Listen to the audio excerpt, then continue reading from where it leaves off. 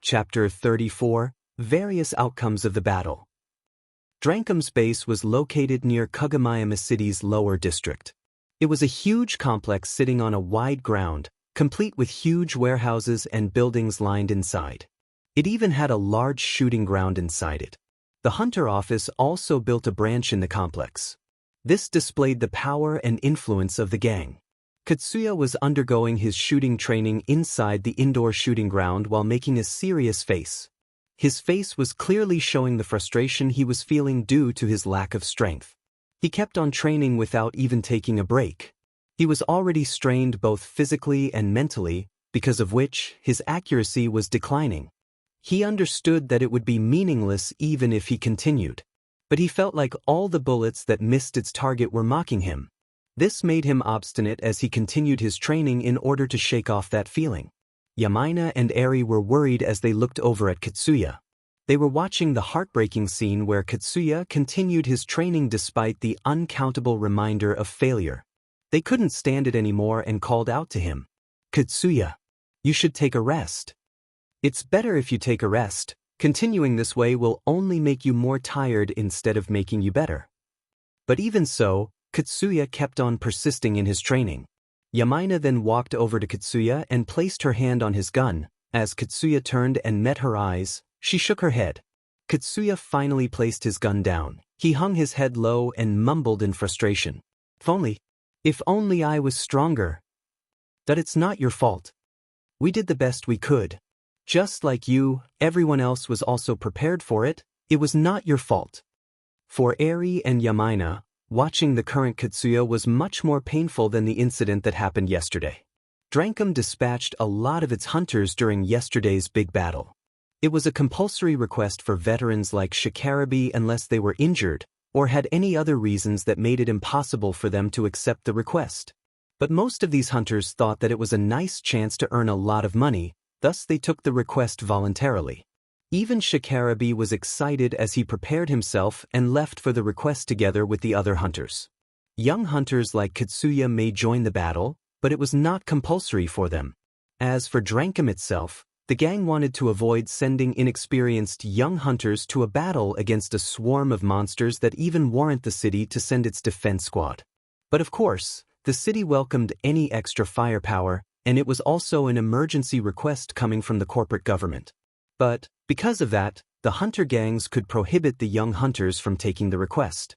In the end, they took a stance where young hunters were allowed but not forced to join the battle. But the young hunters thought that it was a nice chance to make other hunters recognize their ability since they were often despised due to their young age. So a lot of young hunters opted to take the request. Katsuya was the first one to raise his voice, and so did a lot of young hunters, who were sent to the battleground. The young hunters were sent in groups of 10. They were stationed a bit further away from the main battleground where the city's defense squad clashed fiercely against the main monster swarm. Katsuya and the other hunters had a hard fight against the smaller groups of monsters that detached from the main swarm. They were able to test their ability in that battle.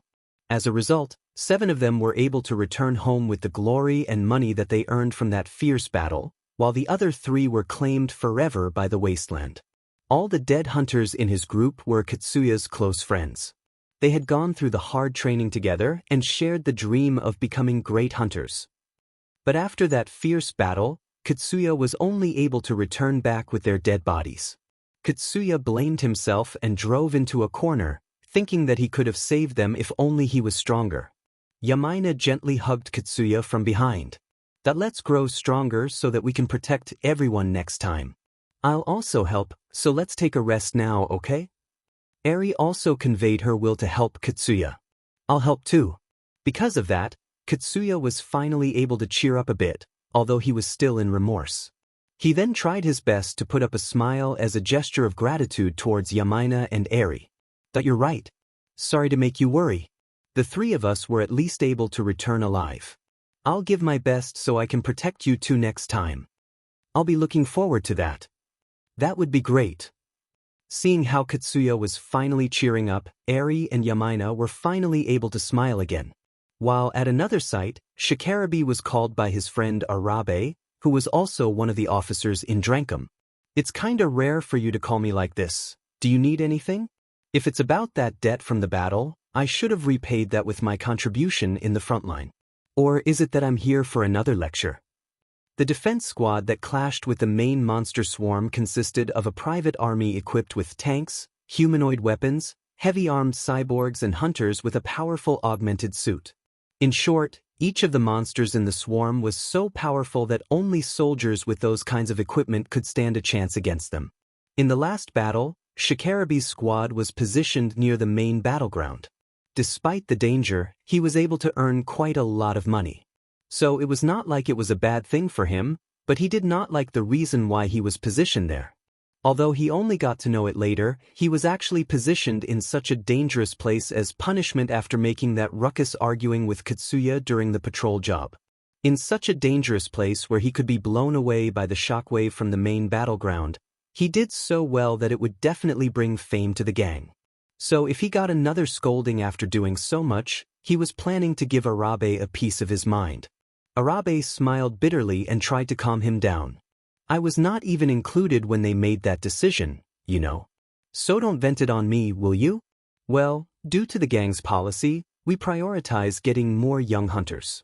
So, it's understandable for something like that to happen. Although it's not like I did this as a form of an apology, I just adjusted the assignment so you don't have to look over those children again. So calm down and cheer up, okay? Very well then, sorry I was venting on you. Don't worry, I can understand. I too don't want to get assigned to watch over children anyway. Shikarabi cheered up after the friendly banter. So then, if it's not for small talk, then why did you call me here? Ah, well, it's about those children that you don't have to watch over anymore. Those guys were assigned in a group of 10 and sent into a quite dangerous place, but then I heard they did very well, you know. Even without someone to watch over them, only 3 of them were killed. Looking at their achievements, they are pretty competent. Not to mention that they already had some brushes with death and returned back alive. Don't you think they've graduated from being conceited young hunters? As Shikarabi heard those words that sounded as if Arabe recognized their abilities, he replied back with strict critiques. Well, I'm not really sure. Looking from the other perspective, it can also be said that they had to sacrifice 3 people to be able to get back alive. I think it's too fast to approve their abilities. I'm sure Katsuya's thinking that he would have been able to protect everyone if only he was stronger. That's just stupid. Even if he gets 1 billion times stronger, he'll just get sent to a place that's 1 billion times more dangerous and he'll lose some of his friends there again.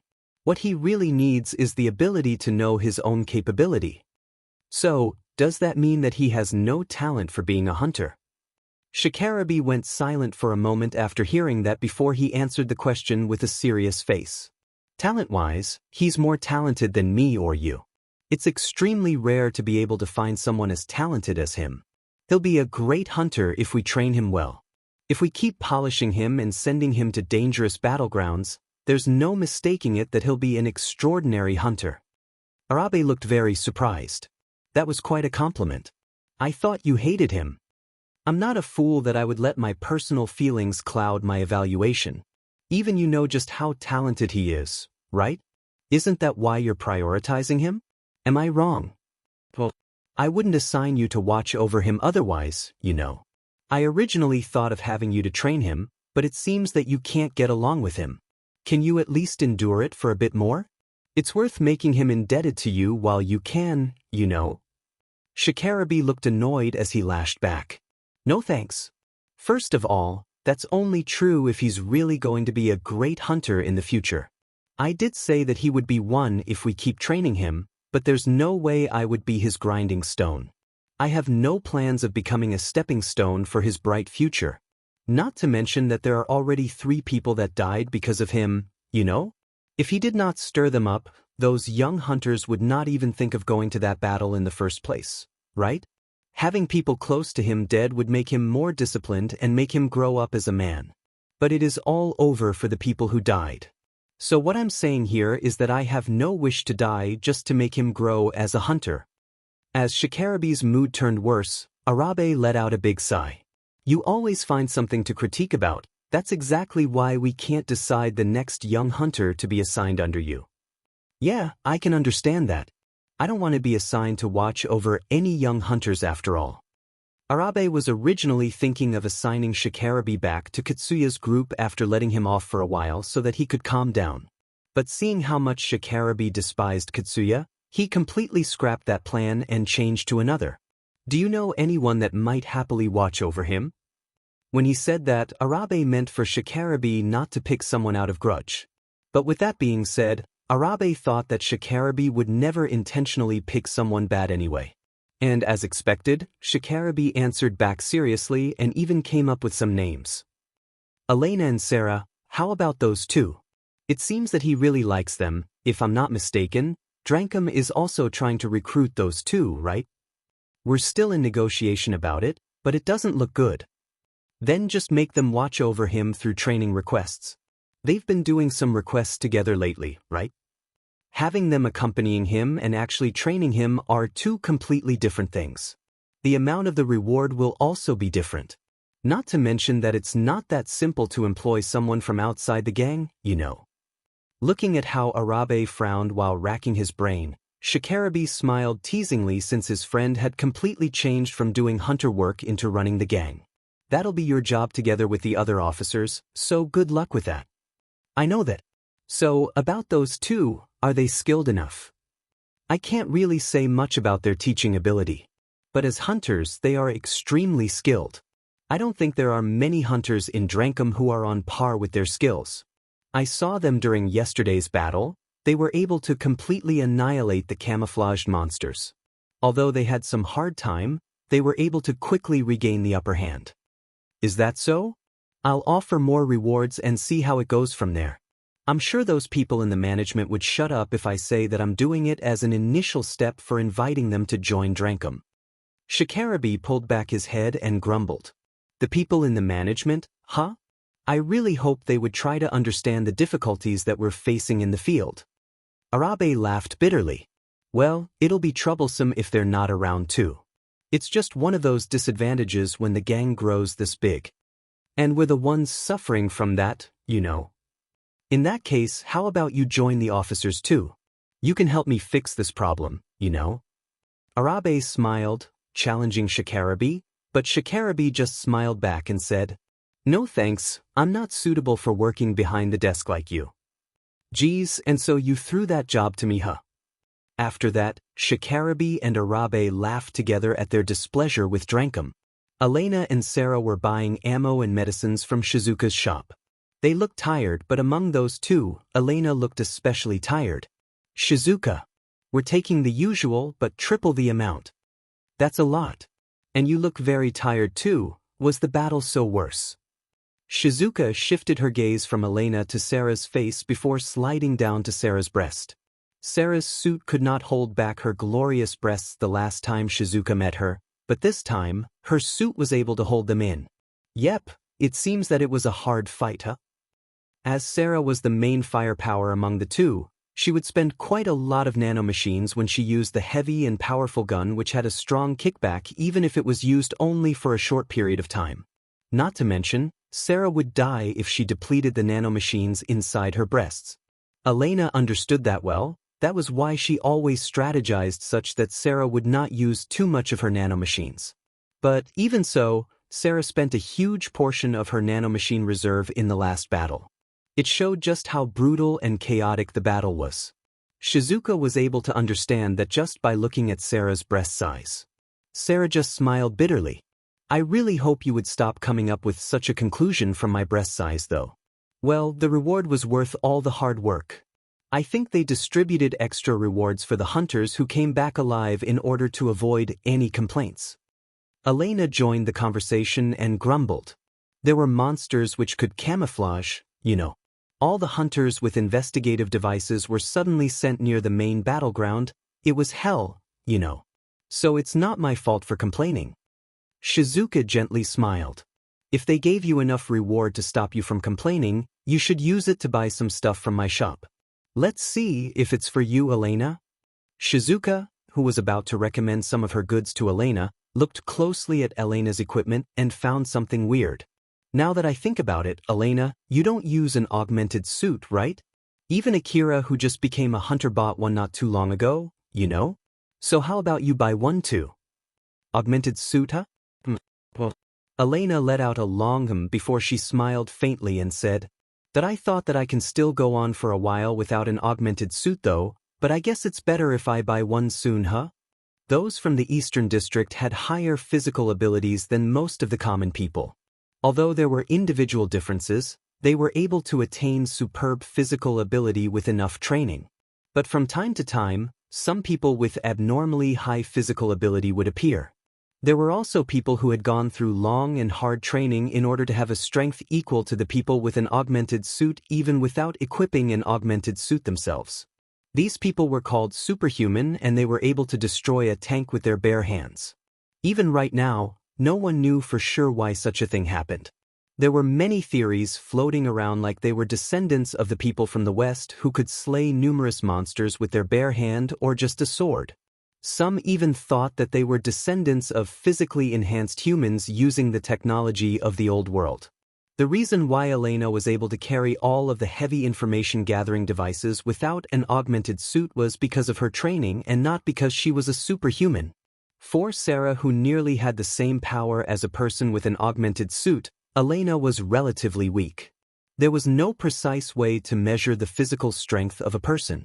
Those who aimed to be superhuman had no other choice but to believe they were superhuman and keep on training. Not to mention, there was a rumor saying that using an augmented suit would stop your physical ability from improving because training would be meaningless at that point.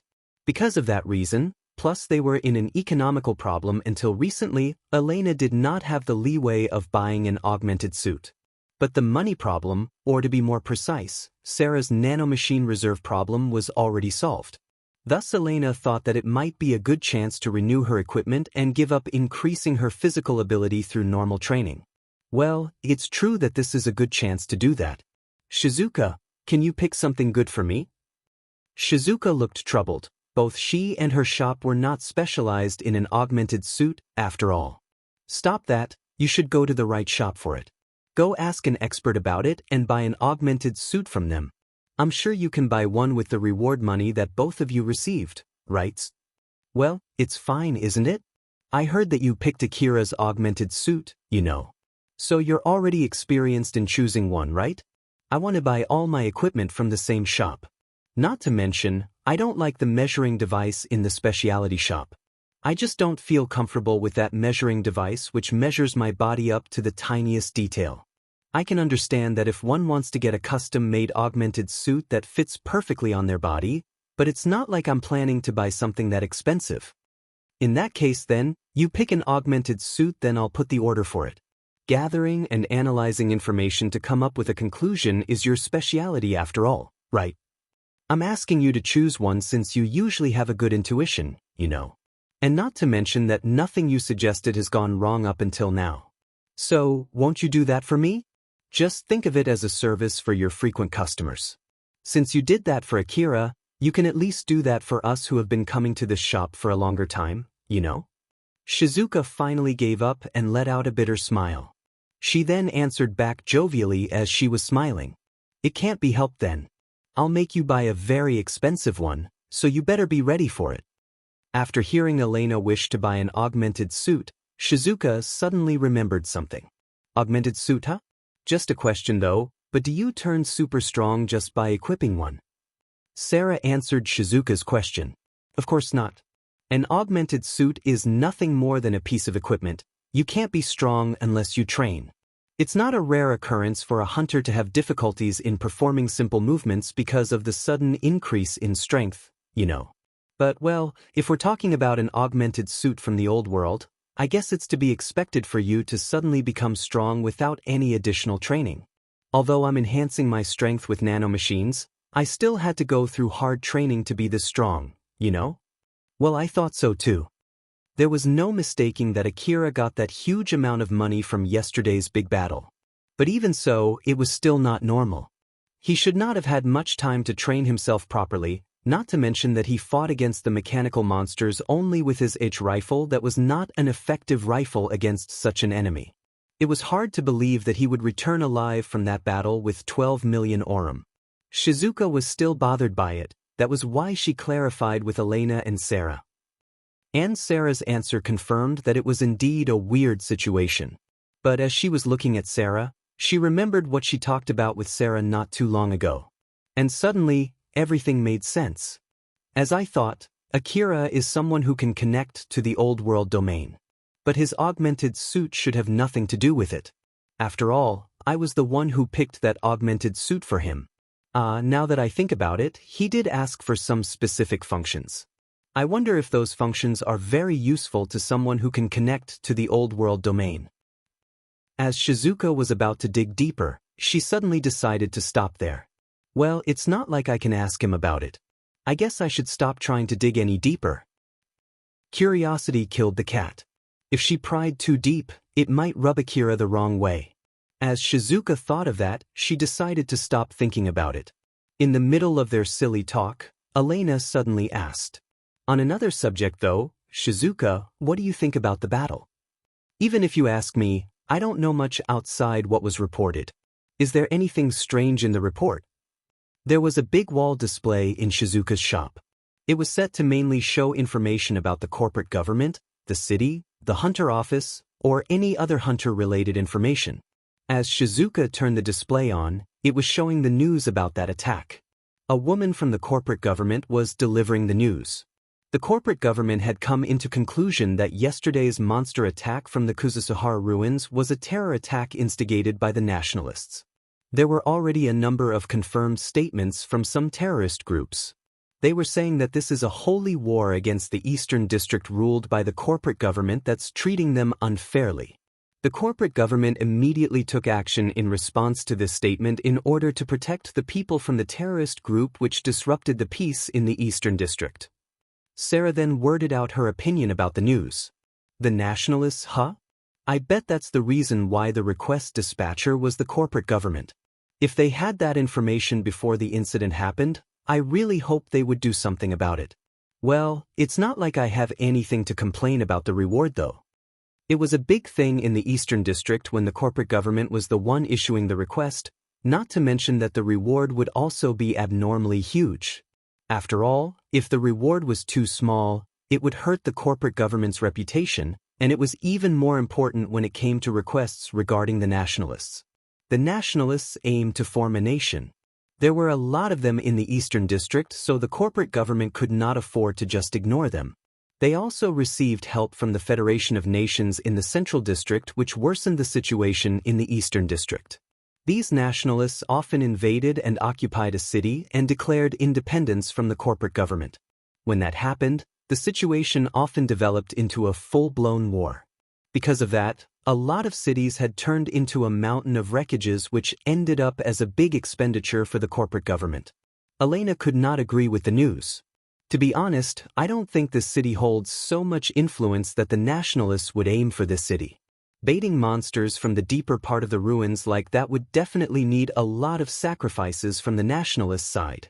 Not to mention that it would affect their current standing among the other nationalists. It's questionable how much of that news is the truth. What do you think, Shizuka? Shizuka spent a bit of time thinking before answering. They're not lying. The story fits the situation. But there's something that still bothers me. But again, about that part, it's not like we can do anything about it, right? No matter what was actually happening behind the scene, it was not like it would cause any loss to them. At least that was what Shizuka's intuition was telling her. Elena and Shizuka changed the subject of their conversation. That's true. Since they gave us such a huge reward, I don't think it's something for us, the hunters, to worry about. Rather than talking about that, let's focus more on how we are going to spend the reward money. Shizuka, with that being said, I'm counting on you for the augmented suit, okay? Sure, remember that you're the one who told me to choose, okay? No matter what I pick, you'll have to use it, okay? Don't come running at me crying later, alright? Shizuka smiled fearlessly while teasing Elena.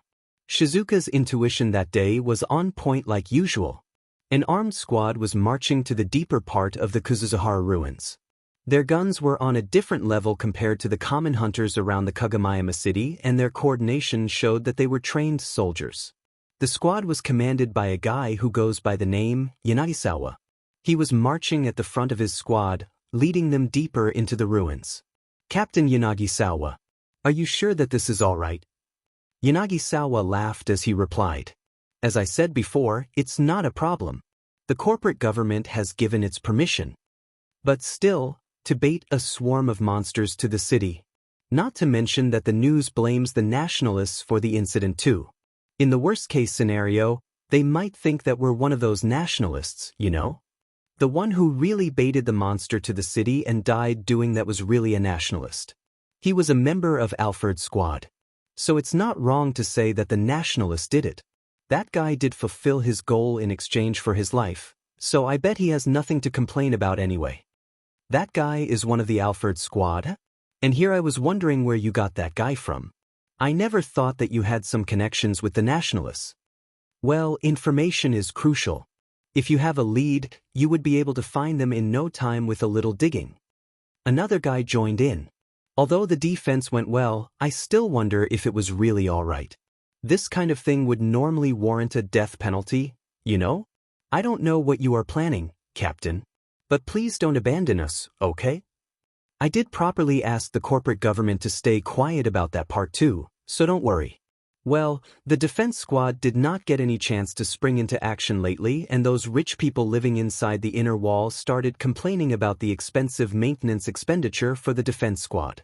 Maybe it's because they spend their life leisurely inside a safe environment that they have forgotten this place is also a part of the Eastern District. This area filled with monsters is also a part of the Eastern District, you know. Safety is an expensive commodity. It's important to remind the people in the inner wall not to get too comfortable with their easy life. But then another guy joined them and asked, in that case, wouldn't monsters from the other ruins work just fine? There was no particular reason why we had to bait those super strong monsters roaming in the deeper part of the Kuzusahara ruins, right? It has been quite a while since the last expedition was sent to scour the outskirts of the Kuzusahara ruins. So the corporate government must be thinking that it might be the time to send a real expedition to the deeper part of the ruins. That's why we thinned out the number of monsters in the deeper part. We baited them out into the wasteland since if it's over here, we could use tanks and other weapons with huge firepower to annihilate them. That method is much safer than sending soldiers into the ruins, you know. But with that being said, it's not like anyone would volunteer to be the bait, right? That's why I went through all of these troubles. So that's why you brought Alfred's squad up? Yep, that's the reason. And luckily, that guy said that he would happily sacrifice his own life for something like that. And since I don't want to die, so everyone got what they wanted. Well, if they had asked for more explanations, I would have explained everything truthfully. But since we're originally enemies, I have no duty to tell them everything. Some of his squad felt disgusted, some were laughing, and some just ignored it when Yanagisawa said that with a big smile. They had different reactions and opinions about it, but no one there doubted his skill and ability. Another of his men then asked him, "But some hunters were harmed and even killed, right? If they come to know that it was Captain who was responsible all along, the dead hunters would come back and haunt you, wouldn't they?" The man who asked Yanagisawa that question was originally a hunter who was scouted into the squad. His face looked stern since he felt a kind of camaraderie with the other hunters. Yanagisawa just brushed it off as he said, "The hunters also earned a lot of money from that battle. I bet some of them just got rich in one go. But well, I don't deny that some of them also got killed in the battle, but those people decided to be hunters even after knowing all the dangers. Not to mention that those hunters who have no luck or skill would eventually die sooner or later anyway, even if that battle didn't happen. Working as a hunter means that they have to risk their lives for money. I don't have the time to listen to their complaints just because they lost their gamble and died. Well, it's true, that's what it means to be a hunter." The city management wanted to shut the people in the Middle District, the defense squad wanted to see more action and have more meaning in its existence, Alfred's squad wanted the renown, the corporate government wanted to explore the deeper part of the Kuzusahara ruins, and finally the hunters sought rich and fame. Other than for the people who were killed, that battle was a good thing for everyone, don't you think so?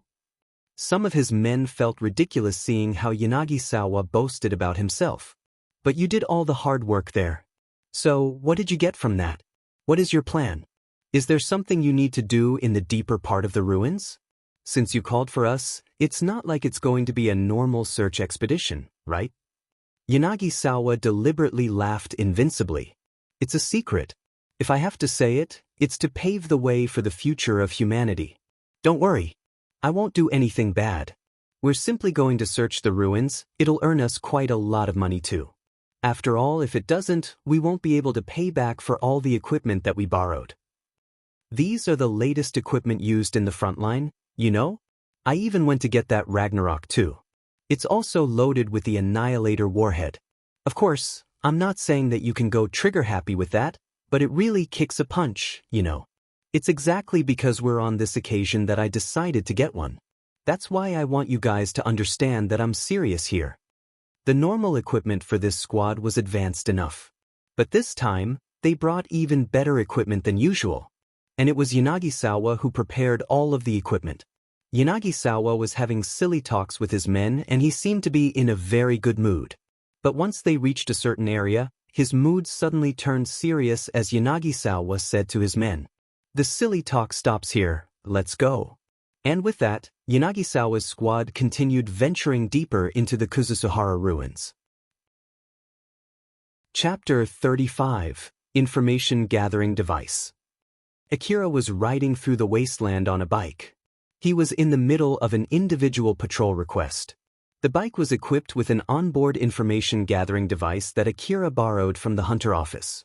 This device would record everything around him, the route that he took, the type and number of monsters that he encountered, and how many of those monsters he defeated. All of this data would be then exchanged for money, deducting the rent fee of the information gathering device, and the rest would be paid as Akira's reward for this request. If Akira patrolled around an area filled with dangerous monsters, his reward would shoot up. On the other hand, if he only patrolled around a relatively safe area just to kill time, his reward would be so less that it might not even cover the rental fee. And if he got unlucky and encountered another swarm of monsters alone, he could monopolize the reward all for himself. Even if he decided to run away from that swarm of monsters, no one would have any complaint against him. Compared to the group patrol from the last time, an individual patrol request like this had its advantages and disadvantages, but for the current Akira, the advantages outweighed the disadvantages. Akira was speaking to Alpha through telepathy while on his bike. It was to avoid the information gathering device from recording him talking alone. I was really afraid that I might meet another swarm of monsters. But now that I'm here, I don't even see that many monsters. It's a bit disappointing. A lot of monsters were killed in yesterday's battle. But it can also be said that there are that many monsters left even after we killed so many of them yesterday. I'm sure it won't take that long before the population of monsters in the area returns back to normal. Akira frowned. So right now is like a moment of calmness before a storm, huh? But if I think like that, it feels like there are a lot of monsters today. I wonder where all of these monsters come from. Although we periodically thin them out, they always return back to normal in no time, right? I bet there are undiscovered production facilities somewhere out there, or production facilities guarded by powerful defensive devices, which makes it impossible to subjugate them. These keep producing monsters endlessly.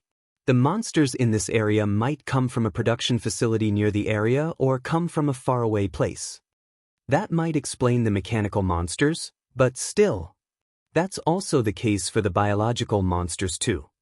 Akira looked surprised and confused at the same time. The biological monsters are also produced in factories? They don't multiply from breeding. Alpha smiled, boasting her knowledge. That's right. It's an easy task to produce biological organisms using technology from the old world. Livestock, pet, bodyguard, biological soldiers. You can use old world technology to produce all kinds of biological creatures. But a high-quality creature can only be produced by synthesizing everything from scratch. Well, of course, it was properly maintained back in the days, thus these monsters would not randomly attack people. Moreover, some biological monsters can multiply by using their reproductive abilities. So even if the factory where these monsters were originally produced are no more, they would still multiply. The more I hear about this old world, the crazier it sounds. And you'll be exploring the ruins filled with this crazy old world technology many times in the future, you know? So be sure to work hard to get yourself proper equipment and skill to survive these deadly ruins, okay? As for training, how about you try fighting a monster on your own? There's a monster right over there. Roger that. This patrol request also doubled as training for Akira. As he spotted and confirmed his target, he stopped his bike. It was a small carnivorous monster. The burly fur hid its limbs and it did not look strong. As a matter of fact, it was a relatively weak monster. But it was strong enough to actually attack and kill a human. And since it was roaming in the wasteland, it showed that it had enough strength and ability to survive in such a harsh environment. This quality alone was enough to make anyone run away from it out of fear. Akira held his CWH anti-material rifle with the help of his augmented suit as he took an aim at that monster. But since he was still inexperienced in using an augmented suit and still not that familiar with CWH anti-material rifle, the TPL extended from its muzzle was swaying left and right. Akira took a deep long breath while making a stern stance. He gathered his focus and pulled the trigger. A bang reverberated as a bullet flew out from the muzzle and cut through the air before landing near the ground where the monster was standing. A miss, that was close though. I still couldn't hit my target even with the help from TPL, huh? It seems that I still have a long way to go before I can shoot accurately on my own. It might also be because you always shoot from a safe range during the training. No need to be nervous and do your best. That monster is heading this way now. Roger that. Next shot. The monster noticed Akira and immediately ran towards him. Its huge limbs kicked the ground as it closed its distance to Akira. Through his aiming device, he could clearly see that the monster really wanted to take a chomp off his flesh. The fear that was bubbling inside Akira was telling him to either take his bike and escape or ask for Alpha's support. But Akira stood his ground and suppressed his fear. Although it drew closer for every shot he missed as that monster was charging towards him, he continued shooting at the monster. Then finally, one of his bullets hit the monster's body. The monster immediately slowed down. Akira then calmly took an aim and delivered the killing shot. Alpha smiled and praised him for his performance. You did well, that was pretty good. Thanks. Well, I guess this much shots against a monster won't put me on red, right? Yep, maybe. All right. Akira firmly nodded and smiled lightly. As he returned back to patrolling the wasteland, he asked Alpha. Alpha, about the patrol request though, we'll keep doing this request until I reach a certain hunter rank, right? Although my hunter rank went up to 17 from the last battle, until what rank do I need to keep doing this? Your goal is to reach hunter rank 20. You'll need to at least reach that level to be able to borrow a custom-made vehicle to traverse the wasteland. Although a lower hunter rank is actually enough if you just want to borrow a vehicle, you also need to think and find a balance between the vehicle specification, the rental fee, and the insurance fee. A vehicle, huh? But I already have a bike. So, do I still really need to hurry up to get a vehicle? Yes, you should. There's a limit on how much supplies you can bring with you on this bike. Although you'll need to get all the required equipment before going to explore the other ruins. A vehicle specially designed to travel in the wasteland is quite expensive. So you'll just have to rent for the time being. The other ruins, huh? Is it okay if I take a peek into those ruins for a bit with this bike? We'll only do that once you get yourself the proper equipment and a vehicle. If it's possible, I want you to get an information gathering device at least. We'll only visit other ruins after you have all of that, okay? To be honest, I want to at least collect some medicines though. Is the bike really not enough? Oh, I haven't told you this, huh? My detection ability deteriorates outside Kuzusuhara ruins, you see. That's why it's crucial for you to get an information gathering device. Or do you still want to go without one? Alright, let's not do that. Akira immediately backed off. He understood that it would be futile to challenge a ruin relying solely on his own power without Alpha's detection support. After all, he would not want monsters to swarm him from all directions. So besides a vehicle, I should get an information gathering device too? That would require a huge amount of money. Although I just got 12 million aurum, it has gone in a puff. The CWH anti-material rifle is pretty expensive after all. That's what it means to be a hunter. If it requires more money than what you can earn right now, then it means that it's still too early for you to get it. That's all there's to it, you're right. It was not a rare occurrence where a hunter who got ahead of himself challenged a ruin that was outside his ability and then was claimed by the ruin. It was the same for Akira too. He would have died if he did not meet Alpha in Kuzusuhara ruins. Akira understood that lucky coincidence had kept him alive up until now and let out a bitter smile. When Akira visited Shizuka's shop, he found Elena and Sarah talking with Shizuka. Akira then joined their conversation while placing a refill order for his ammo. As they were talking about the augmented suit, the conversation somehow shifted to Elena's augmented suit. Akira seemed obviously surprised when he found out that Elena was not using an augmented suit until now. Elena-san, so that's just a simple armor, huh? Since I've seen you carrying heavy equipment, I assumed it was an augmented suit. So you're actually stronger than you seem, huh? Sarah looked amused by Akira's reaction. That's right. But even so, Elena always says that she's just a weak girl, you know? Don't you think that's just unreasonable? No. Akira could not immediately agree to that as he was at loss for words. Elena, who had just gotten teased there, quickly retorted. I don't want a girl who carried an A4WM automatic grenade launcher saying something like that to me. That gun is crazy heavy, you know. And even more so when it's fully loaded. That's normal for me.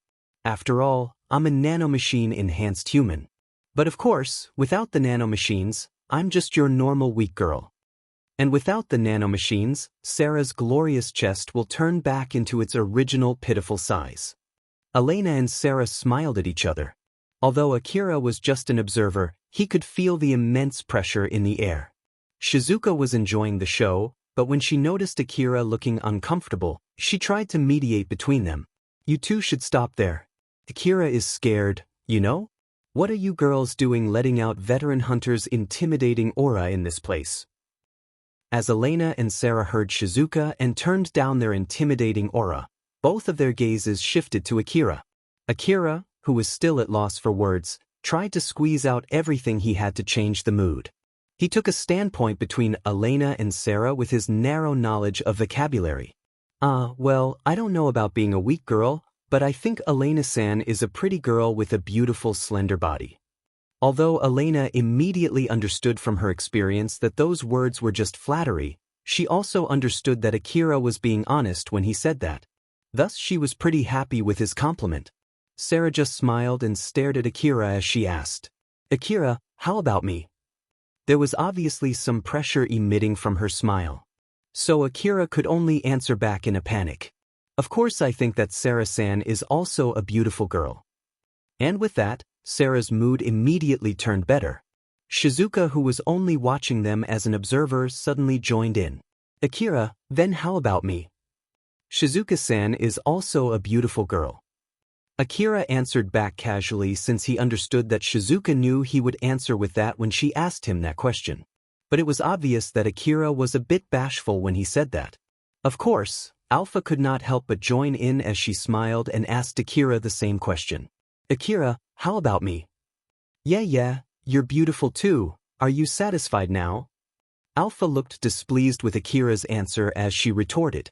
Why are you always so mean to me?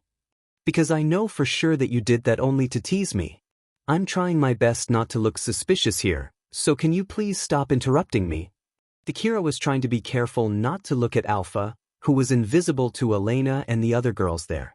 Shizuka was a bit surprised when she found herself happy from Akira's words, thus she tried to hide it by teasing Akira.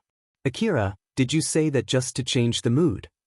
No, I'm not a person who can say anything if someone tells me to say that because it's more profitable that way. So, although we are in that kind of situation, I didn't lie. Everything I said is true. I see. The mood in the room suddenly turned embarrassing. Shizuka, Elena, and Sarah looked at each other and noticed that their faces had turned reddish. Since they all noticed that, they stayed quiet hoping that no one would point out the fact. Akira then came up with a new subject as he was trying to change the mood again. Now that I think about it, Sarah-san doesn't use an augmented suit, right? Me? That's because I'm a nanomachine enhanced human. If I use a common augmented suit, my physical strength might reduce instead. Moreover, It has to be an augmented suit suitable for someone with a nanomachine-enhanced body. Of course, I can get such an augmented suit that solves all of these problems, but it's so expensive that I can't afford to buy one. So until I have enough money, an armor that increases the efficiency of my nanomachine consumption works better than a common augmented suit. I see. So there's a lot of things to consider, huh? So then, Elena-san, what kind of augmented suit you're planning to get? Elena looked a bit flustered. It's basically an advanced augmented suit. Just like in your case, Shizuka is picking one for me. I see. I'm sure an advanced augmented suit will look completely different compared to my augmented suit, right? So what kind of augmented suit is it? About that. Elena answered back vaguely. Akira did not mean to ask anything strange, so he was puzzled by Elena's answer. His confusion was shown on his face as Shizuka smiled. It's something hard to explain with words, so instead, you can see it for yourself, you know? It should be here by next week, so you don't need to wait that long. Elena panicked. Wait. Is that so? All right then. Akira was confused as to why Elena panicked, but since Shizuka suggested that herself, he just casually accepted the offer. Shizuka just pushed that promise to Elena. She was in a panic since she could not say that she did not want to show her augmented suit to Akira at this point. Shizuka noticed that and understood the reason why Elena was in a panic as she smiled teasingly at Elena. Sarah could not help but join Shizuka and tease Elena. Akira caught a glance of Elena's information-gathering device and thought, "By the way, about that information-gathering device, did you buy that from this shop too?" Elena quickly answered back to change the subject. "Nope, I don't really remember where I bought it, but I didn't buy it from here. Shizuka doesn't sell information-gathering device, you know. This shop specializes in ammo. It will only bring trouble if I sell stuff that I'm not familiar with, that's why I don't sell them. But you can still order them from this shop. But your shop sells everything that's related to hunters, right? Since you also sell a lot of guns that can be operated in tandem with an information-gathering device, I think it'll be fine if you sell information-gathering devices too, you know. Don't you think so too, Akira?" Both Elena and Shizuka turned to Akira. He looked panicked as he tried to run away from having to choose any side. I'm actually thinking of buying an information-gathering device soon. I just thought that it would be a great help if Shizuka-san has some recommendations." Shizuka shook her head. "I'm sorry, but information-gathering devices are outside my expertise. If you want to get some recommendations, I advise you to ask Elena." "Me? But even if you ask me, enemy detection, ruins mapping, relics identification. There are so many different options depending on what you want to use it for." Since she did not want to recommend anything bad to Akira, Elena was a bit at loss because of the number of options that she could go for an information-gathering device. As she was humming while thinking, she suddenly remembered an information-gathering device that was only gathering dust back in her house. "That's right. I have an information-gathering device that I bought in the past, but I'm not using it right now. You can buy that from me if you want. Although it's a generic type, I think it's actually perfect for a beginner. I was thinking of dismantling it and scavenging some parts off it, but if you want to buy it, I don't mind selling it to you, you know? I actually don't really like that type, so how about you give it a try?" "But you said that you don't use it. Is it because it is faulty?" "It's not that it's faulty or anything bad. Well, to explain it simply." Elena then explained everything in detail so that Akira did not misunderstand her as selling something faulty to him. The information-gathering devices sold to the hunters were mainly categorized into two types, specialized and generic. Specialized type focused on one kind of function like movement detection, sound detection, image analysis, etc. While on the other hand, the generic type was an amalgamation of different functions. It could compile all the information that it gathered into a map or an image. Furthermore, the generic type could process all the analysis on its own. Both of them had their own pros and cons. If a specialized type information-gathering device broke, it only needed a small part replacement to fix it. It could also be combined with parts or devices from the other companies to add extra functions. In short, it had great flexibility. But on the other hand, the gathered information needed more processing before they could be used. Although there was a standardized output for each type of information, each company tended to use different formats. Because of that, it needed advanced processing technology to transform all the information into a usable form. A generic type information gathering device did not need any of that. But in exchange, it was not as flexible as a specialized type. Most of the generic type information gathering devices produced by the companies would need a total replacement even if only one part was broken. Moreover, the information output from the onboard program in a generic type information gathering device was not interchangeable. Elena preferred to use an information gathering device that she made herself by combining multiple different specialized type information gathering devices. But lately, the generic type was getting famous as a lot of new generic type products went on sale, thus Elena decided to buy a device from one of the popular series. But after she used it for a while, she found herself not liking it at all. It simply felt like a half-baked device to her. In the end, she just left it to collect dust. That's why I don't use it. If you form a team, it's a good idea to get at least one person who specializes in analyzing information.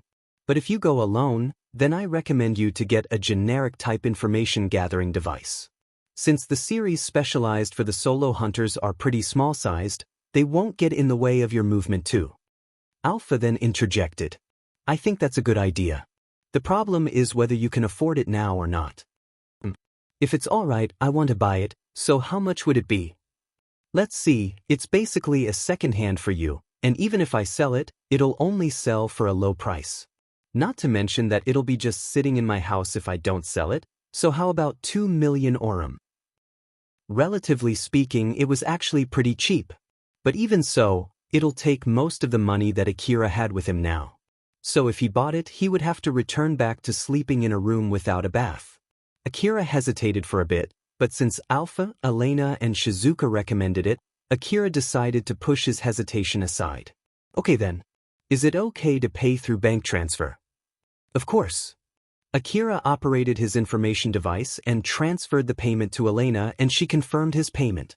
I have already confirmed the payment. This will conclude the deal then. I'll give you the device right away, so let's go to my house now. Shizuka, see you around. Elena and Sarah smiled at Shizuka and left the shop. Akira bowed and followed suit.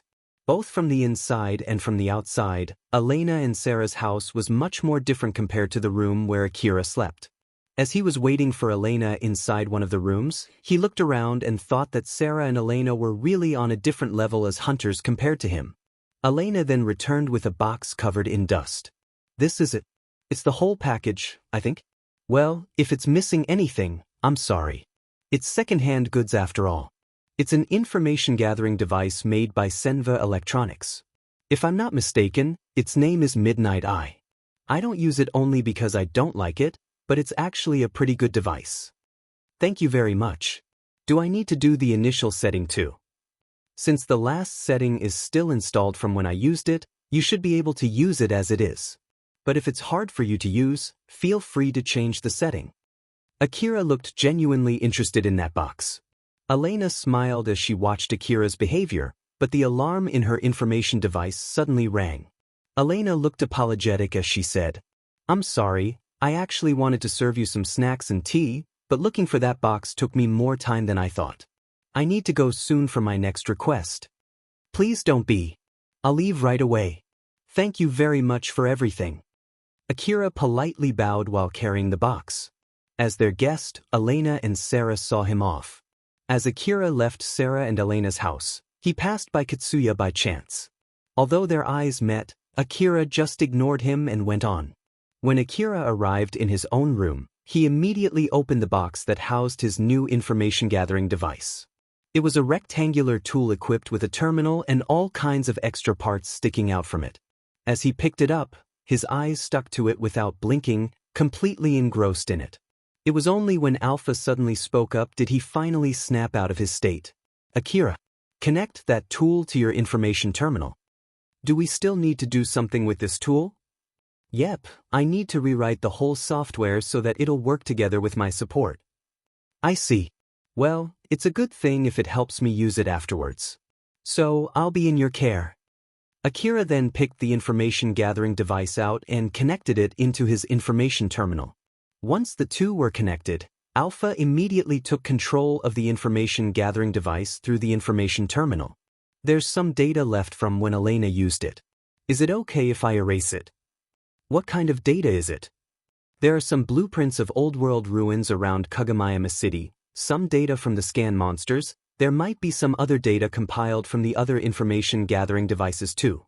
There's also individual output power setting for its parts. It seems that it's a leftover data from when Elena was tinkering with it. I see. I don't really understand it, so I leave it to you. Alright. There's also some data about Elena and Sarah's body measurement.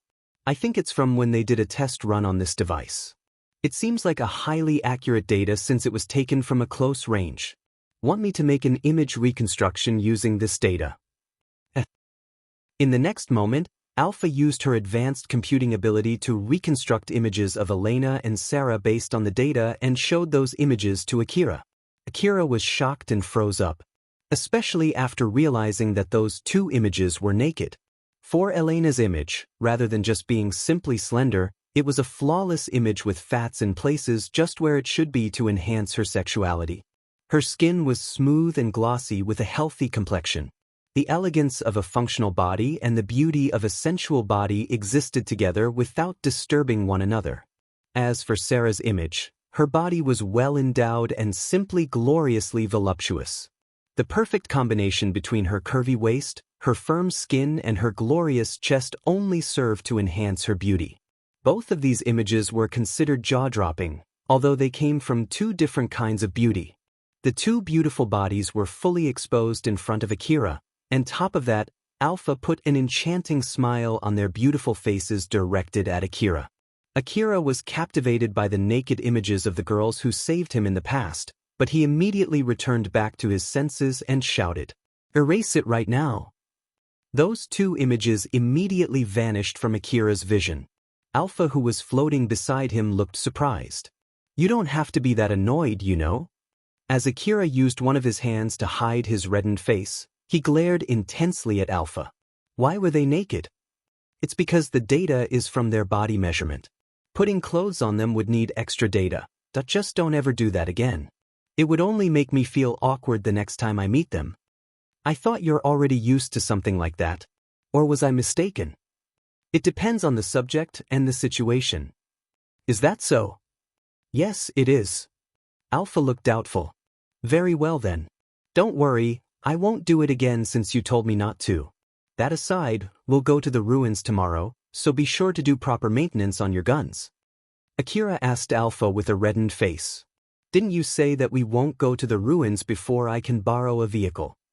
This information-gathering device is better than I thought, and there are still some leftover data about the ruins from when Elena was using it.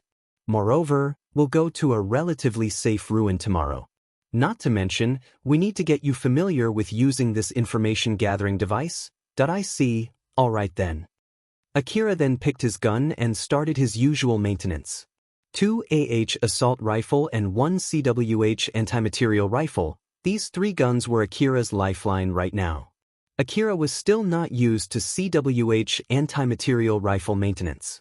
Thus he was more focused than usual to make sure that he did everything correctly.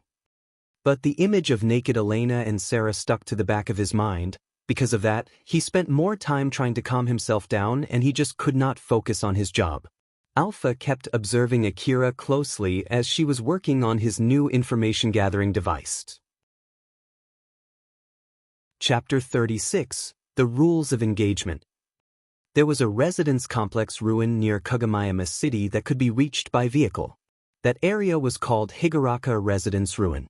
The hunters from the city already regarded it as an exhausted ruin since most, if not all, worthwhile relics from that place were already brought out due to the years of expeditions. But for the hunters who already had vehicles, it was still more profitable to search for relics in this ruin. Elena and Sarah brought Katsuya and his friends to this place. But it was not for searching relics. The request that Elena and Sarah accepted from Drankum was to train Katsuya and his friends. Elena turned at Katsuya and said with a serious face, "We'll have you guys look for relics in the Higuraka residence ruin. This is ruin exploration training and we're here as your instructors. With that being said, I'm sure you guys are not complete amateurs, so we're not going to instruct you in each and every step of the way.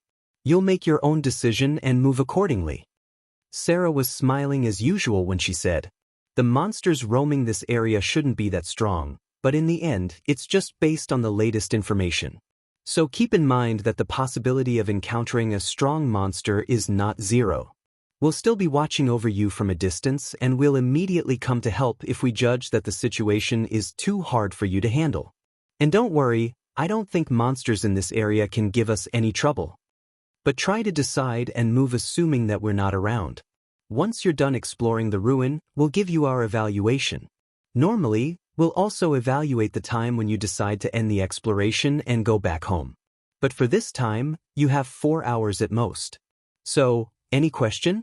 If not, then we'll start right away." Elena looked over Katsuya and his friends, and suddenly, Yamaina opened her mouth. "I know that you are telling us to freely search the ruin, but what exactly should we do?" Sarah answered the question. "It's also a part of your training, try to think about that yourself. But well, you can just think that you're here for a usual ruin exploration. But, if I'm not mistaken, there's no more valuable relics in this ruin, right? You can assume that your training for today is to confirm that. After all, it's not like you can have training in a ruin with valuable relics since powerful monsters would also roam that area. The request that we took is also to make sure that you guys return back alive, you see." Elena then added, "We know very well that there's no more valuable relics in this ruin. That's why, even if you guys can only come back with cheap relics, we won't give you a bad evaluation. So there's no need to worry about that. We'll evaluate your performance based on other factors like how long you spend searching an area before moving on, or are you properly watching your surroundings and keeping your guards up, etc. So please just continue like how you usually search for relics. Of course, if you can find any valuable relics, it'll give you a big boost." "All right." Yamaina nodded and ended her question. Eri was the next one to ask, "Is there any passing grade for today's training? We might have to change the way we move according to the passing grade." Elena answered that question. "Nope, but if I have to say anything, then it would be to get the biggest result from the least amount of work. Basically, we'll also test whether you can accurately predict how much you can earn from doing something dangerous. It's important to make the best possible choice in our line of work as hunters, you know. Originally, it's as Yamaina said, you should start from deciding whether you would search for relics in this place, but since this is only training, so let's just say that you picked this place because of a certain reason. With that being said, you can also decide to immediately go back home after a brief search. And if you do that, you just need to explain to us why you made that decision and we'll evaluate you based on your reasoning. I understand, I'll aim to do an effective exploration rather than just going back home." After Yamaina and Eri finished asking questions, the last one among the three of them, Katsuya, made a stern face as he asked, "Who was that boy that I saw coming out from Elena-san and Sarah-san's house?" Sarah and Elena turned and looked at each other, while Yamaina looked worried and Eri didn't make any visible reaction. Elena then smiled at Katsuya. There was a strong, intimidating pressure of a veteran hunter emitting from her. "It seems that our explanation was not enough. I meant questions about the training. It's just that it's really bothering me. So I think it might disrupt my concentration during this training." Katsuya still stood with his question though he was under pressure by Elena's gaze. "So," Sarah replied back with a smile, "in that case, you should experience it yourself how dangerous it is to not maintain your focus. This might also double as training to keep your mind clear of anything unnecessary during dangerous work. If there's no more question, then let's start the training." As Elena's smile marked that she would not take any refusal, Katsuya and his friends scrambled into the ruin in a panic. Sarah then turned her bitter smile that she just directed to Katsuya to Elena. "I think it's fine if we tell them. We can just keep the fact that we know him as secret and just say that he's someone who bought your unused information gathering device. What if he has a lot of questions cropping out from that statement and starts probing further instead? I don't want to deal with that, you know. He might even ask questions that we need to answer very carefully. That's why it is fine like this. Since we promised Akira not to say or ask anything unnecessary, we also have to be careful not to reveal anything that might make other people probe about him. Now that you mention it, that makes sense. Guess I need to be more careful too. Sarah's face stiffened a bit as she remembered that after she asked Elena and Shizuka just a bit about Akira, she was able to make a pretty detailed guess about Akira. As Katsuya and his friends continued the training, they were able to find some relics, albeit just cheap ones. They were also able to successfully take out the monsters that they encountered. But because the exploration went smooth, it gave enough room for Katsuya to start thinking about Akira again. Say, about that boy who came out from Elena-san and Sarah-san's house? He's the same hunter that we met back then, right? Is that so? I don't really remember. Yamaina and Eri did not really remember Akira. After all, to them, he was just a fellow hunter who coincidentally was in the same truck as them during one of their patrol jobs. And it was not like he left any memorable impression on either of them. But for Katsuya, Akira left a deep negative impression on him. Although he was just another young hunter who was more or less of the same age as Katsuya, a hunter who was looking down on other young hunters recognized his skill. And when Katsuya did not have any other choice but to sit quietly on the truck to head back home after Shikarabe challenged him, Akira, on the other hand, headed to the battlefield alone. On top of it, Shikarabe seemed to recognize Akira's guts when he saw that. All of these things were burned into Katsuya's memory and left a deep impression inside him. The image of Akira from those memories somehow stuck in the back of his mind. Then he saw Akira coming out from the house of the hunters that he looked up to. So he just could not shake it off from his brain. Seeing how Katsuya was acting, Yamaina got annoyed. Katsuya, I don't know exactly why you're so bothered about that boy, but just like Sarah-san said, you need to straighten up. It's dangerous to lose your vigilance here, you know. Or do you also want to make Sarah-san and Elena-san think that they're only here to protect us? Eri also joined as she gave a strict warning. If you keep troubling Sarah-san and Elena-san, they might really think like that. So get a better hold of yourself. Yamaina and Eri thought that their warnings were just a little bit harsher than usual. But they did not expect Katsuya to suddenly pick himself up and make a solemn expression. You're right, I'm sorry. I need to get a better grip on myself. If they made Elena and Sarah take care of them, it would feel like they made Elena and Sarah clean up their mess. It was something that Katsuya wanted to avoid no matter what. Because of that, Katsuya immediately renewed his resolve. Eri and Yamaina saw Katsuya's serious expression. He looked so reliable and cool. But on the other hand, thinking of the reason why Katsuya changed his attitude so quickly, Eri and Yamaina felt a bit of displeasure. Elena and Sarah were watching how Katsuya and the other kids were moving around as they were looking for relics. They told Katsuya and his friends to stay within their detection range, while at the same time, they kept their guards up in case a monster that the kids could not handle appeared. Elena, when we took this request, you said that this might be their first step for recruiting us into Drankum, right? Yeah. But that might be only me reading too much into it. After all, Drankum seems to be looking for hunters to teach their young hunters. That also might be the reason why they sent us some requests to work together with Katsuya and his friends lately. Recruiting us, huh? Although we always refused their offer until now, what are we going to do from now on? It doesn't seem that they would let us go easily once we join them. If they rush us for a decision, we'll refuse them again. I think Drankum also knows this well, that's why they won't rush us for a decision. So let's take our time to properly think about it before making any decision. Sarah, what do you think? If you think that it might be a good decision, I'll try to be more optimistic. To be honest, I'm not really sure yet. But are you okay with that? There are pros and cons if we accept their invitation, after all. If we join Drankum, there's no mistaking it that we'll have an easier life. We will be able to get better equipment and all kinds of help from them. I'm sure they would help us if we ever get into a similar situation like back then when we couldn't even refill your nanomachine reserve. Sarah smiled bitterly and made a stern face as she said, when you say it like that, it does sound pretty enticing. But if we join them, we'll lose some amount of our current freedom. We'll have to do the job assigned to us even if we don't want to do it, and not to mention that there'll be a lot of other problematic stuff we need to take care in order to get along with the other members. Sarah's nanomachine reserve was basically her lifeline, thus she usually welcomed any money that she could get as an insurance in case anything bad happened. But there was also a chance for Drankum to basically hold her life hostage because of that. There was also a very good chance that they would slip a clause in their contract that would limit Sarah and Elena freedom in exchange for gang's support.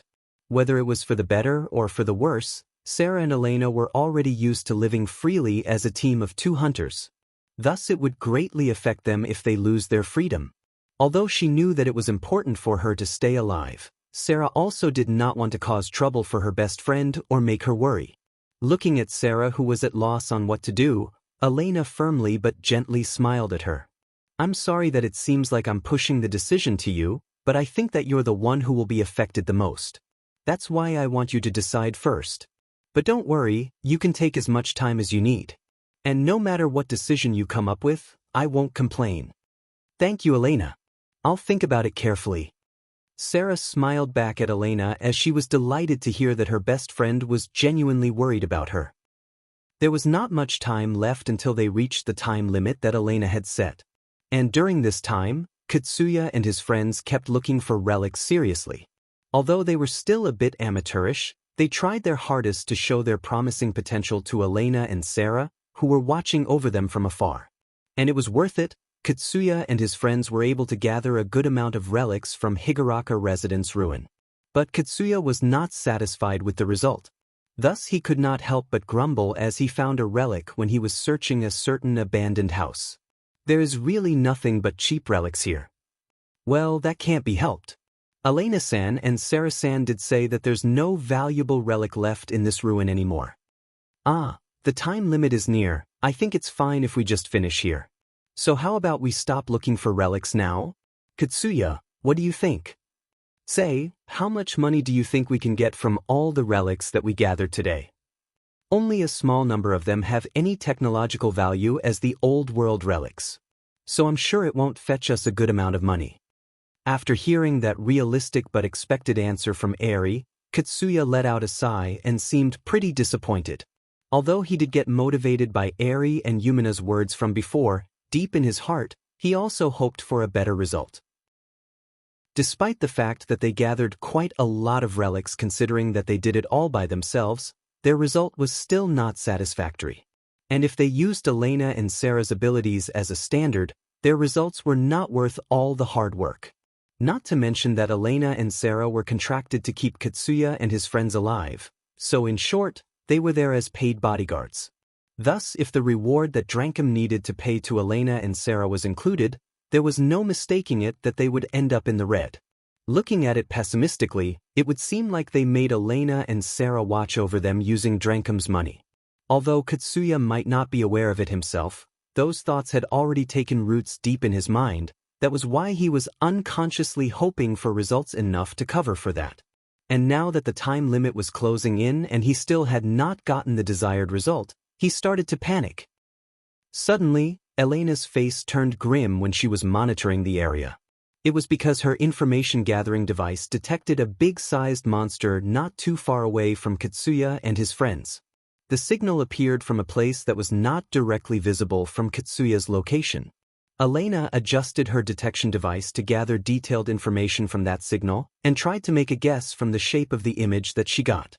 But her face turned grimmer after she got a good guess of what kind of monster it was. Greedy crocodile? So they're also here. Greedy crocodile was a type of monster that looked like a crocodile.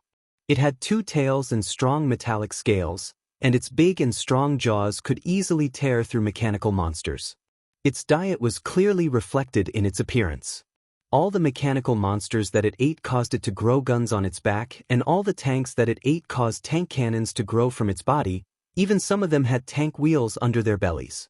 Elena could confirm the size and the shape of the greedy crocodile and guess its firepower from the data that she got from her information-gathering device. Fortunately, this monster had no guns growing out of its body. But even so, it still had its powerful jaw that could easily rip metals, powerful hard scales, and a strong vitality like the other biological monsters. "Sarah, I think it's not heading this way, but just to be safe, be sure to prepare yourself if it does. I don't think Katsuya and his friends can handle it." In that case, should we go there and kill it? Let's just leave it alone so long as it doesn't come here. It seems that it had not noticed Katsuya's group too, so it should be fine if we leave it be. Well, there's no need to kill it if it doesn't attack us, huh? And so they decided to just keep their eyes on the crocodile for the time being. Katsuya and his friends were about to end their relic search and go back to Elena and Sarah. He suddenly noticed a faint signal from his information-gathering device. It was so faint that normal people would not notice, but Katsuya was able to notice that due to his rare talent as a hunter. Because of that, Katsuya put up his guard and turned towards that direction. What he could see on the far end of his view was a greedy crocodile creeping out slowly from behind wreckage. Katsuya then thought, "That's a greedy crocodile. The relics that we gathered today are not great. But if I kill that monster, then it might leave a good achievement for today's training as a monster subjugation rather than a relic search. If I remember it right, the reward from killing a greedy crocodile should be pretty high. It's at least higher compared to all the relics that I've gathered today. And if I defeat that monster, maybe Elena-san and Sarah-san will recognize my skills, right?" He was in a position where he had the first strike against a monster that would give him a noticeable achievement if he could kill it. Not to mention that in reality, the hunter job was mostly about hunting monsters rather than hunting relics. Plus, it was the perfect chance to overturn their result. These reasons pushed Katsuya to make his decision. Katsuya asked Yamaina and Eri while making a serious face. "Yamaina, Eri, do you think we can kill that monster? Greedy crocodile, huh? It's still far away from us and it doesn't seem to have noticed us yet. It doesn't seem that it has any guns growing on its body either. I think we have a good chance of winning against it if we ambush it. We might be able to focus on its head and kill it before it notices us." As Katsuya looked seriously at Yamaina and Eri, their answer encouraged Katsuya's decision to attack that monster. Yamaina said that they had a good chance against it and Eri came up with a strategy to kill it. After hearing their answers, Katsuya judged that they had enough of a winning chance. "In that case, I want to kill that monster. Our relic search did not go so well. Although it is not relic hunting, I want to at least leave this place with an achievement. Tell me if you're against it." As Yamaina looked at Katsuya's serious face, she remembered him desperately training in the shooting range while making a pained expression. With the thoughts of all his dead friends, he continuously swore to himself to not let anyone die anymore. Watching that expression for hours was enough. She never wanted to see him in such pain again. So, she made her decision. If we can defeat that greedy crocodile and make Katsuya feel better about himself, it should stop him from doing that reckless training. And even if we can't handle it, Elena-san and Sarah-san will help us. This is going to be okay. The fact that Elena and Sarah were there to watch over them if anything bad happened gave her confidence. "If you say so, I don't mind helping." Eri looked at Katsuya as she thought. "Our equipment is better compared to before. And I don't think Katsuya would make a suggestion that he knows to be impossible. If he thinks that it's possible, then it should be possible for us. Not to mention that he had trained himself hard since then and I didn't miss any of my training too. Shikarabe also recognized his talent. As long as we're together, it should be possible to defeat a greedy crocodile." Her trust in Katsuya and her confidence in her own skill gave Eri the last push. "I'll take the first shot. After all, I'm the best here when it comes to shooting." Katsuya smiled and felt so happy from gaining all the trust of his companions. "Thanks. Well then, let's go." It was the moment when Katsuya was the most motivated in the whole day. Elena and Sarah quickly noticed that Katsuya and his friends were thinking of killing that greedy crocodile. Elena frowned a bit and Sarah looked surprised when they noticed it. "Sarah, get yourself ready to help them. We'll quickly kill that monster the moment it looks dangerous, but we won't join the fight until then. Although I'll also keep my aim on that monster, don't assume that it's safe just because I didn't shoot. You can go ahead and shoot when you think that it has gotten out of hand." "Roger that. But still, we should have killed it back then, so this would not have happened. We're not here as their bodyguards, after all. Not to mention that I did tell them to make decisions as if we're not around. Moreover, they might do that because they know that they have a good chance of winning. And if that's true, then we shouldn't get in their way." Although Elena said that, The grim look on her face revealed that Katsuya's group only had a slim chance in winning the fight. Looking at that, Sarah could not help but let out a faint smile. Well, even if it was the wrong decision, having a hard fight can also serve as good training. Sarah used her nanomachine-enhanced body to swiftly move behind a wreckage not too far from their location. After making sure that Katsuya and his friends would not get into her shooting trajectory, Sarah readied her CWH anti-material rifle. In order not to get too much in the way of Katsuya and his friends, but to be able to quickly help them when the situation turned worse, Sarah loaded highly explosive piercing ammo that could take that monster out in one shot into her rifle and took an aim on the monster. She just had to pull the trigger to kill that monster now. Sarah then calmed her breathing and stayed there to watch how the situation would develop. As for Elena, she kept checking her information-gathering device as she readied her DSS sniper rifle. The rifle was connected to her information-gathering device to increase its accuracy, and it was modified to increase its firepower. She loaded a bullet with high piercing power into her rifle.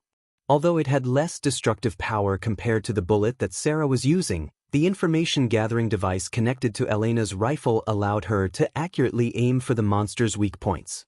Thus, she would be able to quickly take out the monster by shooting at its weak points like its brain. Elena then sent the data to Sarah to increase Sarah's accuracy too. With that, they were ready to take out the greedy crocodile anytime. Eri was crouching on the ground and taking her aim on the greedy crocodile. The crocodile had not noticed Katsuya yet as it slowly dragged its body along the ground. When Eri was confident enough with her aim, she pulled the trigger. And as she expected, the bullet hit the crocodile's head. But the bullet just bounced off its hard scale and only chipped a small amount of flesh off the crocodile's head. For a monster with a high level of vitality like that crocodile, such a wound was just a scratch. It noticed Katsuya and his friends as it quickly turned its badly balanced body and charged toward them. Eri kept shooting at that monster as it was running fast towards her. It quickly closed their distance. Yamaina joined and started shooting at the crocodile's head too. Katsuya also followed suit as he set his rifle on full auto and started spraying bullets at that monster. Even when it was receiving a volley of bullets from 3 people head-on, there was no sign of the monster slowing down at all. It was showered with countless bullets, but none could pierce through its big and strong scales. The bullets could only strip off a small amount of meat under its scale as they bounced off it. But even so, the crocodile kept charging with vigor. It charged straight toward Katsuya and his friends without showing any sign of evading or escaping. They originally had the upper hand since it was a one-sided fight when the monster was far away. They could shoot at the crocodile, but it had no means of fighting back from that distance. But as the crocodile got pretty close to them, Katsuya and his friends started to panic. Katsuya gritted his teeth and kept on shooting while Yamaina and Eri desperately tried to help him defeat the monster. But the crocodile seemed unfazed. Sarah thought that it was getting dangerous and was about to pull the trigger of her rifle when suddenly one of Eri's bullet hit an open wound in the head of the crocodile by pure coincidence. The bullet shattered and wreaked havoc inside the crocodile's head and tore its flesh. But even so, it was not a fatal wound for the crocodile, but at least it was enough to make it stagger and slow down. Noticing this, Katsuya and his friends grabbed the chance as they kept on shooting at that particular part of the crocodile. The crocodile finally stopped moving when half of its head was mutilated. Katsuya and the other 2 did not notice that the crocodile had become immobile and they kept on shooting it. But eventually, they realized it and looked at each other with a smile of victory. Katsuya then shouted in joy. "We did it! We killed it! It's our victory! We were able to defeat it ourselves." Yamaina let out a sigh of relief and smiled happily. Although it was a close win, a win is still a win. I'm glad we were able to kill it. Then Eri smiled proudly and said, "We were able to defeat it because of our skill. Now that we've defeated a greedy crocodile, I won't let anyone call us amateur hunters anymore." Katsuya, Eri and Yamaina looked at each other and praised each other for their victory. Sarah returned back to Elena and found Elena looking at the greedy crocodile with a puzzled look. That was a bit dangerous, but they were able to defeat it on their own in the end. They're pretty good. Elena, what's wrong? Sarah, I feel like that greedy crocodile suddenly slowed down back there, What do you think just happened? Isn't that because one of their bullets hit its weak point by pure chance? Since they shot that many bullets at it, it's not strange if one of their bullets hit its weak point. So they were lucky? Well, luck is a part of their ability too. Oh my, Elena, is there anything that bothers you about their performance? That's not what I meant. It's just that there's something else that bothers me a little. Unlike Sarah, who was smiling like usual, there was a strange, disturbing mood around Elena. Katsuya and his friends returned back to Elena and Sarah in a good mood. Good work. Well then, let's take your result for today and bring them back home. We'll be on the lookout for monsters on the way back, so you all can rest easy. But remember that normally you should not relax until you're back in your base, okay? And so Elena and Sarah headed back to Kagomayama City together with Katsuya, Eri, and Yamaina. Katsuya and his friends were waiting inside a room in Drankum's base for Elena and Sarah to return. Elena and Sarah were submitting their reports on their request to the Drankum's officer who sent them that request. Elena and Sarah would also provide their evaluation for today's training in that report, and they were told that Sarah and Elena would tell them the evaluation after that. Thus Katsuya was very nervous as he was waiting in the room. After some time, Elena, Sarah, and a Drankum officer entered the room. Elena and Sarah sat across Katsuya and his friends while Arabe was leaning on the wall near them. Elena then started talking. I'll give you my evaluation of today's training. First of all, you did well defeating that greedy crocodile on your own. To be honest, I thought that it would be a bit hard for you, so I was surprised when you actually did it. So I have to start my evaluation by mentioning that point. Thank you very much. Katsuya looked happy as he immediately replied back. Eri and Yamaina also looked delighted. Elena then continued while still looking at them. Other than defeating that greedy crocodile, your ability to search for relics while monitoring your surroundings is mostly satisfactory. As for the evaluation from Drankum, they'll evaluate your performance from our report, but we don't know how that will come out, so let's just put that aside for now. But for us, it doesn't seem there's any problem. Basically, I think you guys are full-fledged hunters now. Katsuya, Eri, and Yumina's expression loosened after Elena said that they did well as hunters. Up until now, other hunters used to handle them as if they were dead weight. Thus they were really happy as they felt that they had broken away from that view. Elena then continued. Now then, I'll move on to the overall performance evaluation. But before that, I want to ask you one thing. Tell me again the aim of today's ruin exploration. Katsuya and his friends were a bit taken back by that question. But Yamaina then quickly answered back. Our aim was to gather relics. To be more precise, as training to gather relics. The aim was for us to be able to effectively gather relics. This is my understanding. So it's okay to assume that you did everything with that in mind, right? Yamaina was confused when Elena said that, and so she added more explanation to her answer. Well, of course, that's if we ignore the fact that we already knew there were no more valuable relics left in Higuraka Residence Ruin and still decided to search the ruin despite that fact. It's okay to take that out of the equation here. If that's the case, then yes, that's my answer. Elena then looked at Katsuya and Eri to confirm Yumina's answer. Katsuya and Eri nodded at her. I agree with her. Me too, I see. All of you have the same opinion. It's a good thing to have the same aim when you work together. Elena paused a bit. Arabe, who already listened to Elena and Sarah's report beforehand, just smiled bitterly. Katsuya was confused when he noticed Arabe's bitter smile. Elena then continued. This is just my evaluation though, so you need to judge it for yourself whether it's indeed correct or not. After all, every person has different indicators for their evaluation. If your performance agrees with these indicators, then you'll get a good evaluation, and vice versa. I just want to make sure that you know it. So, with that being said, for me, I can only say that your performance today was terrible. Katsuya, Eri, and Yamaina were really surprised by such an unexpected evaluation from Elena. Katsuya panicked and asked, But why? We should have done well during the training, right? We might be not really that good in your eyes, but I don't think we're that bad either. You also praised us when we defeated that greedy crocodile, right? That's the point, that's where my evaluation comes from. You guys did an awesome job defeating that greedy crocodile. But was there any reason why you should have done that? It was because we recognized that we could defeat it. And we did defeat that greedy crocodile. Elena waited for a bit after Katsuya said that. After confirming that Katsuya finished giving his explanation, she then asked him, "Is that all?" "What do you mean?" "You killed it because it seemed an easy target for you. Is that all? Do you really need to kill all the monsters that your detection device picks? You even had to focus all of your fire powers on it to be able to defeat that monster. You could have evaded the fight if you had just left it alone, but you decided to fight it, although it could have easily killed you if you're not lucky. So, is that really all the reason you have for doing that?" Katsuya could not give any answer. Elena then shifted her gaze from Katsuya to Eri. Eri paused for a bit before answering back. "Our original objective of gathering relics did not end up well.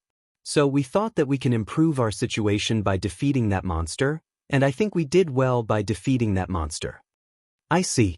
So then, what exactly did you get from defeating that greedy crocodile? Is it the reward money and points for your hunter rank? If you put that in scale with the danger, was it worth it? Or is it that you thought you should be able to defeat it easily, but it turned out that it was more difficult than you thought? Or that you knew that it would not be easy and thought that the reward you might get from defeating it was worth the risk?" Eri could not retort back after Elena said that. Elena then shifted to Yamaina. Yamaina hesitated before speaking up. "Though we used to get despised just because we're still children. So, I thought that no one would look down on us if we can defeat a greedy crocodile, and it might make us more confident in ourselves too. To be more precise, it was actually for Katsuya. Yamaina thought that it might help him, that was why she did not stop him. She did not want to see him getting depressed because of his own weakness again." "I see. Well, I'm sure you have your own reasons. But even so, when you decided to do that, can you say for sure that you didn't include us in your calculation and didn't expect us to help you when the situation got really bad? And even if that's true, are you sure that the people who looked down on you would stop after hearing what you did back there?" Yamaina could not say yes to that as she shut her mouth and did not answer back at all. Elena looked at the three children who could not say anything to her and continued. "For me, it looks like you put yourself in needless danger. And I don't think the reward from that action could justify the danger. That's why my evaluation of your performance is as I said. As a hunter, I wouldn't want to work together with you, and if I'm assigned to watch over you, I wouldn't want to do that unless we get a lot of money from it. That's all from me. Sarah, do you have anything you want to add?" Katsuya and his friends looked at Sarah with pleading eyes. But Sarah just smiled bitterly and looked sorry at them. Sarah basically agreed with what Elena said. "Well, it's as Elena said. This is about the basics. Hunters basically work by putting their lives at stake, so it's important to make sure that whatever they might get, it should be worth risking their lives for. But of course, it's different from person to person on what kind of reward would be worth risking their lives for. So it's not easy to work together with the other hunters who don't agree on the same principles or guideline. And our principles are somehow different from the three of you. That's why our evaluation of your performance is bad. I want you to at least understand that. It is true that you were able to defeat that greedy crocodile, and I'm sure there are other hunters who agree with your decision. If you can't accept our evaluation, you can just laugh it off and ignore it. You are even free to think of us as just cowards." Sarah's words did not cheer them up at all. After that, Sarah and Elena exited the room. Then Arabe walked to Katsuya, Eri, and Yamaina. "Well, although a lot of things happened there, we from Drankum think highly of you for defeating that greedy crocodile. And so, we judge that you don't need a veteran hunter to accompany and look over you like we usually do for young hunters. After all, we don't have the manpower to assign veteran hunters to watch over hunters who can defeat a greedy crocodile on their own. From now on, you can pick requests on your own as a full-fledged hunter, and you're free to recruit other hunters into your team. So I hope you will work hard as the role model for the young hunters in this gang, that I understand." Katsuya pushed himself to give his answer. Meanwhile, Arabe just smiled bitterly watching how the three of them were acting. "Well, you can take a rest for the day. As a hunter, you'll be facing many more failures in the future. You won't be able to continue for long in this line of work if you get depressed every time you fail. Later then. Arabe just left them with those words before exiting the room. Just as he was walking in the hallway, he remembered what Shikarabi said to him and clicked his tongue. It turned out exactly as what Shikarabi predicted. It seems that it's impossible to use them to recruit Elena and Sarah now. I need to rethink my plan. Originally, he was planning to ask Elena and Sarah to watch over Katsuya's group. But Elena and Sarah already knew about it. Of course, Elena and Sarah would not want to watch over other hunters who did not know their own limits and always drove headfirst into dangers. After all, they would be roped into the dangers too. Arabe understood that and let out a big sigh while trying to think about his next move.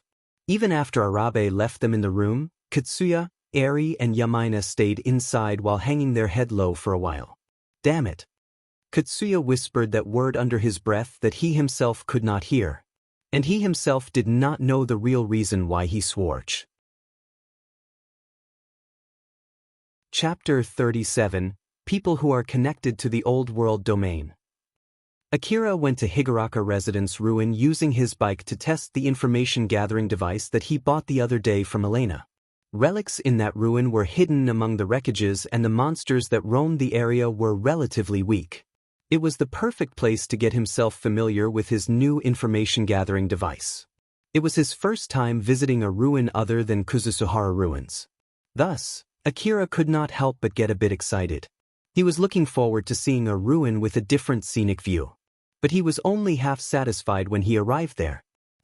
Somehow different to Kuzusuhara ruins. Akira looked a bit disappointed as he walked through the ruin.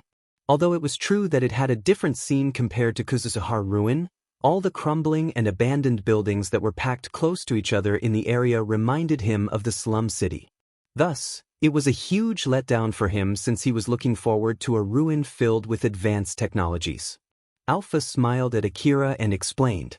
Higuraka Residence Ruin is from a different era compared to Kuzusuhara ruin, you see. That's the reason why it looks different. What do you mean? Just like the people of the current era who are trying to rebuild their civilization using the technology that they retrieve from the relics of the old world, the people in the past also did the same. So the people who built Kuzusuhara ruin and the people who built Higuraka Residence Ruin are from two different eras. Even the Kagemayama city where you live right now might be called Kagemayama Ruin and regarded as a ruin of the old world 100 years from now, that I see. So it's like the civilizations in the Eastern District were annihilated not only once but many times, huh? Yep, that's correct. That's why I don't expect to find the same kind of relics that you found in Kuzusuhara ruin here. But since our main aim here is not to collect relics, let's take it easy for today. I'll be adjusting the information-gathering device, so you can just walk around randomly the area. Akira then pointed his finger at a small-sized binocular-like visor that he was using. Do I really only need to put this on? The visor was a part of the information-gathering device set that he bought from Elena. It was basically some sort of an information display device. The visor part was made of a clear and transparent material so that it did not reduce Akira's ability to see. Akira was also able to just lift it up if it was blocking his view. It might be because it was originally Elena's that it was relatively small, making it a comfortable fit for Akira. You can take it off if it bothers you. After all, I can just display my scan result of the area directly to your vision even without that visor. But you can also keep it on to avoid people from getting suspicious about where you get your information from. Even if you remove it, you can just say that you're using contact lens type information display. Well, it's not really bothering me, so I'll keep it on. Not to mention that I don't want to deal with all the suspicion, so I think I need to get used to it. Alright then, let's go. Akira stopped his bike under the shadow of an abandoned building in the outskirts of the ruin and put a camouflage sheet over his bike. He then started walking deeper into the ruin. This would also double as ruin exploration training for Akira, thus he carefully stepped into the ruin and explored around the area. While at the same time, he would also look for relics in the abandoned houses as part of his relics hunting training. As he explored a random house, he found utensils and other small articles. Although these were still old-world relics, the technology of the current era was able to produce their substitutes. That was why these were considered cheap relics. These were not relics that hunters would risk their lives in bringing them back to the city. Akira hesitated for a bit before eventually returning them back from where he found them. As Akira looked at the outward appearance and the insides of the ruin, he mumbled, "These buildings are pretty sturdy. I wonder if there are people who live here in secret. As long as they can secure enough food, water, and ward off the monsters, I'm sure there would be a lot of people who want to live here. So the slum city is still better, huh?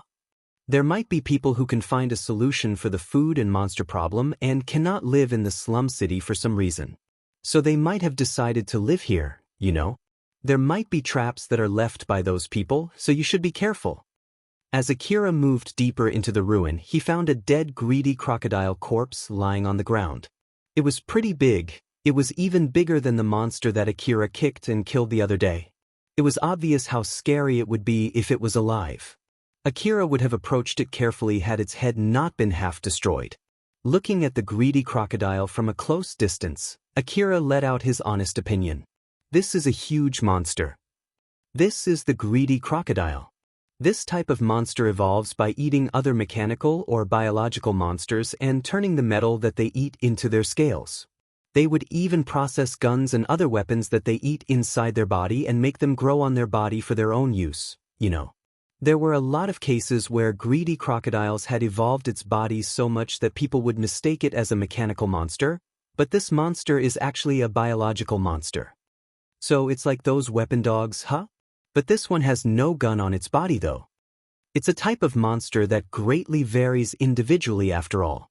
I think this one hasn't eaten that many monsters with guns. Or the hunter who defeated this monster might have cut off its guns and took them home. After all, many of the guns growing out from this kind of monsters are good guns, so there's a chance that the one who killed this monster was actually aiming for its guns from the start. That's also the reason why only its head is badly damaged. It might be to make sure that its guns are still intact after killing it. I see. I wonder if I can kill it too. Since I'm with you, I'm sure you can do it. But it's a different story whether you can take its guns home or not. After all, that will be impossible with a bike, unless if you're planning to carry them yourself back to the city. No thanks. So it's impossible until I either buy or borrow a vehicle.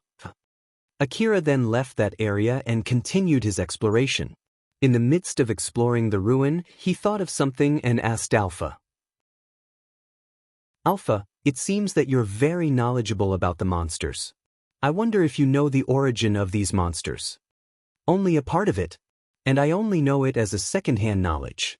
It's not like I've investigated it myself and there are a lot of guesses embedded in it. But my information source is a secret, okay? It'll be too much trouble to explain it, so don't ask about it. But of course, I don't mind telling you if you're ready to hear 100 years of oral explanation with a lot of permissions and confirmations. Alpha smiled invincibly at Akira while he just smiled back bitterly. I won't ask you where you get that information from. So then, why do monsters like that greedy crocodile exist? They might originally be test specimens that ran away from some experiment. I bet they were planning to make some kind of cyborg for military purposes. Or it might be from an experiment where they tried to make a machine that has the same regeneration ability as a biological creature. Or adding an organ that would allow it to regrow its own body parts so that they didn't have to do any maintenance and then planning to install that organ in a human. I think they were trying to create a nanomachine that would make that possible. It's common sense for such research to be tested on animals like a dog or a crocodile first before testing it on humans. It's also possible that a war broke and these test subjects managed to escape from the lab. This could have happened when they just finished the nanomachines and were about to test it on humans. But well, of course, there's a chance that someone released it to the wild as a horrible prank. Akira imagined a lot of stuff as his face frowned. Whatever it is, it gives us a lot of trouble. What the heck were the people of the old world thinking? Compared to the technology of the current era, the technology of the old world was abnormally advanced. Since they had the means to do a lot of things, it made them want to try everything. I believe that part of humans stays the same whether it's for the people of the current era or the people of the old world. And if they make a blunder because of their curiosity, their current civilization will be wiped out and become a part of the old world civilization. So you're saying that someone might just make a big mistake and destroy the whole civilization tomorrow? Yep, I at least want the current civilization to not get wiped out before I die though. Akira just mumbled out his real opinion, but there was nothing in this world that would guarantee that. As Akira continued his exploration, he found a mansion that looked completely different from the other abandoned buildings around it. Although, just like the other buildings, it was abandoned and was deteriorating for years, it gave off a look that someone rich had lived in that mansion in the past. Akira thought that he might be able to find some expensive relics inside it as he entered and searched that building. But his expectation was immediately shot down. Although there were many rooms inside the mansion, all of them were more or less empty. Most of the other hunters also thought the same and had fought each other for the relics inside this building. That was why it was left with nothing. They even took all the relics that they would have normally ignored. The mansion was left with nothing but dust and dirt. Akira just could not give up that easily as he continued searching the mansion. But he found nothing at all. Thus he started to get sloppier and sloppier every time he checked a room. Then, right when Akira almost got fed up checking the empty rooms, Alpha suddenly called him. "Akira, wait, go to that room." Akira then entered the room that Alpha pointed. Since Alpha even told him to go inside that room, he thought that there must be something there. But he was bound to get disappointed after he scanned the room. It was indeed empty. "Is there anything in this room? I can't find anything. It has a secret door. I believe that the door leads to a secret room in the basement." Akira then looked down onto the floor. Any openings on the floor were already filled and covered with dust and dirt. But suddenly he saw a green frame on the floor, with vision support provided by Alpha. Akira walked to that frame and crouched to take a good close look at it. There was a groove on the floor that wasn't completely covered with dust. He then slipped his finger into that groove and moved the tile. He could see a hidden knob under that tile. "Is this it? How did you find it?" "I just used my high calculation ability to analyze the image data from the information gathering device. Ain't I amazing?" Alpha smiled after she said something that sounded like, "You can go ahead and praise me now." "That's amazing, oh my, that was pretty straightforward of you." But that's really amazing, right?" "Yep, I'm indeed amazing. I'm glad that you find my support amazing." Alpha looked a bit surprised when Akira praised her straightforwardly, but she quickly returned back to her usual smile. She thought that Akira would ignore her just like always. That was why it was rather surprising for her. A different outcome from her prediction showed that she had not observed Akira enough and that she still had not fully understood this person named Akira. Alpha concluded that she needed to observe him more in order to make a more accurate prediction of his behavior. But as she thought of that, she did not show it on her face, which was smiling like usual. Akira grabbed the secret knob, pulled it up and entered the basement. No sunlight was able to reach the basement, making it completely pitch dark. The faint light that entered the room from the open door was not of much use either. Akira thought that since it was a secret room, he could hope to find some unclaimed expensive relics and used a portable flashlight to check the room. As the light filled the place, Akira could see the 4 concrete walls that were surrounding him. The room was empty. There was nothing but the floor, walls and ceiling that was covered in dust. There was not even that much dust down here. Akira turned to Alpha with a dumbfounded face, seeing which she smiled to cheer him up. "Yep, there's nothing here. Someone must have found and emptied this place before us. But it's not my fault." Akira actually was not planning to blame Alpha at all, thus he felt a bit sorry when she awkwardly tried to make excuses to him. So he casually replied with a little bit of joke. No, I was just wondering if there's another secret door. According to my search, I don't find anything though. But, do you want to try looking around a little more? If you can find another secret door that I didn't detect, then it means that the information gathering device is faulty.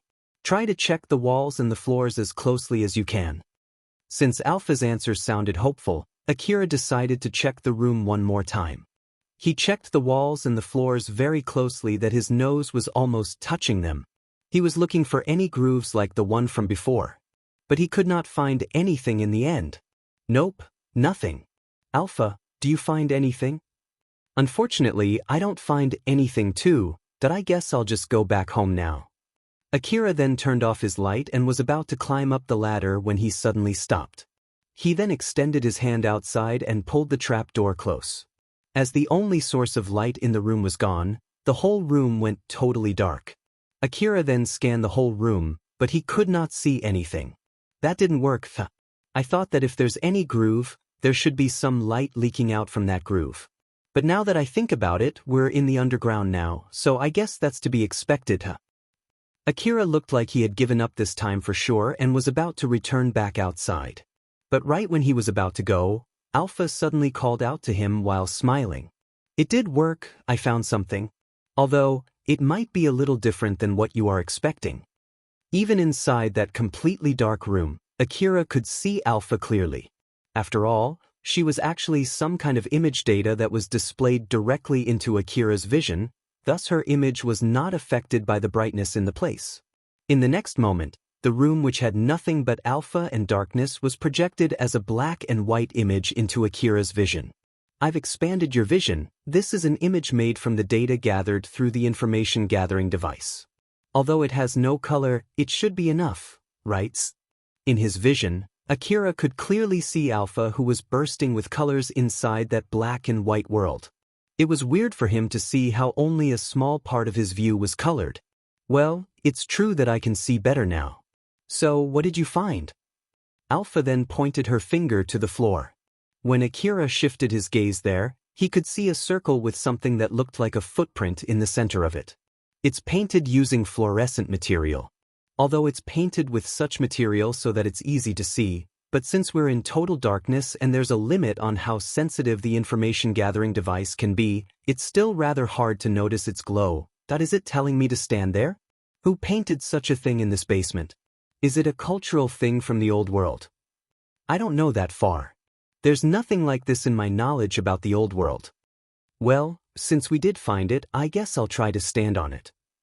As Akira stood on the place that was painted on the floor, suddenly, a girl in a maid uniform appeared out of nowhere inside that basement where there should not be anyone else other than Akira and Alpha.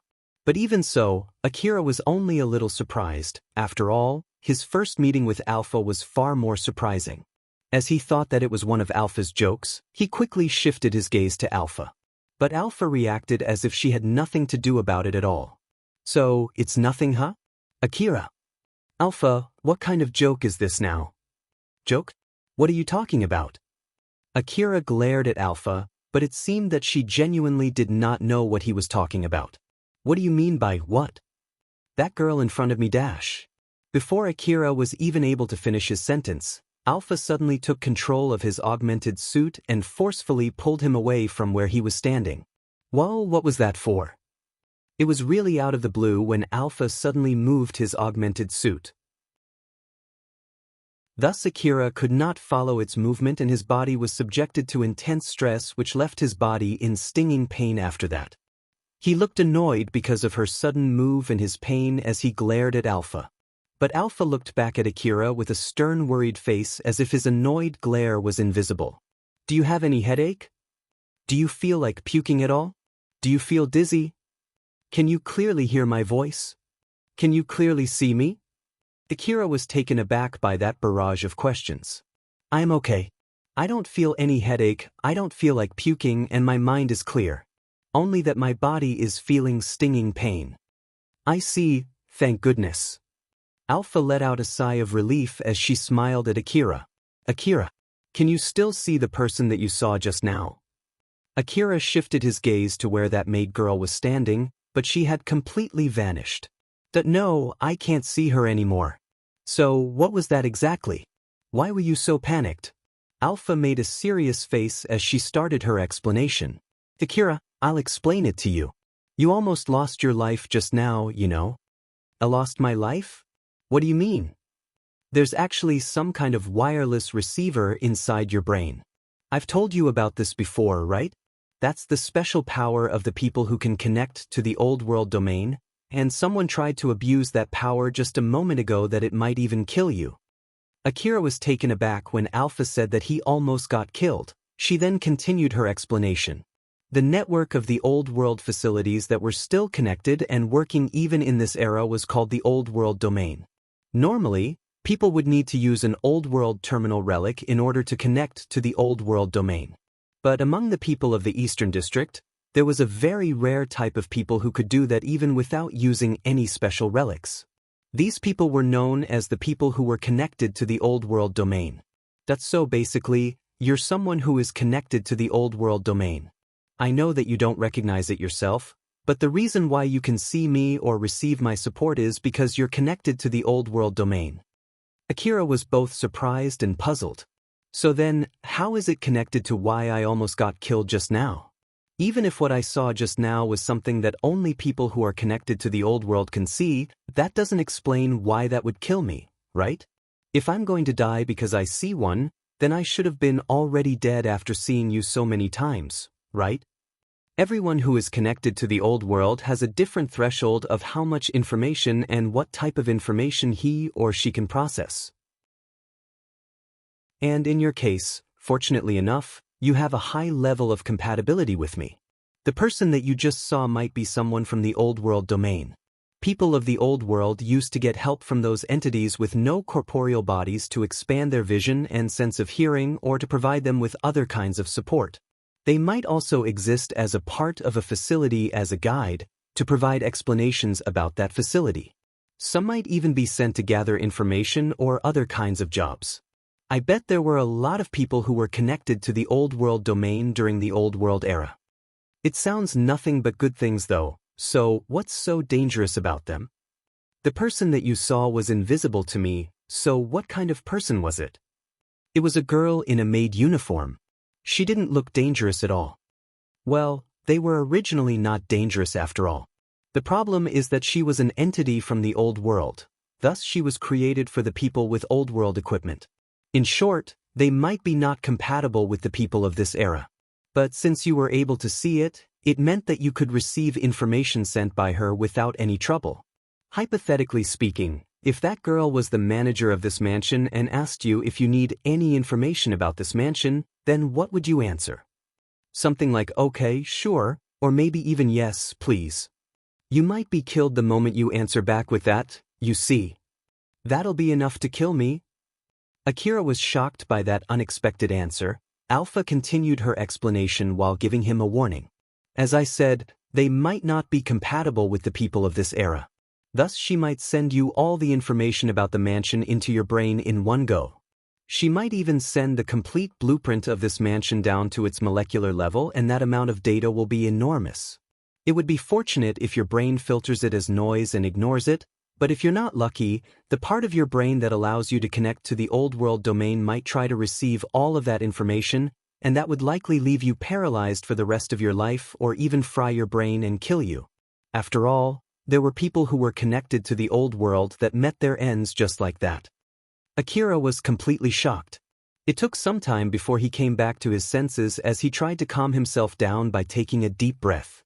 Alpha just waited for him until he finished. Are you feeling better now? Why? Alpha, about that question, what should I answer back if I'm asked? Let's see, I think you should say no in that case. Either that or you should request the information to be displayed in the simplest form so that you can process it through your vision, maybe something in the form of blurry images. Or you can also ask the information to be sent to your information terminal and then ask it to explain the details through that method. There are many methods that you can request so that it won't overload your brain. But even so, I still can't say that you'll be safe for sure. It might be alright if they ask you for permission for every information that they will send, but there are cases where they don't. You see, that if I meet one like that, then what should I do? Can I do something about it? Akira's face looked grim. It was because he was just told that he was someone who was connected to the Old World domain. But there was a danger of sudden death that came with it, and there was no way to avoid that sudden death. Alpha suddenly started talking in a monotonous voice with an expressionless face. It was completely different compared to her usual self. Are you sure you want to allow downloading information from the Old World domain through this unit, Alpha, in order to avoid harming the subject, Akira? To be more precise, the downloaded information will contain the following topic. First dash. Akira remembered something similar had happened to him before, thus he swiftly answered back without waiting for Alpha to finish. You have my permission. Permission confirmed. Well, this will do the trick. As Alpha's voice and demeanor turned back to normal, Akira felt a bit of relief. That was the same thing, right? Something like you needed my permission for stuff, right? Yep. The reason why you didn't do that back then was because you didn't have the permission to ask for the same, huh? That's correct. Although I got your permission to help you with all kinds of support, this wasn't included in that permission. Will this happen again in the future? Of course, there are still a lot of things that I need to ask for your permission. But it's not like I can tell you all the details, but you do know the reason, right? Yeah. Because that'll take 100 years of oral explanation and you don't have the permission to ask for the same, right? It's great that you're a smart boy. Alpha smiled at Akira and he returned with a bitter smile. Deep down, he felt relieved now that he was at least safe from that sudden death. Akira then turned off his flashlight once more and stood on that place again. The room was immediately filled with colors as the maid girl from before appeared again. That beautiful girl was smiling gently at Akira. The black and white maid uniform focused more on beauty rather than functionality. It was made of very beautiful fabric and it had an elaborate design all the way up to her neck. Her black shoes were peeking out from her long skirt and both her hands were enveloped in snow-white gloves.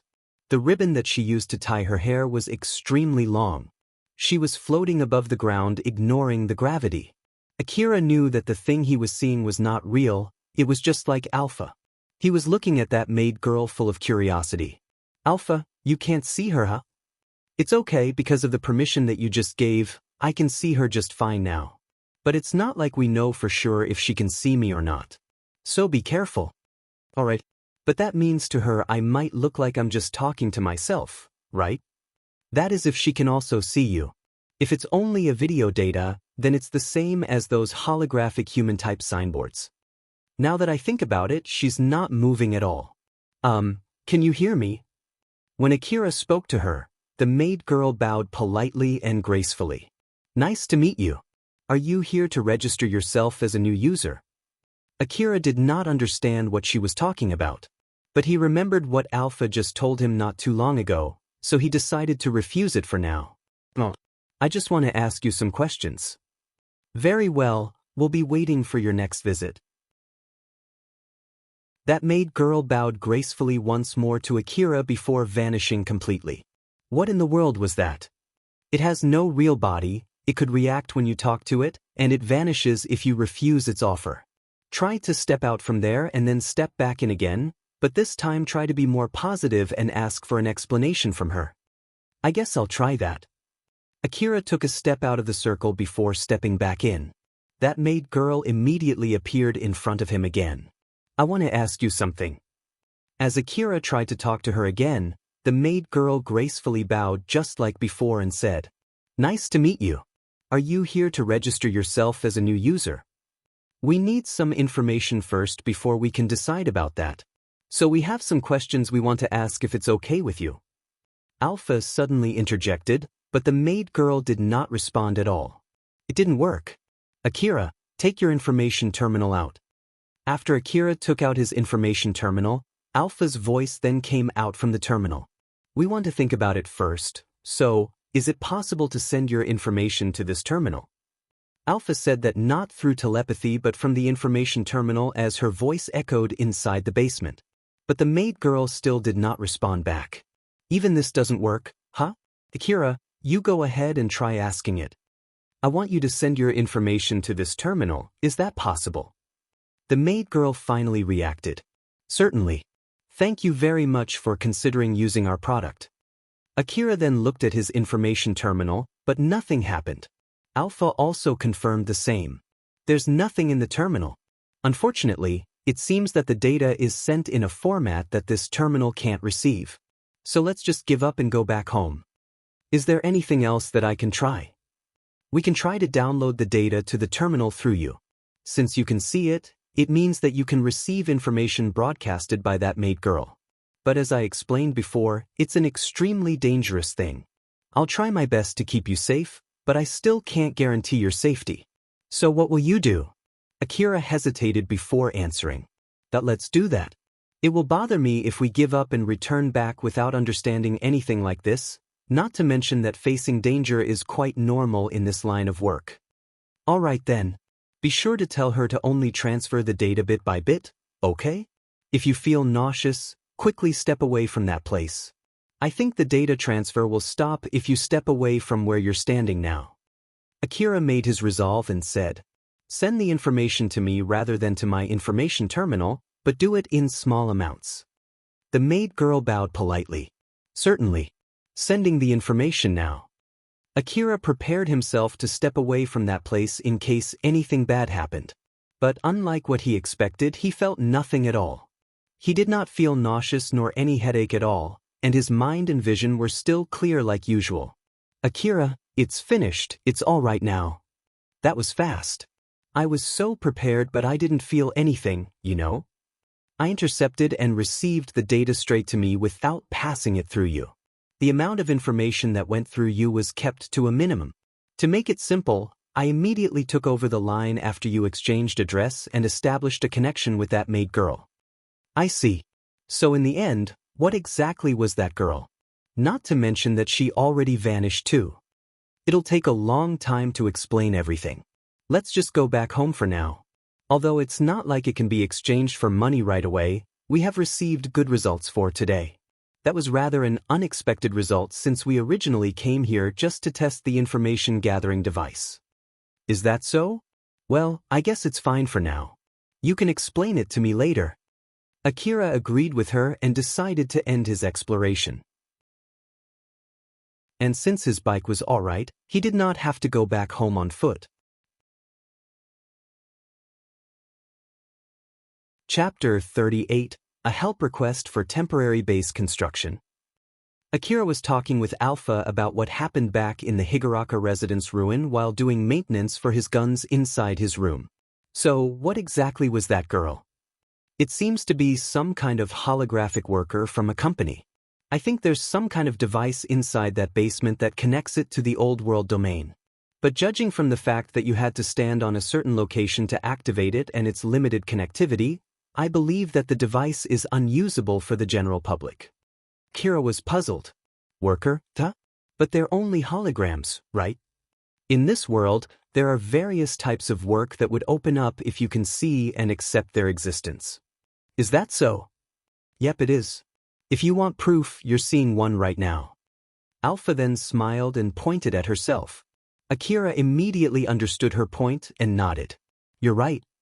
Inside the secret room in the basement of that mansion, he clearly saw a maid girl appear out of nowhere, though it was only an image. But Akira, who was lacking in knowledge about that subject, completely ignored the fact, or more like, he did not notice that fact at all. Alpha also did not tell everything to Akira.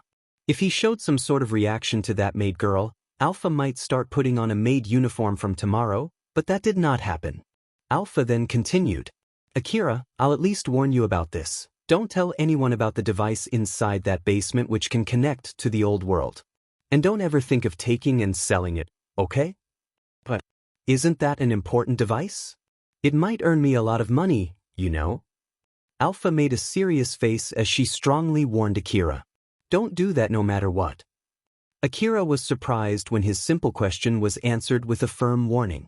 But looking at Alpha's expression, he understood that there was definitely a valid reason for it. "All right, I won't tell anyone and I won't try selling it. But can you at least tell me the reason why?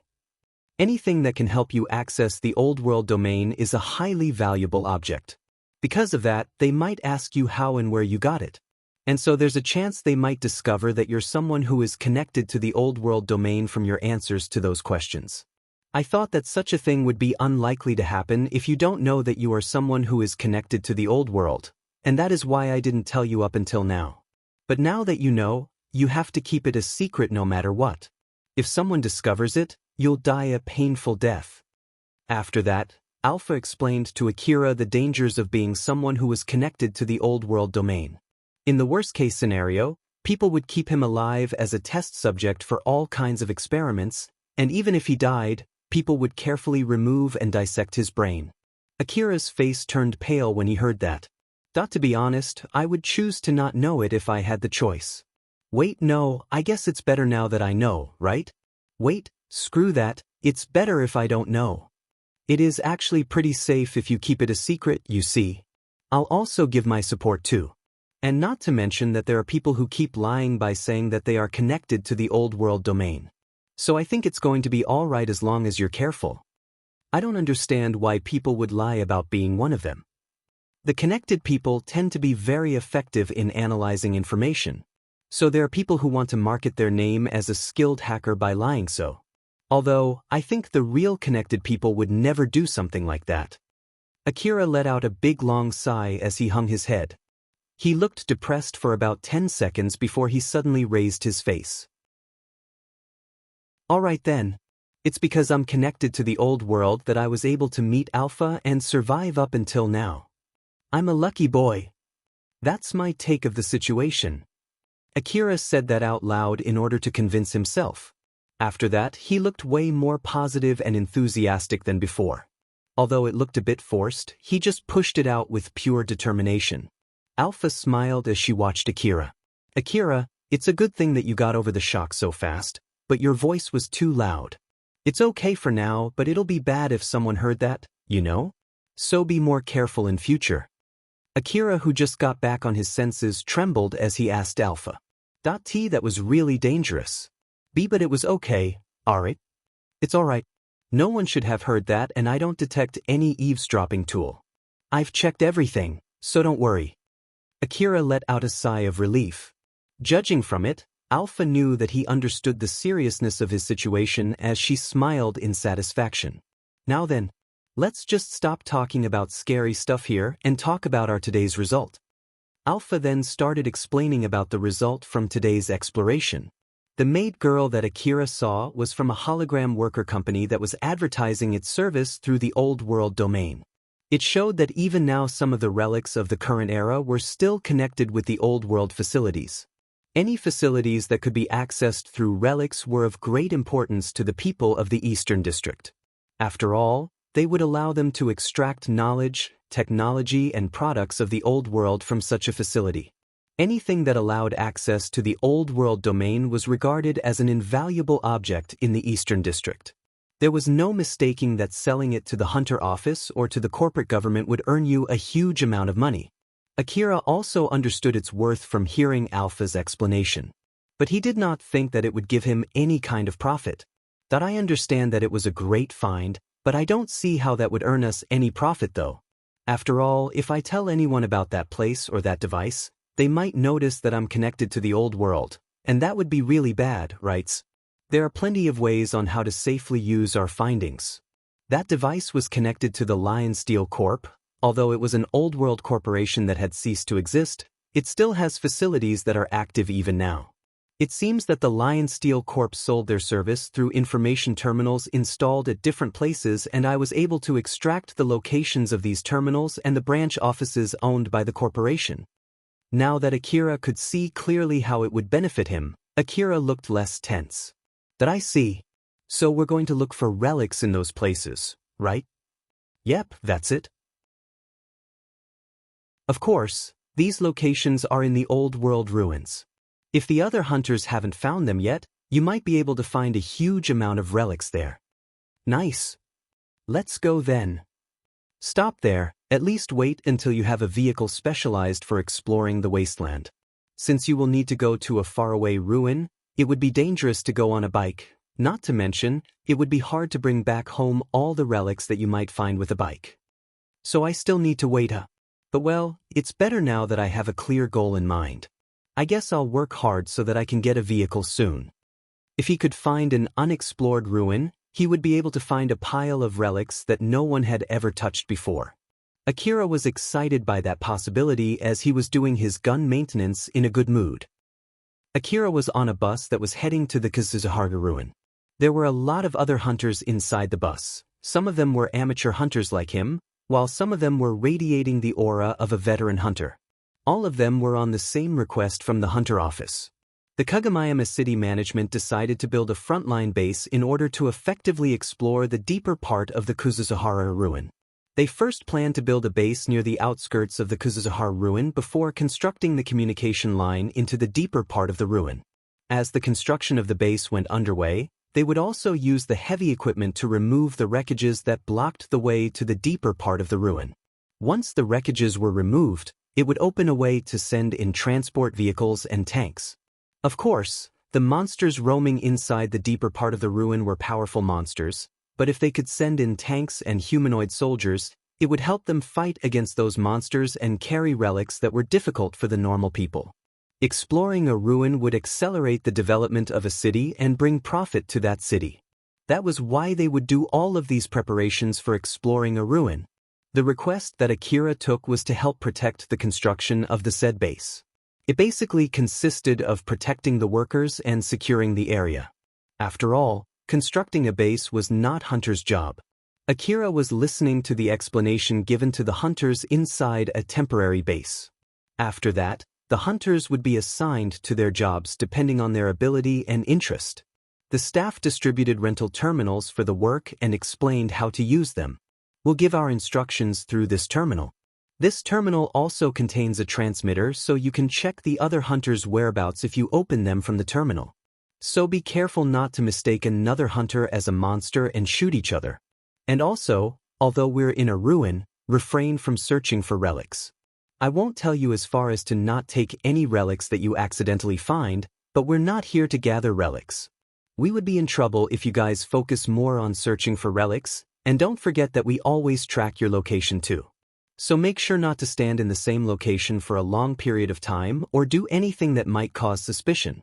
Finally, there should be a number behind the terminal. We will call you based on that number, so be sure to check that too. That's all. You may go to the ruins once you finish your preparation, you just need to follow the map's navigation in the terminal. Akira then turned his terminal over and checked his number. Akira and Alpha immediately smiled bitterly the moment they saw the number. It seems that this number is really fond of me, you're right. The number taped behind his terminal was 14. As Akira followed the navigation from the terminal, he arrived at an opening surrounded by countless crumbling buildings. He then pulled out his terminal to answer a phone call from the Hunter office staff. This is A2 Division HQ. Number 14, can you hear me? This is number 14, I can hear you. Take control of the building in front of you. Explore and make a map of that building. Don't forget to take out any monsters that you find. The terminal has an auto-mapping function, so you just need to check all the rooms inside that building. There's also a good chance that if you leave corpses of dead monsters, they might attract other monsters. I know it's a pain in the ass, but carry them all the way to the building entrance. What if they're too big or too heavy for me to carry? In that case, let us know and we'll send a special team to help you. Roger that. Akira then ended the call and went inside the building in front of him, but Alpha suddenly stopped him. Wait, this is a good chance for exploration training, so let's do that too. But won't it make me slower? That's why you would have to do this carefully but not too slowly. If you don't have that much level of skill, you won't be able to survive in a colorless mist, you know? After all, my detection ability reduces inside the colorless mist. So you would have to rely on your own skills when that happens. We can use this chance to prepare for such a situation. Exploring without Alpha's detection ability and support from an information-gathering device would be a nightmare for a beginner like Akira. Thus he could not help but frown at that possibility. The colorless mist, huh? Alright, tell me how to do this. Akira made his resolve and entered the building. Akira started exploring the ruin from the first floor. Some of the floors in that building were covered in dust while some of them were not. It was because of the hunters who had searched the building and the monsters which roamed inside it. He noticed that some walls inside the building were already crumbled. Akira proceeded carefully as he tried to walk without making any sounds. He explored the building by moving from one cover to another. He would stop from time to time to listen to his surroundings. He then readied his gun as he quickly slipped into a room. He was exploring the abandoned building as if he was stepping into a monster's nest. While doing so, he regularly received warnings from Alpha, so he would quickly correct the way he moved every time Alpha warned him. Because of that, Akira moved slowly but was surely improving. Akira finally finished exploring the first floor. And of course, it took him longer than usual. I know that it's to be expected, but I did take a lot of time. I can see now why they told the hunters not to go looking for relics. It's an important skill for a hunter to be able to safely and quickly explore an area. And the only way to learn it is to train and improve your ability bit by bit. Especially when you're facing a monster with camouflaging ability. Camouflaging ability. It's an ability that would let monsters stay undetected. There are some monsters that have optical camouflage skin or armor. They can become one with their surroundings or stay undetected in the shadows. Those optical camouflaged monsters, how can I detect them? There are actually a lot of methods to detect them. You can look for optical anomalies or analyze the surrounding sounds. An advanced information gathering device or someone who specialized in information analysis would be able to detect them without any problem.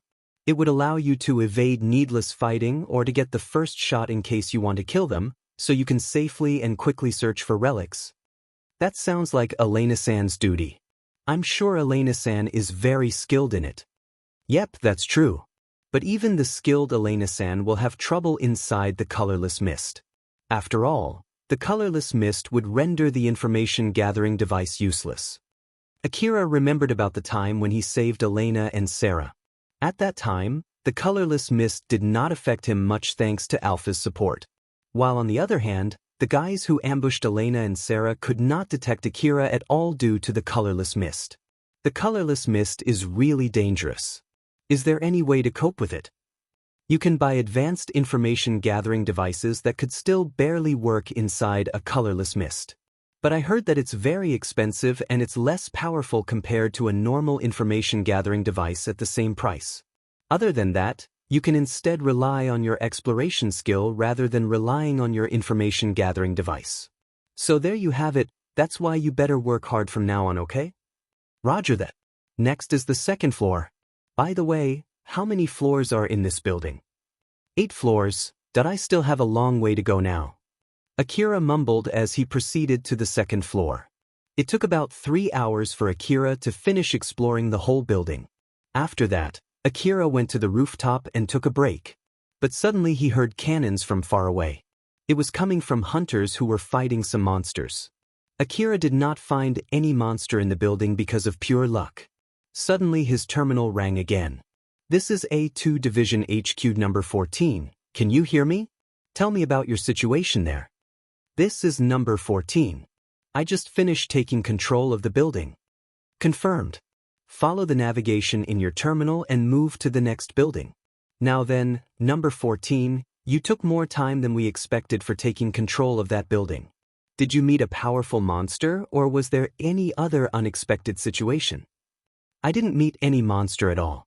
It's just that I searched all rooms carefully. I think that's why I took more time than usual. How long is your approximate time, by the way? We approximated that it should take you only about 1 hour. I won't tell you to rush things up, but do it faster next time. That's all. Roger that. Akira ended the call. He was a bit depressed after being told that he was less skilled than expected. Looking at that, Alpha just smiled, trying to cheer him up. Don't worry about that, let's just continue like this. There's no reason to get yourself in more danger just to rush things up. But what if it causes me to fail this request? It doesn't really matter. It's way better rather than getting injured badly. Your safety is number 1 priority. So if you try to rush your exploration, I'll force you to stop, you know. Since Alpha told him firmly like that, Akira cheered up, feeling lighter. You're right, I understand. Let's continue carefully. Yep, that's good. But you need to remember that you have to enhance your detection and stealth abilities as soon as possible, you know? So you need to hurry up to improve in that aspect. Please be gentle on me. Nope, I'll work you hard. Akira and Alpha smiled as they exchanged jokes. He then changed his gear and headed to the next building. Akira took control of so many other abandoned buildings after that. Eventually, his navigation map led him back to the temporary base. So he went back and gave his terminal back to one of the staff there. With that, his job for today was finished. Akira felt tired as he let out a sigh. though, he was not tired to the level of exhaustion. He only met some monsters during his exploration, and his augmented suit greatly reduced the stress on his body, but it did not help in reducing his mental stress at all. This will be all from my today's request, huh? I'm tired. As I thought, since I always rely on your support during my exploration, it's really tiring when I do it myself. Alpha smiled and complimented Akira. You did very well. Let's take a rest for now. Since we're here, how about we look for something to eat? After all, you'll only get to eat that frozen food if you're back in your room, right? The construction site was surrounded by many trailers. They were owned by the merchants who were selling their stuff for the hunters and the workers from Kagomayama City. There was a bus in the construction site that traveled regularly from here to Kagomayama City. But since it took time to go back and forth, these merchants catered to the hunters who wanted to get ammo refills and food but did not want to take the bus. Some of them sold ammo and guns, some sold food. There were even some renting their camping trailer as a portable inn. The construction area was bustling with people. Seeing how the hunters were eating soft and warm food rather than their usual hard hunter ration, Akira felt hungry out of nowhere. You're right, I guess I'll buy something to eat too. Although Akira went and browsed the trailers, he did not know which food was tasty and which one was not. He felt like he would end up picking up something bad if he just chose randomly, so he observed other hunters. Although there was no queue close to him, he spotted a relatively long queue nearby. After adding himself in that queue, Akira peeked at the price and the food that the trailer was selling. It was a hot sandwich, 980 orum per portion. With Akira's sense of money in his current situation, he felt it was quite costly for a meal. But it would not feel right if he just left after lining up, so he ended up deciding to buy the hot sandwich. As Akira's turn was about to come, he heard a familiar voice coming from the transaction between the seller and the buyer in front of him. Akira tried to remember whose voice it was, but before he could come up with any conclusion, his turn came and he stepped forward. He immediately realized that it was Cheryl. Cheryl looked surprised for a moment, but she quickly returned back to her usual smile. Welcome. The hot sandwich is 980 orum per portion, that I'll take one, please. Certainly. If you are going to pay with card, please place your card over the terminal. Cheryl operated the terminal at the counter. The upper part of the counter showed 980 orum. As Akira put his hunter ID on it, it made a beep sound and the payment was completed. Cheryl then took a warped hot sandwich and gave it to Akira, but as she handed it over, she leaned towards him and said, I'm happy to see you here. Cheryl indeed sounded very happy when she said that, but she returned back to her normal smile almost immediately after. Thank you very much, please do come again. Cheryl then smiled at Akira with a smile that she directed towards other customers. After Akira left that trailer, he quickly noticed that Katsuragi's trailer was also present. Katsuragi spotted Akira, who was standing not too far from Cheryl's shop. Akira, so you're here too, huh? Good timing. I have something to talk about. Come in. Darius. Watch the shop for a bit. Darius' voice echoed from inside the trailer. Your break is still later, you know. Akira is here. There's something I want to talk to him about. So just watch the shop while I'm gone. Darius appeared out from inside the trailer while looking annoyed. But the moment he saw Akira, he was taken aback by Akira's equipment. Akira looked completely different compared to the boy that he met not too long ago. Darius looked at Akira's equipment and understood what Katsuragi meant when he said he had something important to talk about with Akira, that he would even ask him to watch the shop. Thus he went to watch the shop without complaining any further. Katsuragi went into his trailer with Akira.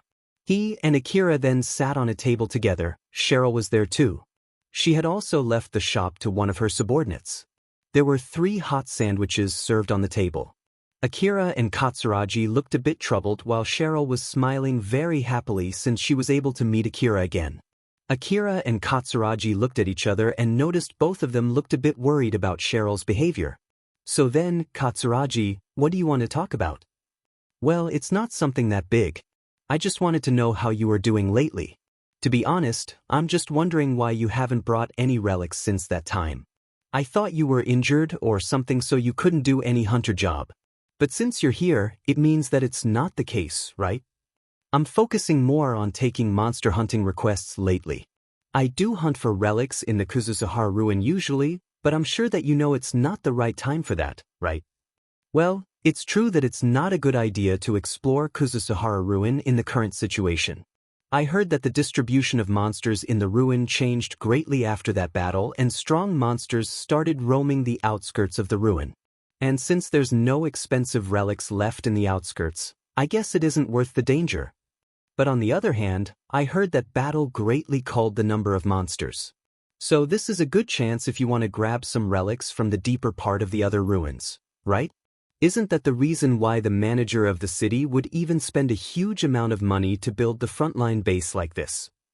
It's kind of difficult to go to the other ruins since I don't have the means of transport. I can't rent a vehicle with my current hunter rank, you see. Katsuragi took another look at Akira's equipment. An augmented suit, age assault rifle, CWH anti-material rifle and an information-gathering device. Akira did not look like someone who would have a problem with transportation. You have pretty good equipment though. I don't think anyone would refuse a hunter like you if you want to rent a vehicle for your hunter job, you know. It's because I'm selling my relics to you, so my hunter rank doesn't go up much.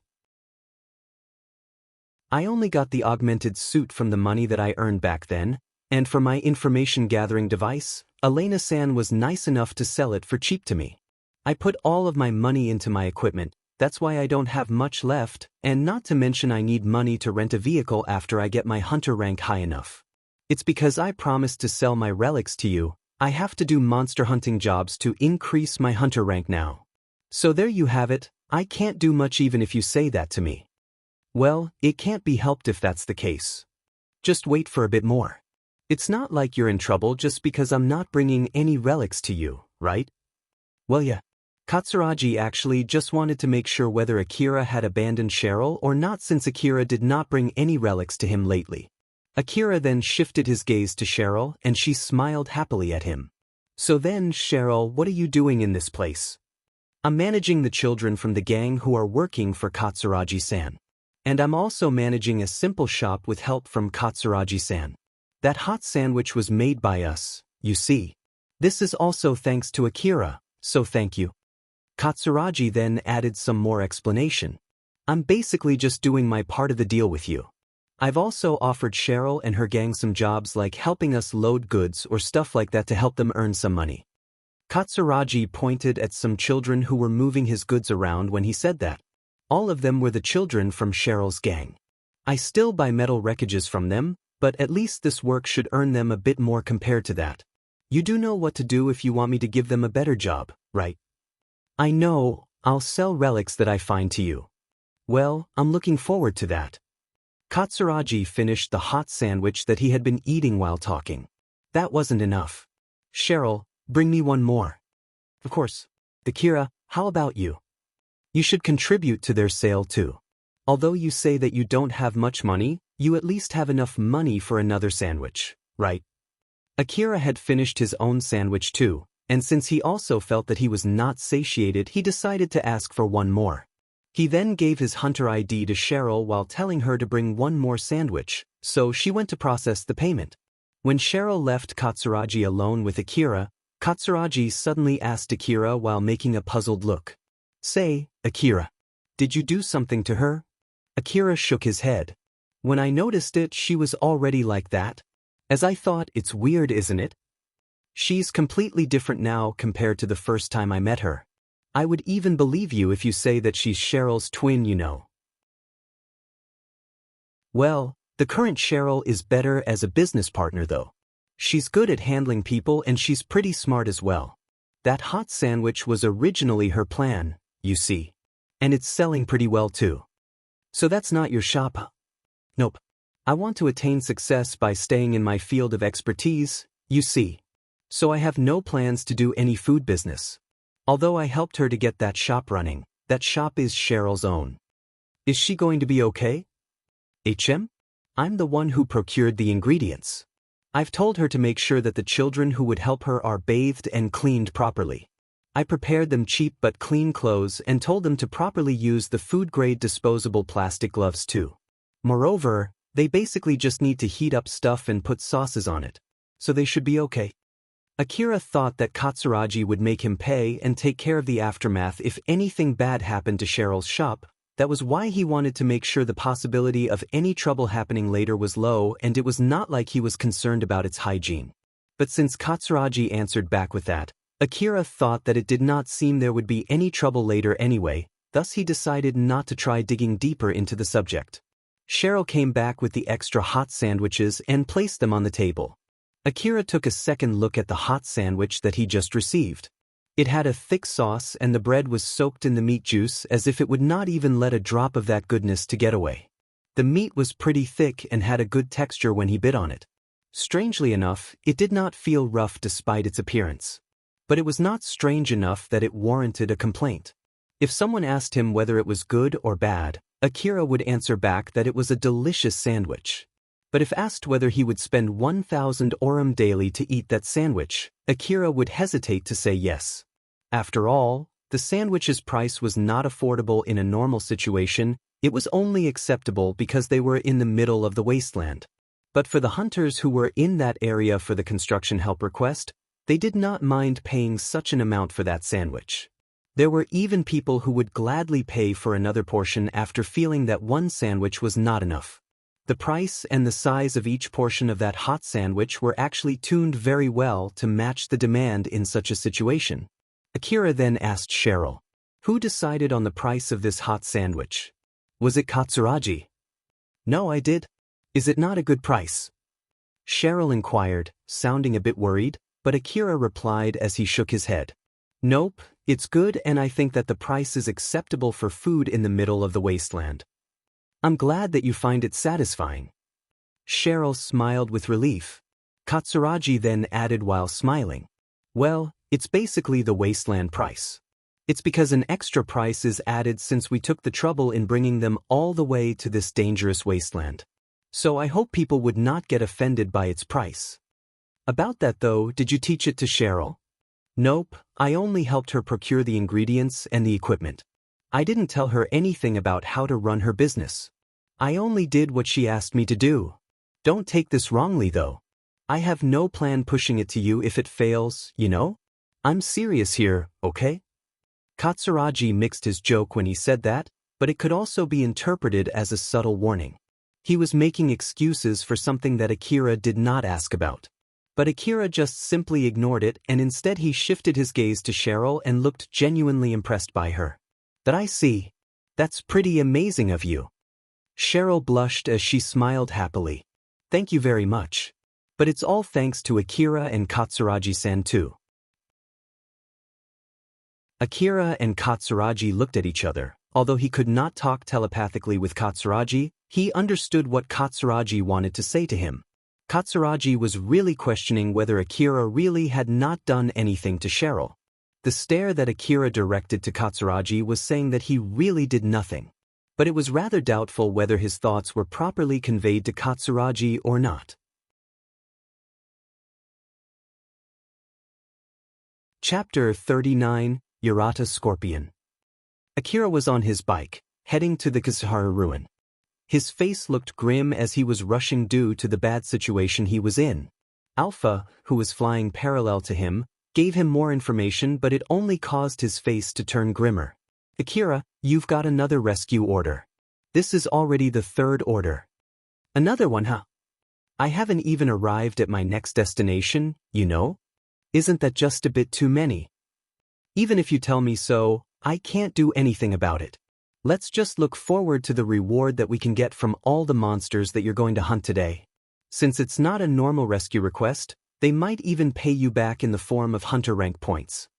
Akira could not help but make a face saying that he so did not want that to happen. "Seriously though, I don't want to lose money after working this hard, you know?" Akira, who once again took forward-based construction help requests, was assigned to rescue other hunters rather than taking control of buildings like the last time. It was because he took too long taking control of buildings yesterday that he was assigned for another job today. The rescue job was a very tiring job. Although he did not have to do much for each order, the rescue orders kept flooding in like crazy. Akira was planning to do his job seriously. After all, it would not be a laughing matter if he got scolded since he took too long during yesterday's request and failed miserably in today's request. Thus he sped his bike as fast as he could to the next location. The ruin was filled with all sizes of debris and wreckages. With the help of Alpha's superb control support, Akira would blaze through them, evading them left and right, and sometimes even jumped above them as he was closing in onto his destination. He got to face all kinds of situations during his job. Sometimes the people in the site already took control of the situation when he arrived, some other time, the monsters had already died when he arrived, and sometimes the rescue request dispatcher had already escaped from the scene after requesting for a rescue, thus leaving the monster for Akira to take care of. Akira worked really hard and somehow was able to take care of all of the orders until finally his remaining order came down to only one. After he took care of the monsters in one of his orders, Akira could be seen exiting a building while breathing roughly and looking very tired. He then took out medicine that he bought from Shizuka's shop and gulped it down. Although it was just some cheap medicine, it should at least be able to help him recover from the exhaustion. Akira managed to grumble that it doesn't feel like it actually works. You can't compare these with the medicines which you gathered from the ruins, you know. Both their potency and price are so different. You can try to take a huge dose of this medicine to see its immediate effect, but that would need you to consume a huge load of it, you know? I guess this is why most hunters become dependent on medicines. There were all types and kinds of drugs for hunters sold in the Eastern District. This medicine was one of them. There were hunters who consumed a huge load of medicines daily. Bad medicines could cause bad side effects or bad after effect. But the hunters were desperate to survive to see the next day, so they had no other choice but to consume a huge amount of medicine daily. The next order will be a good place to stop for a while. Once you're done with it, let's take a rest for a bit. You can just say that you need an ammo refill at HQ. What should we do if they say no? Like I said before, my first priority is your safety. So I have no plan letting you continue fighting monsters without getting an ammo refill, but you're right. Alright then, let's go and finish the next rescue order. If Alpha got angry and refused to help Akira in this request, then it would be disastrous for him. He used that as an excuse and decided that he would take a rest after finishing his next rescue order. He felt more at ease with that reasoning, and that was all according to her plan. Akira arrived in front of an abandoned building which was the location for his final rescue order. As he parked his bike in front of the building and looked up, he could hear gunshots and explosions coming from the 5th floor of that building. Over there, it's good that they're still alive. It seems that they're having a hard fight up there. Let's go before they run out of ammo. I'll provide you with the route. I'm counting on you. Just leave it to me. Akira could see the indicator within his enhanced vision. He ran and followed the route shown by the indicator as he charged into the building. The guiding line for the route was calculated by Alpha. It showed the shortest and safest route to Akira's destination, after she scanned the area for monsters. Akira knew that it was why he felt at ease as he blazed through an area where he normally should move carefully and slowly because of the monsters that might be lurking around. Akira could see the aftermath of battles between hunters and monsters scattered inside the building. At the moment, he did not see any hunter corpses, while on the other hand he found a lot of biological monsters' dead bodies as blood and flesh were scattered around. Akira took a glance at the monster corpses that were still retaining their original form. They looked like a mix of spider and scorpion with an exoskeleton. This so-called Urata scorpion had a habit of attaching objects from its surroundings onto its exoskeleton. Thus they were able to become one with its surroundings and camouflage itself. Their exoskeletons looked like metal wreckage or debris to Akira. There were countless bullet marks on their corpses, and the bullets that did not even penetrate their exoskeleton were left around these corpses. Those were a testament to their super hard exoskeleton. Alpha then ordered Akira, "Stop. Some of those Urata scorpions are still alive. It will be dangerous if you go deeper without making sure that they're dead. It'll take too long if you use AH rifle, so use CWH anti-material rifle to finish them in one shot." Roger that. Akira immediately stopped and readied his CWH anti-material rifle, but the Urata scorpions did not move at all even after he did that. It was hard to discern whether they were really dead or not. Some could not move because of a fatal injury, while some might just be playing dead while waiting for their prey to come close enough. Suddenly, Akira could see some of the Urata scorpion bodies had turned reddish. Those were scorpions that Alpha judged to be still alive. Identifying all of the scorpions that were still alive among all of these unmoving scorpion bodies in an instant was an impossible thing for a normal human. But Alpha could do that like it was nothing. It would be extremely dangerous to just ignore these scorpions and continue forward. But shooting each and every single one of them just to be safe would consume a lot of ammo. But of course, it was a whole different case if it was possible to discern the alive scorpions from the dead ones. Akira aimed his CWH anti-material rifle at the scorpions that were outlined in red and nested one shot for each scorpion. The bullet that was spewed out from his gun's muzzle penetrated the scorpion's hard outer shell, wreaked havoc inside their bodies, and instantly killed them. After Akira killed a dozen of scorpions, suddenly one of them sprung up and attempted to attack him. But his bullet reached it first and instantly killed it. That should be all. All right then. Akira then blazed through the corpses of the dead scorpion and rushed forward. The hunters were holding up in one of the rooms on the 5th floor. They were directing their guns at the only door into their room as they were shooting the monsters coming at them while making a grim face. One of them pulled out his rental terminal and shouted, "This is number 157. HQ. Answer me. This is A4 Division HQ. What's wrong? Don't give me that again. Where's my rescue?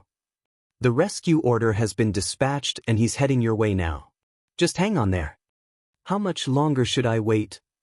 We've been waiting quite a while and no one is coming, you know." The rescue hunters are responding to the rescue orders in turns. There are too many rescue orders, we're basically flooded with them, you know. If you want to get angry, then you can curse those hunters who dispatch rescue requests although they are only fighting weak monsters.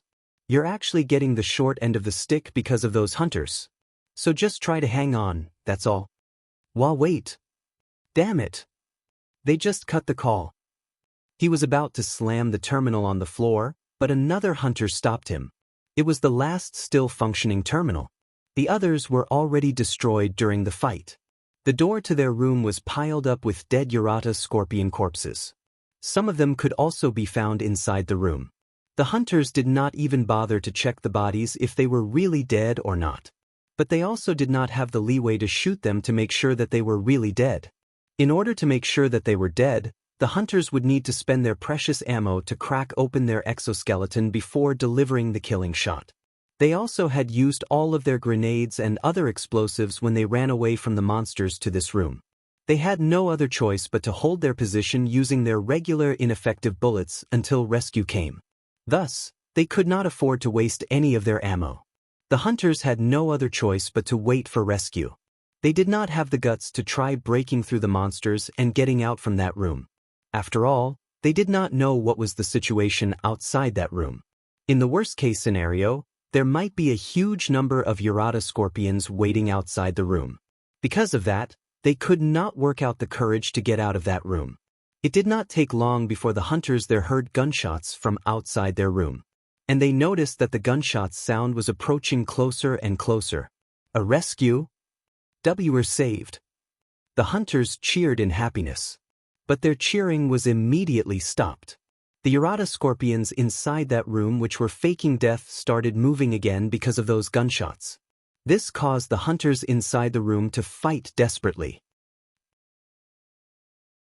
Akira tried to reach his rescue target as fast as he could, but he was interrupted by the scorpions that were pretending to be dead. Every time he found a pile of dead monsters, he could always find scorpions that were faking death mixed among the corpses. Among them, there were scorpions that were still alive even after losing their heads. Akira would destroy their legs or tails, although it would not kill them, it would be enough to at least render them unfit for battle. Akira grumbled as he changed the magazine of his CWH anti-material rifle. There are just too many of them. What the heck is up with these monsters? How many did I kill until now? That last one was your 54th scorpion. This is indeed too many. The usual CWH anti-material rifle's ammo was much more expensive and had higher piercing power than normal ammo. They were normally used for fighting mechanical monsters, thus it was a bit of an overkill using them on Urata scorpions. But since his normal ammo would not work against the hard Urata scorpion's exoskeleton, so he had no other choice but to use the expensive CWH ammo. Akira frowned every time he pulled the trigger of his gun. It felt like he shot money out of his rifle's muzzle. I have to pay for the ammo with my own money, you know. If the reward from this request is bad, I won't do this request again, okay? This request is basically not a monster hunting request. So unlike a usual monster hunting request where the reward is decided based on the type and number of monsters that you kill, we wouldn't know how much reward we will get until we receive it. Not to mention that from yesterday's request, the basic pay is only 20,000 aurum. I already spent more than 20,000 aurum worth of ammo, you know. Just how big is my ammo expense today going to be? Let's put that aside for now until you finish the rescue order. You'll get killed if you're too frugal with your ammo right now, you know? I know. Akira rushed forward while closely gripping his gun. After killing about 20 more scorpions, he finally arrived near the room where the hunters were holding up. Gunshots echoed endlessly from inside that room. As Akira carefully stepped into that room with his gun ready, he saw the hunters fighting 2 Urata scorpions. The normal ammo that the hunters used could not deal much damage. They were only able to barely hold those 2 scorpions off from coming closer. Akira quickly aimed at those scorpions and destroyed their heads and tails. Their limbs were blasted and scattered all over the room. The hunters only noticed Akira after those 2 scorpions stopped moving. Are you the rescue hunter? Thank goodness. The hunters slumped on the floor. They were relieved and glad. A hunter who had not lowered his guard came and asked Akira, "Are you alone?" "Yes." "Did someone else come?" "No, you're the only one." Akira was surprised to know that he was the only rescue sent to a Urata scorpion nest. But before he complained to the HQ, he asked the hunters, "What did you say to the HQ when you requested a rescue?" "I told them that we encountered a group of insect-like monsters, but then they told us to hold our ground. To be honest, it was really dangerous. You really saved us, you know." Akira thought that the HQ might have misunderstood and thought that they were attacked by some small-sized insect-like monsters. It was important to inform the HQ with the correct information. Just like the other hunters, Akira also wanted to get out of that building as soon as possible. So he shouted at the other hunters, "Let's get out of here before more of those monsters comes. The route that I took to come here should be still safe." "Why, you're right. Hey, we're leaving the place." Akira prioritized escorting the hunters out as soon as possible. The hunters would suddenly stop every time they saw a pile of Urata scorpions' corpses in the middle of their way out. Only after seeing no movement from those piles after Akira, who was leading the group, approached them, they would finally feel safe to walk past those piles. After leading the hunters out of the building, Akira contacted the HQ. "This is number 14. HQ, answer me. This is A4 Division HQ. What's wrong? I've rescued the hunters and will be returning back to the temporary base now." "Don't return, just send the hunters to go back by themselves. You should go to the next rescue order." Akira's face turned grim and shouted at the terminal, "Are you crazy? That building was filled with Urata scorpions, you know. I won't go to the next rescue order without an ammo refill first, okay?" Akira waited for a response, but there was no reply from the HQ. He could hear a little bit of ruckus from the other side of the terminal. He then asked for a response while making a puzzled face. "HQ? Answer me. What's wrong?" When he did that, the HQ staff asked him back slowly and carefully. "Let me reconfirm. Were they really Urata scorpions? Is that building a Urata scorpion's nest?" "I don't know if it's a nest or not.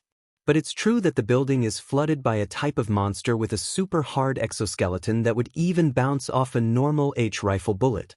If you doubt it, you can go ahead and send someone to check the corpses. Forget what we just said. Go back to the temporary base as soon as possible. The terminals that we gave you are still functional, right?" "Mine is all right. But as for the hunters, they are broken except for the one that they used to contact you. Or so they said. The HQ staff suddenly shouted. Don't lose them no matter what. Come back here as fast as you can. And make sure to not damage the terminal even further. That's all. Then the HQ staff ended the call. Akira and the other hunters looked at each other with a puzzled and worried look. Akira was obviously confused, but Alpha then said to him with a smile, shaking Akira off from his confusion. Akira, there's no need to think about the things that you don't understand right now. Let's just head back for now. Just see it from the bright side. It's a good thing now that you have a reason to go back, that you're right. There was no mistaking it. There was something going on. But since Alpha was not making a solemn expression, Akira thought that it should be all right. So he decided to just push that aside for now. And so, Akira and the other hunters headed back to the temporary base. The hunters were walking in front while Akira followed behind them on his bike. Since his job was finished the moment he evacuated the hunters from that building, Akira could just directly go back. But the other hunters pleaded with him to accompany them on their way back.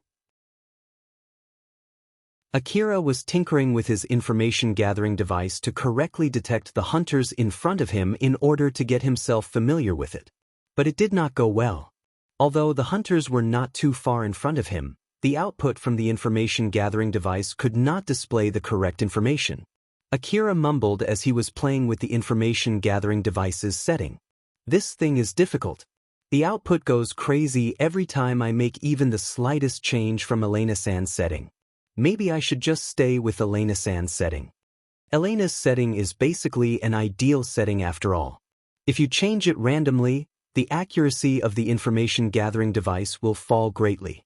But you should play with its setting to understand the setting parameters and get familiarized with it.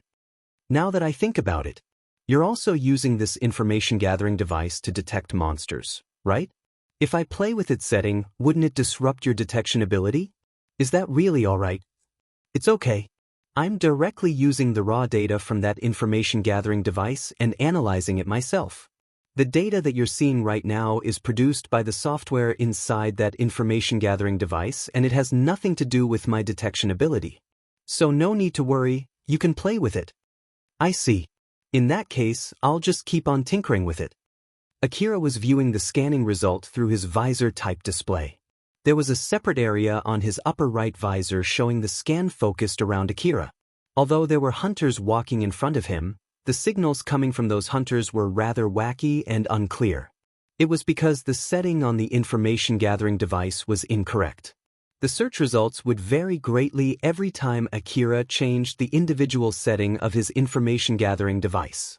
If he could optimize the setting to focus only on the important information, the information-gathering device could be effectively used in many different situations. By adjusting the values in the settings, he could focus on a vague signal which only showed that something was detected and get a better set of information that would let him extract shape, size, and any other information. Alpha then explained to Akira the basics of adjusting the setting. Normally, you would just expand and contract the search area. And when you find a signal, you would focus on where the signal comes from and try to analyze it. It's important to set the interval between wide-range and close-range scan, the power output ratio between the image, sound, and movement processor, and the type of analysis that you would use for each data. For example, when you're in a place with a lot of obstacles, it's better to decrease the power output of image analysis and increase the range of the scan. In case when you can see your target, it might be better to focus the image sensor to only detect images from behind you. There are basically a lot of things you can do with it. Yep, it's not easy. Akira was listening to Alpha as he was having a hard time adjusting the setting of the information-gathering device. Not too long after that, Alpha suddenly said to him in a serious tone, Akira, you should either go ahead and leave those hunters behind or tell them to start running to the temporary base as fast as they can. A swarm of Yarata scorpions is closing in on us. Akira immediately shouted to the hunters in front of him. Hey! Run to the temporary base as fast as you can. A swarm of those monsters from before is coming this way. The hunters were shocked as turned towards Akira. Akira made a grim face as he continued. I'll try to slow them down. So run as fast as you can. The hunters looked around but they could not see any Yarada scorpions. One of them asked Akira in panic. Are you sure? Where are they? I don't see them at all, you know. Akira started to get irritated since the hunters would not start running. Just go now. If you keep standing here, I won't help you, okay? I'll just go ahead on my bike, you know. The hunters started running in panic. Akira then looked around, but he could not find any scorpions. Alpha, where's the swarm? I can't see them and I got no signal from the information gathering device, you know. Akira, I'll enhance your vision now, so stay calm, okay? After giving Akira a warning, Alpha enhanced his vision. Because of that, Akira was able to see the Yarada scorpions around him. His face turned grim the moment he saw the scorpions. The other hunters were running desperately towards the temporary base. They were running on an open ground with little to no wreckages, thus they were able to run quickly, but on the other hand, there were not many covers in case they got attacked.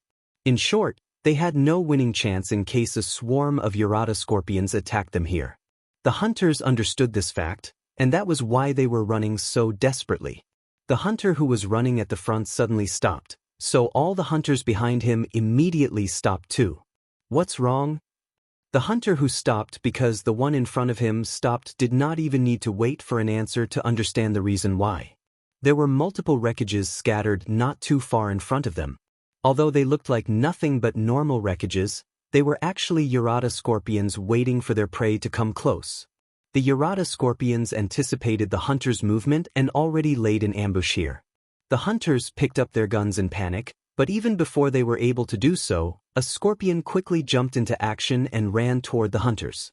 But at the next moment, a gunshot echoed and that monster was sent flying. The hunters immediately turned to where that gunshot came from. It was Akira aiming his CWH anti-material rifle at that monster while still on his bike. Don't stop. Run. The hunters immediately started running again, passing the dead Yarada scorpion that Akira just shot. Akira was able to see the scorpions with the help of Alpha's support as all the scorpions around him were outlined in red. Some of them were camouflaging themselves as wreckages, some of them hid behind the wreckages and some of them were still on their way from afar. He could clearly see their positions and shapes thanks to Alpha's support. Akira did not find any signal from his information-gathering device that indicated the existence of the Yarada scorpions around him. Or at least, Akira could not recognize if there was such a signal. Thus Akira looked confused since it was as if Alpha summoned those monsters out of thin air. There are so many of them around, but why is my information-gathering device not picking anything up? The sensors installed in that information-gathering device do receive signals from the Yarada scorpions. But even if it can receive those signals, it is a whole different story whether it can recognize it as Yarada scorpions or not. It's just like you can see all those pebbles scattered around you, but it's not like you always recognize that those pebbles are there, right? It's not an easy thing to segregate a big amount of information. That would simply drive you crazy. And if you take all of them seriously, you won't be able to differentiate noise from useful information. It would be pointless if you try to compare my powerful information gathering ability and superior information analysis ability with the result from that information gathering device, you know. But if I have to say anything about it, you should be able to notice those scorpions had you retained Elena's setting. So in short, because I changed the setting, I messed up the setting that Elena-san left with it, and so it doesn't work properly, huh? If I have to be honest, then yes, that would be true. But if I have to say anything else, then it just means that you should be thankful for Elena-san's setting. So, it's basically pointless to have a good tool if I can't use it, huh? This shooting skill is basically because of your support too. I really wonder now if I am actually getting stronger or it is just all because of your support all along. As Akira stated his own weakness and berated himself, Alpha smiled and tried to cheer him up. If you have anything to complain about your own strength, then you should work hard to train yourself from now on. But at least I can guarantee you that you're stronger now compared to before you started training. You're right. I'll definitely do that. Akira kept on aiming and shooting at the Yarada scorpions while smiling bitterly. Akira might not realize it himself, but his skill was actually improving at an incredible speed. It was all thanks to Alpha's super effective training. It was the reason why, although he had bad luck, he was able to survive after he encountered 2 swarms of monsters on the same day. But Akira looked down on his own skill. It was because he understood that compared to Alpha's support, his skill was basically not even worth mentioning. That fact had greatly caused him to develop a biased evaluation of himself. People who had absolute confidence in their own skills usually were indeed skilled people. So in contrast, Akira's low self-confidence made him look weaker than how he really was. Because of that, there were children who looked like a completely different person when they were in battle. People used to mistake them as pebbles and stepped on them, just to find out that they were actually closer to landmines. Akira shot down the Urata scorpions one by one. The piercing ammo that he used pierced through their strong exoskeleton and destroyed their nervous system. It then either killed them on spot or at least rendered them paralyzed. But there were still a lot of Urata scorpions there. Akira thought that there was no end to them as he shifted his aim to his next target. But Alpha suddenly said to him, "Akira, that was your last bullet. Do you mean I've already run out of piercing ammo?" "Unfortunately so. Change your gun." Akira quickly changed into his assault rifle while making a grim face. He knew that his rifle was only loaded with normal ammo, so it would be difficult to kill a Urata scorpion using this ammo. He suddenly heard a scream from the hunters. When he quickly glanced at the direction of that scream, he saw Urata scorpions standing in front of the hunters. "Hold on." As Alpha said that, she controlled Akira's augmented suit and moved his body to grab onto the bike. At the same time, his bike suddenly accelerated, passed beside the hunters in front of him, and headed straight to those Urata scorpions. Akira tried to follow the movement of his augmented suit. When Alpha gave him the signal, he quickly leaned his body sideways to make the bike slide on its wheel. He used one of his legs to prevent him from falling over, as he slid on his bike and slammed its wheels onto the Urata scorpions. Alpha accelerated the bike when its wheels got in contact with the scorpions and sent the scorpions flying into the air. One of the scorpions that were sent flying crashed into wreckage not too far from Akira. Although it did not kill it, it was enough to stop it from moving for the time being. While the other scorpion was sent flying upward. Akira got off his bike and kicked the scorpion as it fell back to the ground with his augmented suit enhanced strength. That scorpion was blown away on its side and bounced further away as it landed onto a wreckage. The other hunters were dumbfounded watching such a scene unfolding right in front of their eyes. Akira then shouted at them, "Go! Now!" The hunters got back to their senses and started running again. More and more scorpions joined the swarm that was chasing Akira and the hunters. As the other hunters were running away, Akira protected their back as he carried 2 rifles and showered the monsters with bullets. But as expected, the normal bullet could not do much damage on the scorpion's exoskeleton. Due to Alpha's accuracy support, Akira was able to land multiple shots at the same spot on Urata scorpion's hard exoskeleton, which eventually destroyed that exoskeleton and injured them, thus slowing the scorpions down. But even if he managed to kill some of them, it was only enough to slow down the whole swarm. That thing is freaking hard. And there is no end to them. This is getting pretty bad. In contrast to Akira, who started panicking, Alpha was still calm. But even so, she suddenly made a decision that fit the situation. It might be a good idea to consider abandoning the other hunters behind and heading to the temporary base soon. That's a little bit, can we ask for rescue from the HQ instead? Those hunters already did that while running, you see.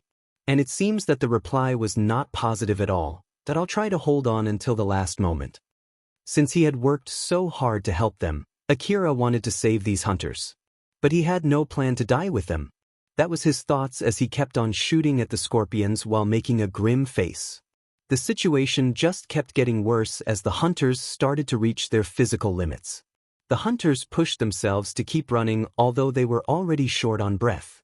While on the other hand, the scorpions did not show any sign of exhaustion as they kept closing in. It was only a matter of time before the scorpions reached them. This is not good at all. Tell the hunters to hole up in the building near them and wait for rescue from the HQ. If we're lucky, we might be able to survive this swarm. There's no other way, huh? Do you have any recommendation about which building should we pick? Let's see, how about that? Oh, there's no need to do that anymore. When Alpha was about to point at a building near them, she suddenly turned and pointed at the direction of the temporary HQ. As Akira turned to that direction, he could see multiple armed vehicles heading towards him. Akira then moved his bike aside to make a way for them. After those vehicles passed Akira, they scattered the scorpions away with their huge guns. Explosive warheads showered the scorpions and quickly turned the whole swarm into minced meat. The armed vehicles then continued to decimate the rest of the scorpions as they headed straight to the deeper part of the ruin. One of the armed vehicles stopped beside Akira. A guy then came out from it and said to Akira, "Are you number 14? "Yes, why?" "I'm the captain of Kagomayama Defense Squad. We're here by the request from HQ. Give me your rental terminal." Akira handed his rental terminal to that man. "All right. With this, your job has ended. You can go back home now." "Wait for a second. What's happening here?" "The ruin is flooded with Yarata scorpions. So we're here to eradicate those scorpions. There's a good chance that a big nest is around here somewhere, and it seems that the exploration around this area has stirred up the nest. I heard that they're re-sweeping the area around the construction site now. The HQ is trying to identify the location of that nest from the information terminals that they lent to the hunters, but it seems that a lot of hunters were killed, you see. So it seems like they're having a hard time pinpointing the number and the locations of the nests because of the lack of information. They also told us to retrieve the terminals from the dead hunters too. In any case, do you want to help us collect the terminals? You came all the way here escorting those hunters, so you're a pretty good hunter, aren't you?" Akira shook his head and refused. "No thanks. I thought I came here with plenty enough bullets, but I'm all dry now. I simply don't have enough resources right now. I'm not even sure they would cover for the ammo that I spent, you know." That man laughed lightly at Akira's complaint. "That's too bad. You should at least make a contract to make sure that they would cover for your ammo next time. Later then, kiddo." After he said that, the man went and joined with the rest of the armed vehicles. Akira looked at the other hunters. It seemed that they were talking with the people from the other armed vehicles. Akira could not hear what they were talking about, but Alpha could as she used the information-gathering device to analyze the faint voice that reached it. It seems that they asked for a ride to the temporary base but got refused. "It has nothing to do with us, so let's just go ahead and go back home." "All right."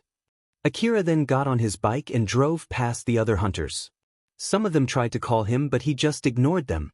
The other armed vehicles continued deeper into the ruin after taking the rental terminals from the hunters. The hunters that were left behind could not help but grumble. "That boy in the defense squad won't even give us a ride. There's no helping it. Let's just go back home now."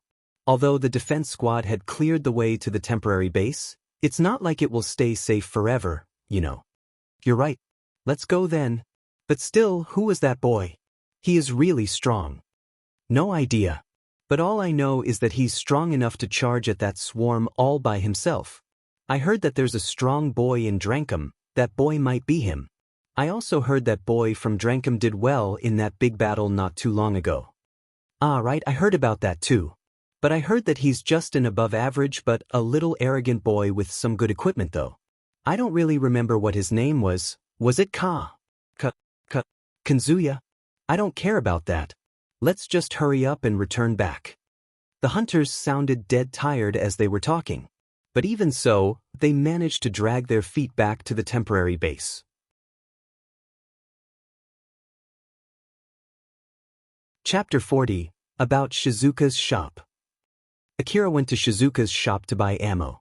But as he placed his order, Shizuka looked at him surprised and asked with a puzzled look, "Akira, you're buying a lot of ammo this time. Are you planning to use these anytime soon?"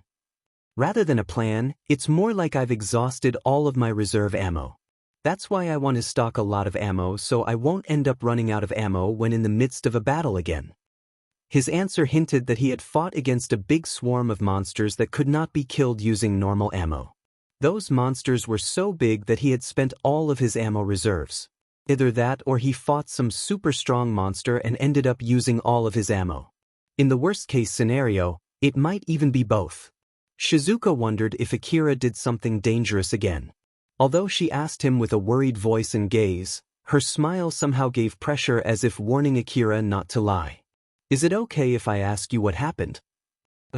When I took the request to help the forward base construction in Kuzuhara Ruin, I met and fought with a lot of Urata scorpions. Akira explained everything to Shizuka without trying to hide anything. Since Akira explained it without making any suspicious behaviors, Shizuka thought that there was nothing to worry about and patted her chest in relief. In reality, Akira actually was in such a dangerous situation that he even thought of abandoning the hunters that he had saved. But with that being said, he knew that he could easily escape if he just abandoned the other hunters, and not to mention that the other hunters were also saved in the end. So he thought that it was not so dangerous and left off some details from his story. Thanks to that, Shizuka could not tell that Akira actually had a brush with death. Because of that, I could not use my usual H-rifle's ammo, you see. That's why I thought that I should stock up piercing ammo. Shizuka felt relieved and smiled gently at Akira.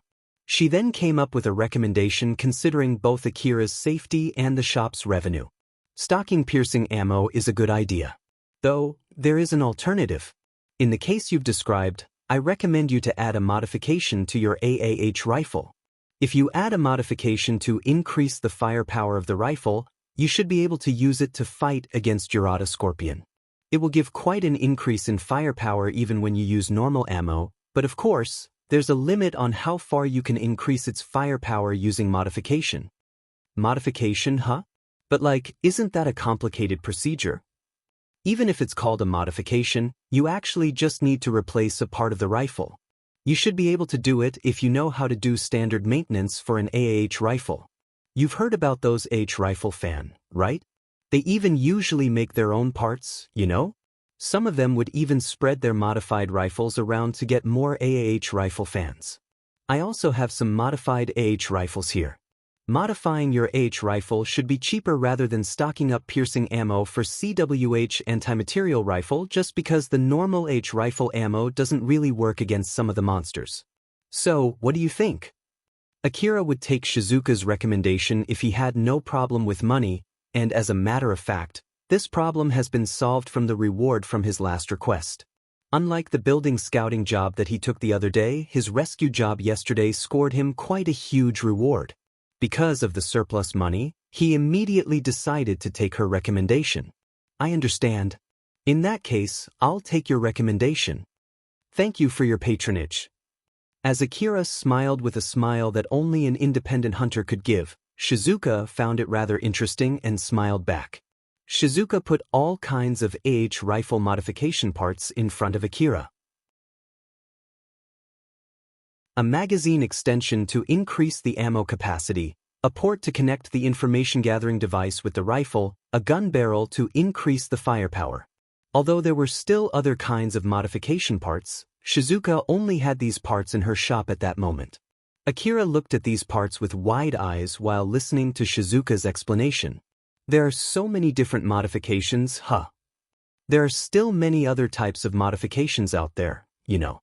Some of them don't even look suitable for AAH rifle. Although it would be cheaper just to buy a new gun, those H rifle fans would forcefully attach those parts to their H rifle. I guess those people are really zealous. So there are even those kinds of parts too. That aside, about this gun barrel to increase firepower, I wonder how much increase it would give when I use normal ammo. It'll give quite an increase, you see. It would even lessen the kickback too. Although, to be honest, I don't really understand the reason behind it and the kind of technology it uses.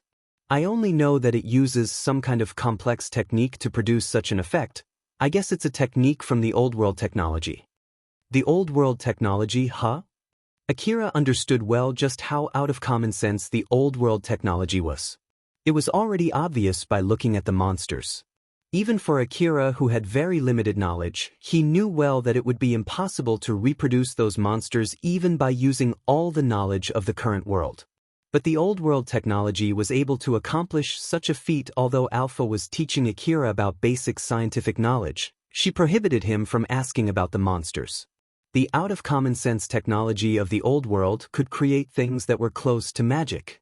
If Akira wanted to understand the knowledge behind it, he would need to spend his whole life studying. That was why Alpha told him to not think about it for now.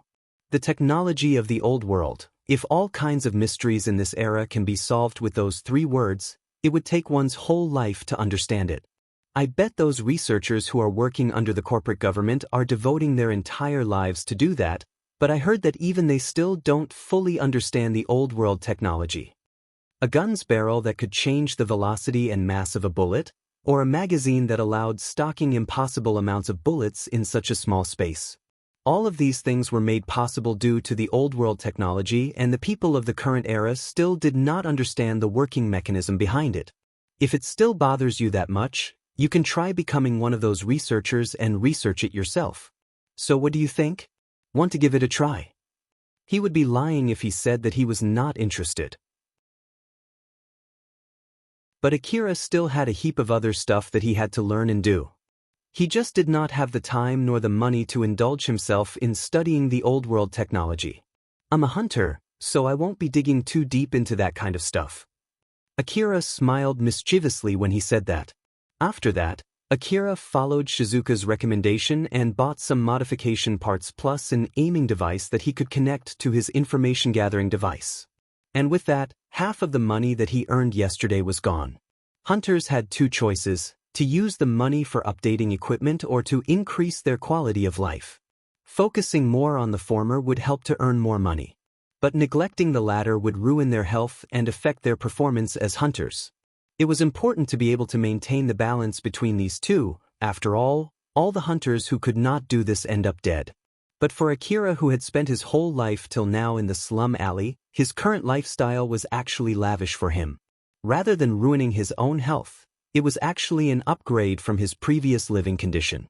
So even if he splurged on equipment, it would not disturb his balance. Suddenly, Akira could hear Elena's voice from inside the shop. "Shizuka, come here for a bit." "Akira, wait for a sec here, okay?" Shizuka just smiled at Akira before she went to the back room. Akira waited for Shizuka while making a puzzled look. Not too long after that, he could hear Elena's panicked voice and Shizuka's voice, which sounded like she was teasing Elena. "Akira is here." "Yep. And remember that you did promise him to show it when it arrived, right? So let's go." "I never said yes to that. You went and made that promise without my permission, didn't you?"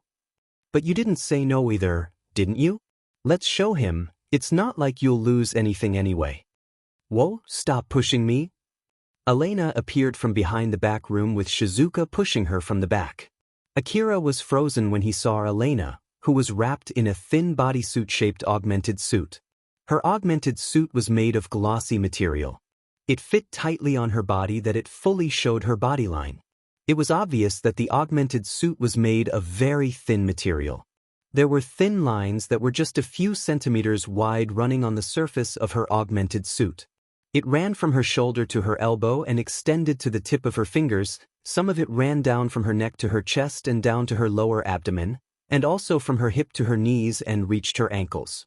Seeing Elena wrapped in that thin body-tight augmented suit which showcased her bodyline in a suggestive way, Akira could not help but to remember the naked Elena's image that Alpha reconstructed using the data left inside his information-gathering device. Elena's image from back then was so breathtaking that it was enough to make Akira lose his cool.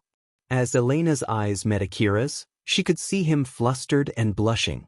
Because of that, her face started turning red too. Shizuka, who was the only person who wasn't flustered, smiled teasingly as she explained about Elena's augmented suit. The augmented suit that Elena is using is the B3CSD augmented suit. Unlike Akira's augmented suit, this augmented suit is not equipped with exoskeleton support. It might be all baggy before being turned on, but once you turn it on, it will fit tightly on its user's body. Because of that, it would feel like it's not even there and it won't disturb the user's movement. It has enough air permeability that the user would even be able to feel the breeze as if it was blowing directly over the user's skin. And of course, it also augments its user's physical power too. Just like Shizuka said, Elena felt like she was actually naked. Although she did not feel cold nor hot because of the temperature control function in the augmented suit, she could feel as if the air was blowing directly on her skin. It felt like she was walking naked had she not confirmed that she was actually using an augmented suit. Her augmented suit was so baggy earlier, but it completely shocked her as it fit tightly on her body when she turned it on. Elena knew that her augmented suit would show her body line. So she still couldn't believe that she came to meet Akira with her augmented suit on. Elena glared at Shizuka while still blushing. "Shizuka, this thing is just too much, you know?" Although a hunter with a powerful physical ability was glaring at her, Shizuka could not feel the pressure from her glare at all because Elena was flustered and still blushing. Thus Shizuka could maintain her smile as she replied, "I want you to still use an armor if it's possible. I picked this augmented suit since it would be hard to operate your information gathering device if it has baggy gloves, right? I wouldn't want your augmented suit to become an obstacle when you're using your information gathering device. That's why I picked an augmented suit that you can use comfortably and can be used along with your information gathering device. I also considered your request for an augmented suit that enhances your physical strength and it can be finely adjusted by yourself. You don't like it?" Elena could not argue back. Her augmented suit fulfilled all the requirements which she originally thought to be a bit impossible. So she had no complaints about it. To be honest, I thought it would be impossible to get an augmented suit with all of those functions with my budget, you know?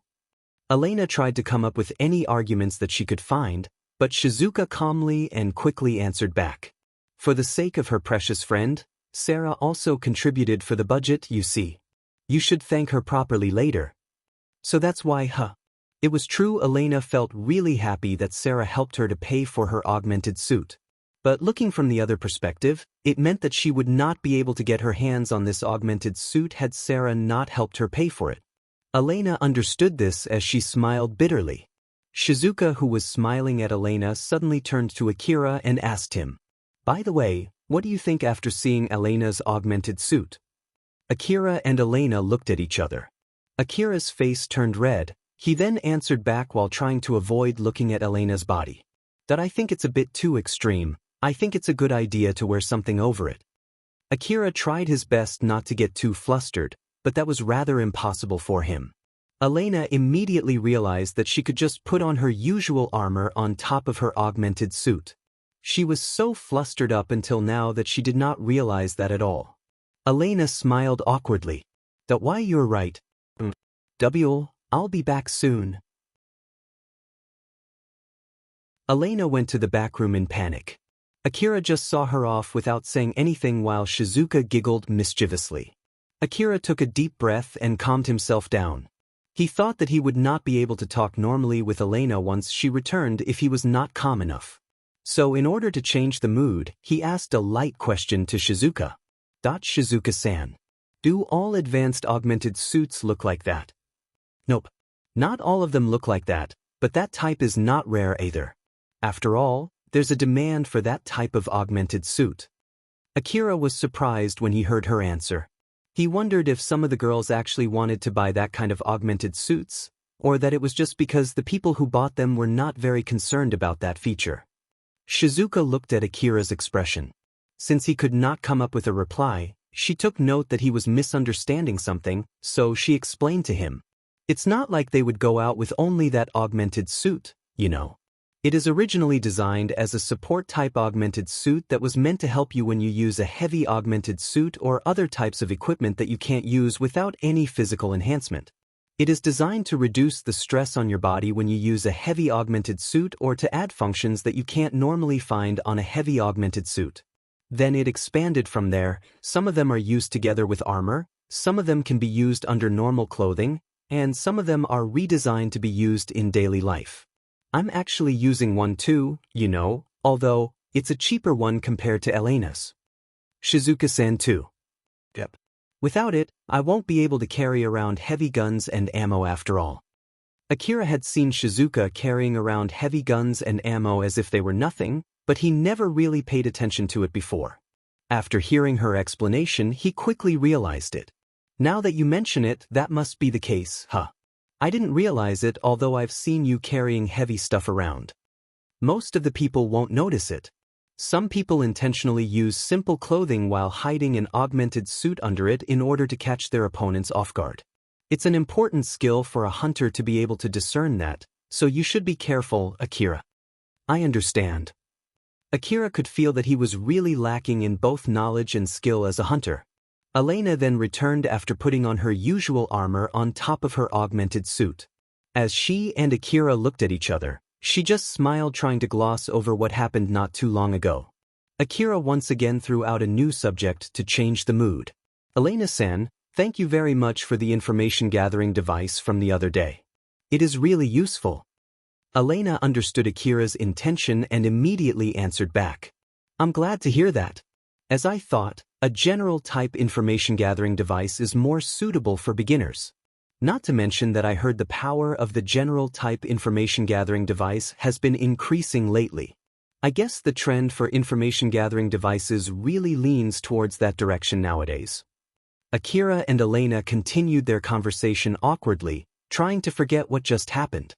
Shizuka was just silently watching them while enjoying their reaction. Akira borrowed a car from the rental shop and was traversing the wasteland. Alpha, how long before we arrive? At this pace, we should arrive there in about 30 minutes. That's it. So then, Alpha, why are you in that uniform? Alpha, who was sitting in the assistant driver's seat, was wearing a maid uniform. It looked very non-practical since it focused only on aesthetics. It was made of glossy, luxurious fabric with a snow-white apron above it, and it had zero skin exposure below the neck.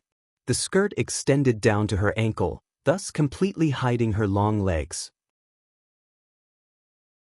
It had long sleeves that covered her arm, and her hands were wrapped in snow-white gloves. Alpha looked graceful and refined. She then let out a bewitching smile. Oh my, do you want me to put on something else instead? If you have any request, I'll change to any dress you want, you know. Well, it's not like I have any request though. It's just that I feel like you always use dresses that don't fit the wasteland, you see. So I'm just curious why you always do that. The reasoning behind my dresses, huh? You can say that I have a lot of reasons behind it, but you can also say that I'm just picking dresses randomly. A lot of reasons, huh? Akira remembered the other day when Alpha was using a provocative swimsuit in the middle of a request. Although it was better compared to when she was naked every time she took a dip in the bath together with him. Unlike in a bath where it was to be expected to get naked, wearing a swimsuit in the middle of the wasteland in a normal condition was completely abnormal. Thus he could not help but get distracted by it. Well, I guess it's still better than a swimsuit, huh? Alpha might change into something worse if Akira prodded too much. That was why he decided to not pursue that subject. It might be a little bit too late asking about this, but is this vehicle really okay? A wasteland vehicle for hunters usually has guns attached to it, but this vehicle has no guns, you know?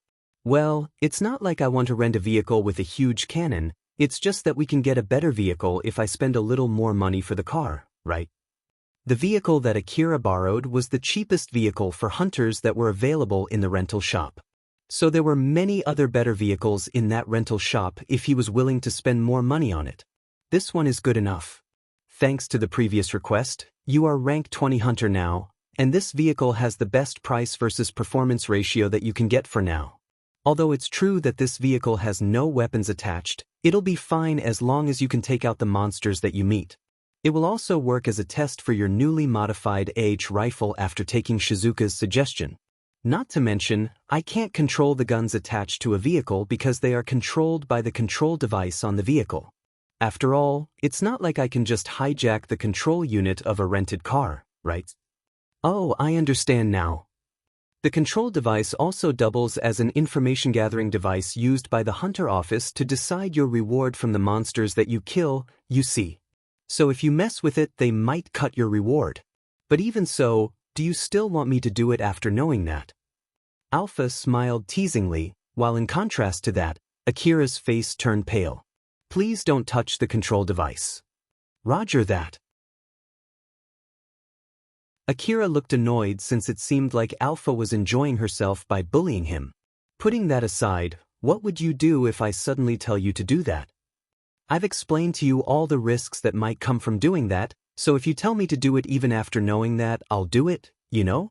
Like when you saved Elena and Sarah, I've told you to stop but you still decided to help them and I still gave my support to you when you did that, remember? And also when a big swarm of monsters came out from Kuzusuhara Ruin, I told you not to go but you said that you would go even if you had to go alone on foot, but even so I didn't use the augmented suit to forcefully stop you and I even gave my support too, right? I always try to respect your will, you see? That's why, Akira, you should think carefully before deciding on something, okay? Ah, you're right. As Alpha gave off a pressuring smile to Akira, he thought that he should not have asked while making a stern face. They continued talking while heading to their destination. Akira, who was bothered by the content of his request, this time suddenly asked Alpha. By the way, the request that I took this time is a normal monster hunting request. But it seems that I can still get the reward if I just submit the scan information that I collect around the destination area even if I don't kill any monsters, right? But it's a monster hunting request, so why is that? It'll be used as data for monitoring the monster distribution in the area. I think they'll send an eradication team if they find an area with a lot of monster signals. So it's basically a reconnaissance request, but since they don't know the exact location to send the hunters, they also combined it with an extermination request for convenience. Basically, you won't get any money if you just waste your time loitering around the city, but you can get some money if you loiter around a bit further away from the city, you see. Akira thought that it was something interesting, thus he continued asking about that matter. Doesn't that mean that the hunters can just run around in the wasteland in a high-speed vehicle without fighting any monsters and still get money? Some hunters do that too.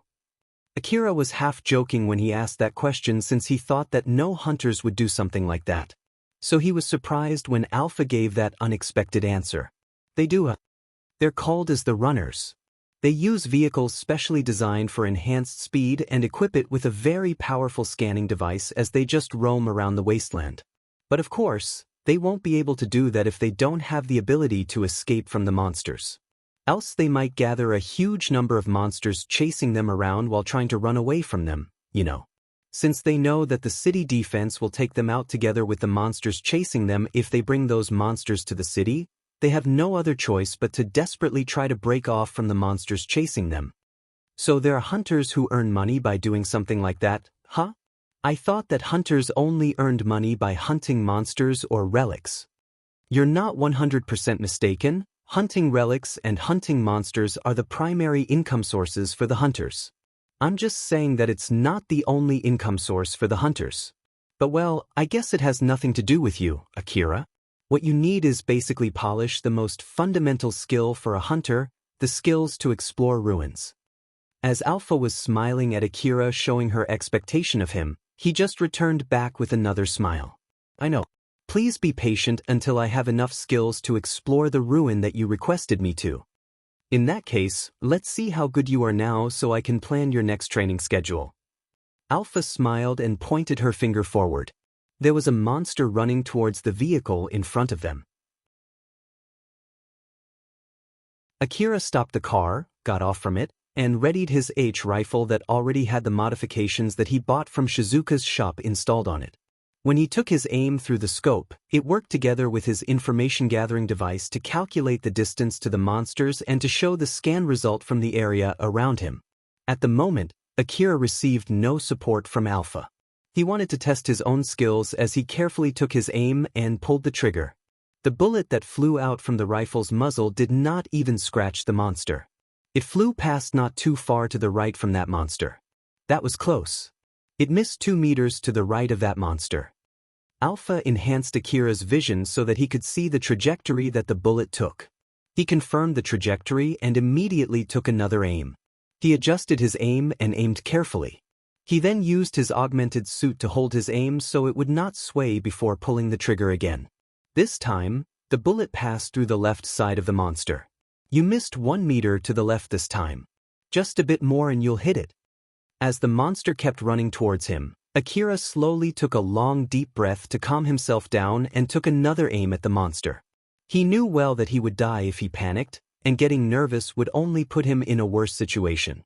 He kept himself calm and aimed carefully before pulling the trigger again. This time, the bullet hit the monster. But it did not hit the weak point of the monster, nor was it able to deal severe injury. It was only enough to stagger the monster as it continued charging towards him. Akira kept trying to snipe the monster continuously. Although all of the bullets that he shot hit the monster, he was not able to stop it. The monster was already in a dangerous distance from him. Akira lightly sighed as he changed his stance from sniping to just standard shooting. He changed the rifle's mode from semi-automatic to fully automatic. He sacrificed precision for damage as he shot out countless bullets with enhanced firepower thanks to the modification that he had installed on his rifle. It was no longer important to aim for the monster's weak points. Akira now just showered the monster with bullets and slaughtered it, without giving it any chance to escape. Akira thought back. With Alpha's support, this fight would have ended with the first shot. He cursed his own weakness and lack of skills. As I thought, most of my shots missed. What should I do to be able to shoot accurately as if you're helping me? My extremely accurate aiming is based on a complicated trajectory calculation with my superior processing ability. That's why even if I teach you how I do it, it won't help you much. So just try to imagine the TP line that I usually show you before you shoot. I'll train you hard until you can make an accurate judgment of the bullet trajectory. But that aside, you're actually getting better, I can guarantee you that much. So be patient and let's keep doing our best. Seeing how Alpha smiled when she said that, Akira decided to trust her. After all, it was not like he could do anything about it even if he doubted what she just said. I know. Well, if it's that easy, I guess people won't be having a hard time like this, huh? Yep, that's true. So let's patiently polish your skill. Akira changed his gear, returned back to his vehicle and drove to his destination, leaving the dead monster corpse behind.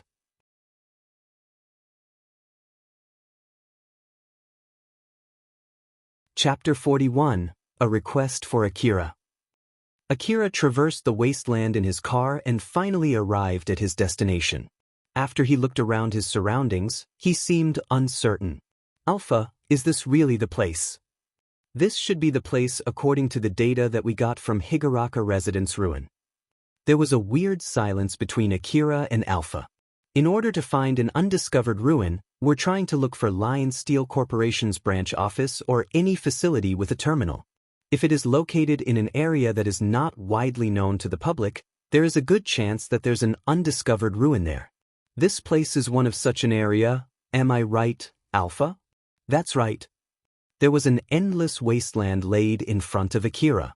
Buildings that were abandoned would slowly become decrepit before crumbling down. The wind and rain would then shave the debris into fine particles.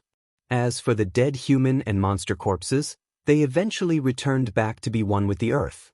Then new life would bloom out from where they were. However, only small traces of civilization were left in this place. It was too barren to be called as a ruin. That I guess I got my hopes up too high. But it's only to be expected though.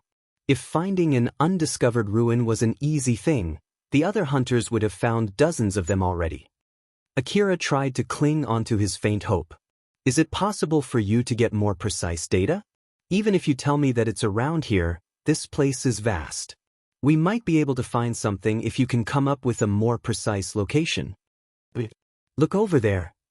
When Alpha pointed her finger towards a location that she extracted from the dataset, Akira quickly turned towards that direction. With his vision that was enhanced by her support, he was able to see an arrow that was pointing at a specific location. But unfortunately, it was pointing at an empty space. Akira tilted his head when he saw where the arrow pointed to. Are you telling me that there's a building with some kind of optical camouflage over there? Oh, all right then. This one is a bust. Let's go to the next one. Alpha answered immediately in a fashion as if she was trying to just gloss it over. Akira found that a bit funny as he smiled bitterly. It was not like Akira was blaming Alpha. Even old-world cities that spanned over a very wide area could not resist the might of time and had turned into a barren wasteland. The so-called ruins were basically nothing more but a part of those cities that, for some reason, were able to withstand the withering of time and were preserved till now. They were exceptions but not the rule. Akira and Alpha just left that place and headed to the next one. They then checked all the places that they could extract from their data, but they did not find anything interesting. Akira could not help but let out a sigh since he kept finding the arrows pointing at empty spaces. Frustration kept piling every time he headed to a different place. His motivation was slowly shaved and his original expectation was crushed. Looking at the discouraged Akira, Alpha tried to cheer him up with a bright voice. "It's all bussa. What do you want to do now? Want to stop looking for an undiscovered ruin and go back to exploring already discovered ruins? Those data are also useful even in an already explored ruin. It might help to navigate through confusing areas or dangerous places. With that data, we might even be able to find undiscovered hidden places filled with untouched expensive relics, you know." Akira hesitated before answering back. "That I think I'll stay looking for this undiscovered ruin for some more time. Since we got that data, I want to make use of it as much as possible. Alright, I hope we hit a jackpot in the next place." "You can say that again. Although it would totally suck if it's overrun with monsters." Well, no one knows the number and type of monsters roaming in an undiscovered ruin. They're called as undiscovered ruins because hunters haven't discovered them, so there's no information about the monsters that roam there. If there's a monster that you can't handle, then you have no other choice but to give up on it. So I hope there will only be monsters that you can easily handle. About that though, can I rely on your support to evade fighting them? Of course I'll help you, but there's no guarantee that you'll be completely safe. I can only give you my best support in the Kuzusuhara ruin. I can't give you the same level of support in another ruin. I've told you about that too, remember? Akira's face turned grim. "Ah, you're right. I remember it now. To be more precise, my detection ability will fall outside Kuzusuhara ruin and there's a limit on how much the information gathering device can supplement my detection ability. The monsters might even be able to discover you before you discover them. You can't explore the other ruins as easily as when you're exploring the Kuzusuhara ruin." "I understand, I'll be careful." Alpha's support was the reason why a child from the slums such as Akira could survive in the ruins. Akira understood that well. That was why he tensed up, knowing that Alpha's support would drop outside the Kuzusuhara ruin. Alpha then continued. "And also, even if you find an undiscovered ruin, it's not like you can bring the rental vehicle to explore that ruin. After all, there's a possibility that other hunters can find out the location of that newly found ruin from the route history of the vehicle. And it won't be strange for them to sniff the existence of an undiscovered ruin by checking the vehicle's record if you stop the vehicle in one place for an extended length of time and linking it to a big relics sale of its borrower not too long after that. So my only choice is to go there with my own vehicle. But borrowing a vehicle is the best that I can do for now. There's also the problem of your parking spot once you buy one. You're still living in an inn after all. So you'll need to rent a house with a parking lot first before buying a vehicle, and if you have some extra money, it'll be a good idea to install a wide-range information gathering device on it too. With that, you'll be less likely to be tailed by other hunters and you'll be able to avoid the monsters also." And just when exactly would I have enough money for all that? Working as hunters really needs a lot of money. But in the end, it will still be a gamble whether all the money that I spend on the equipment was worth it. Reminded by how hard was working as a hunter, Akira let out a sigh. Alpha then smiled at him, trying to cheer him up.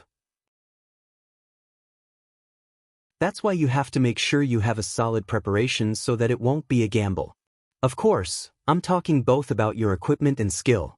Moreover, you have my support too, so it'll be alright. It has been like that up until now, hasn't it?" Akira looked back into his memories and noticed that it was indeed true, thus he was finally able to get over it and lightly smile. "You're right. I'll be counting on you. Just leave it to me." Alpha gave a confident smile to Akira. Akira had been gambling since the day he met Alpha. As a hunter where he had to gamble using more than his own life, he had been winning all his bet. But there was no guarantee that it would continue from here and on. As Akira and Alpha continued to roam the wasteland in search of undiscovered ruin, they also continued to find empty spaces. Akira thought that he should head back to the city soon, so he decided that the next place will be the last stop before returning back to the city. The last place he checked was also a vast empty wasteland, but there was a cluster of completely buried debris in a certain area not too far from there. As Akira thought, it was another bust. He asked Alpha to reconfirm the location from the data as she had always done. Alpha, do that thing again, please. It's over there. Just like usual, Alpha used the data as a reference and pointed at the direction of the location. Akira then could see an arrow pointer with his enhanced vision. Akira was surprised when he saw the arrow. It was pointing below the ground. Underground. That seems to be the case. Akira scanned his surroundings one more time, but he did not find anything that resembled an entrance to the underground. Is there any gate mentioned in that data?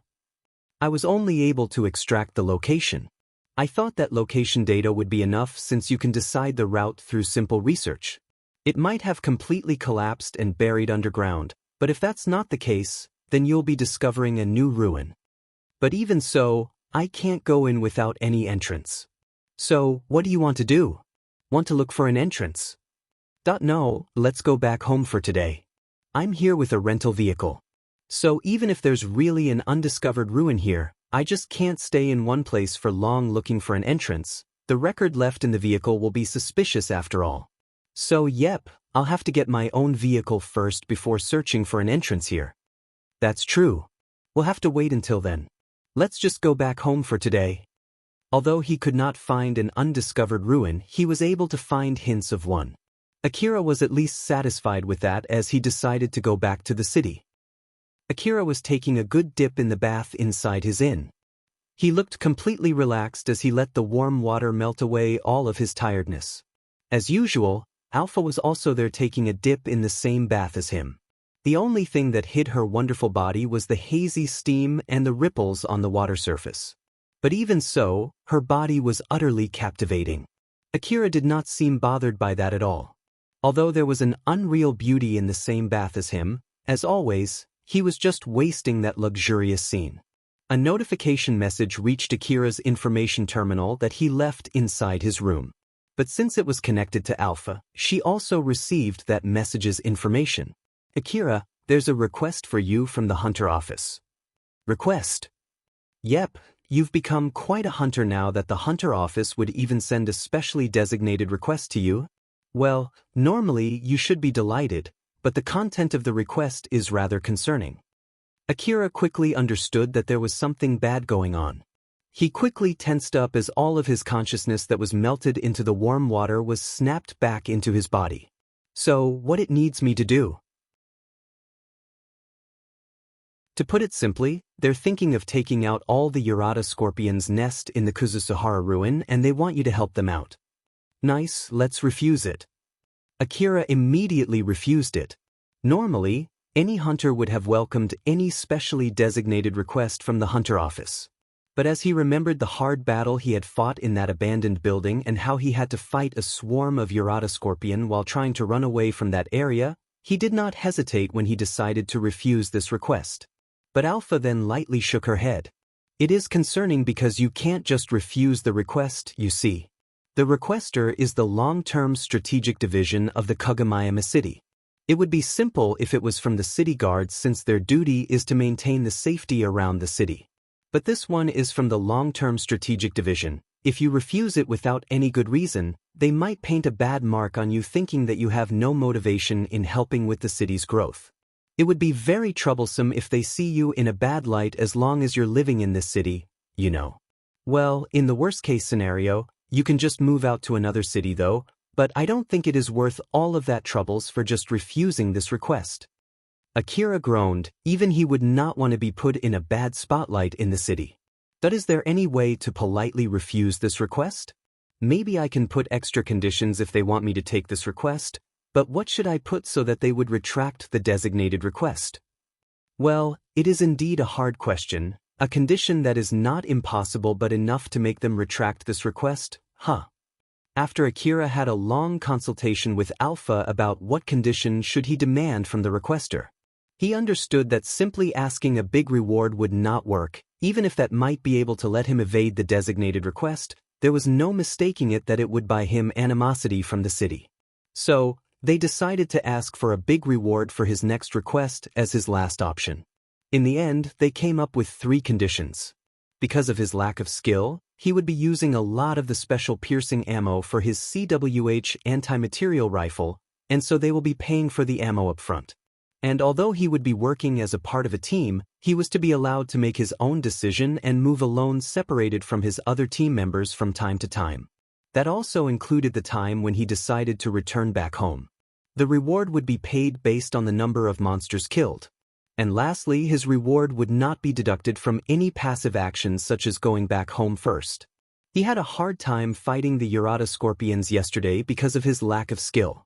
Thus, he would not take the request unless he was entitled to get this much exemption. This was what he added to his reply mail before sending it. I wrote a lot of stuff there, but I wonder if I've asked too much. Akira could not take back his reply mail since he had already sent it, so it was a little worried. Alpha smiled at him to calm him down. It can't be helped. If it was too easy, then they would just accept your conditions. Let's just hope that they would retract their request without getting too angry. Akira let the warm water take over his body as he wished for this matter to be resolved peacefully. The next morning, Akira was shocked when he read the message that reached his information terminal. You got to be kidding me. All the conditions that he put out for the Urata Scorpion's nest cleaning request were accepted.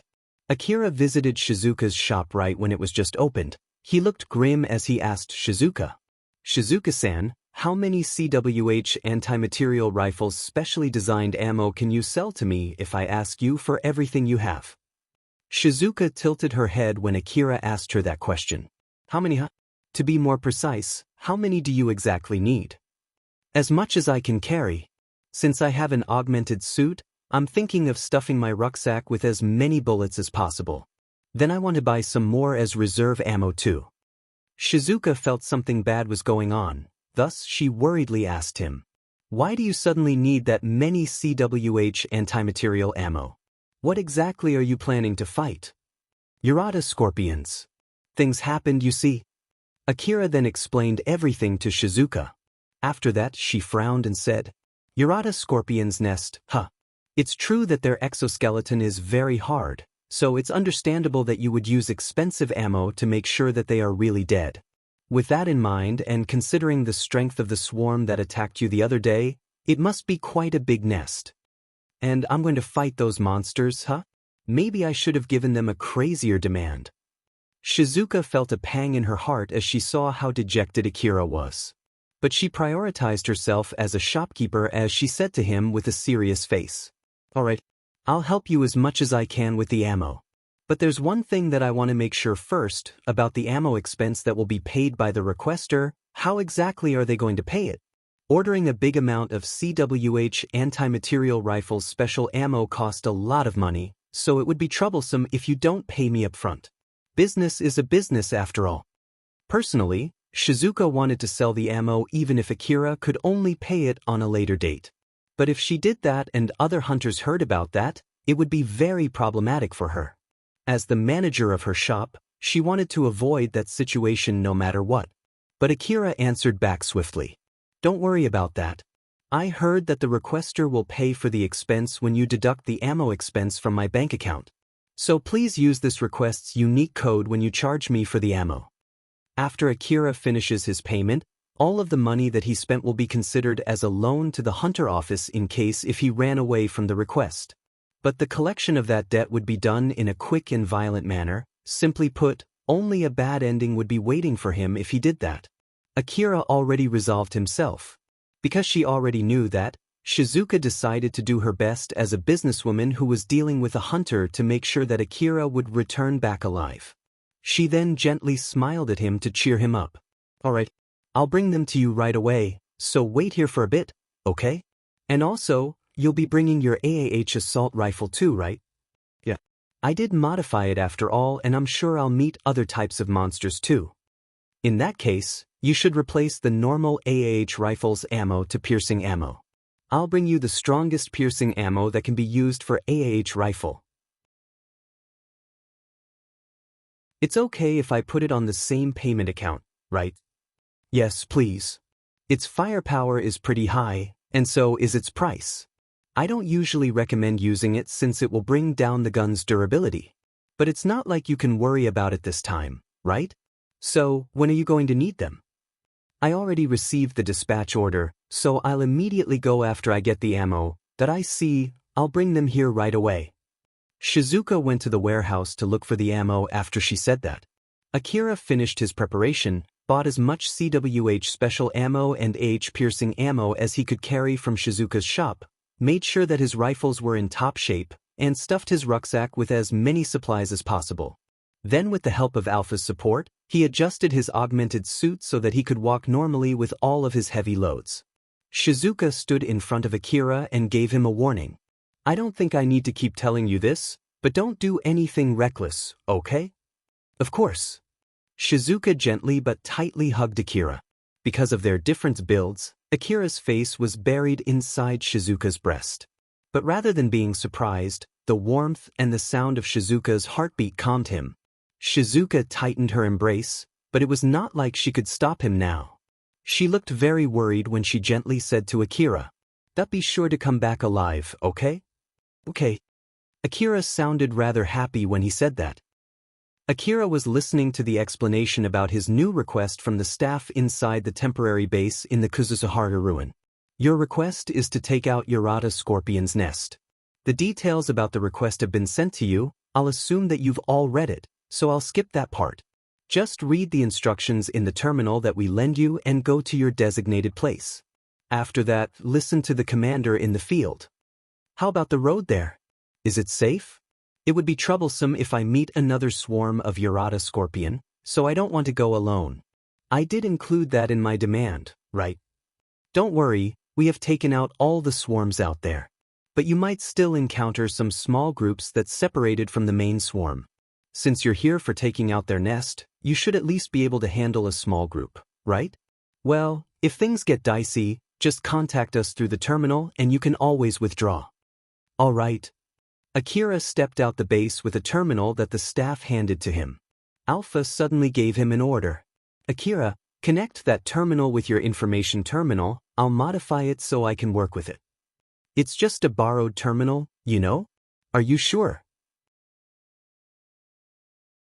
Akira did not mind if Alpha wanted to hijack or even falsify the data inside his information terminal. But he hesitated to allow her messing with a borrowed terminal. So he could not help but ask her with a puzzled look when she told him to connect his information terminal to that borrowed terminal. Alpha smiled to assure him. It's all right. It's easier to use one's own information terminal, so of course, I rather use that one.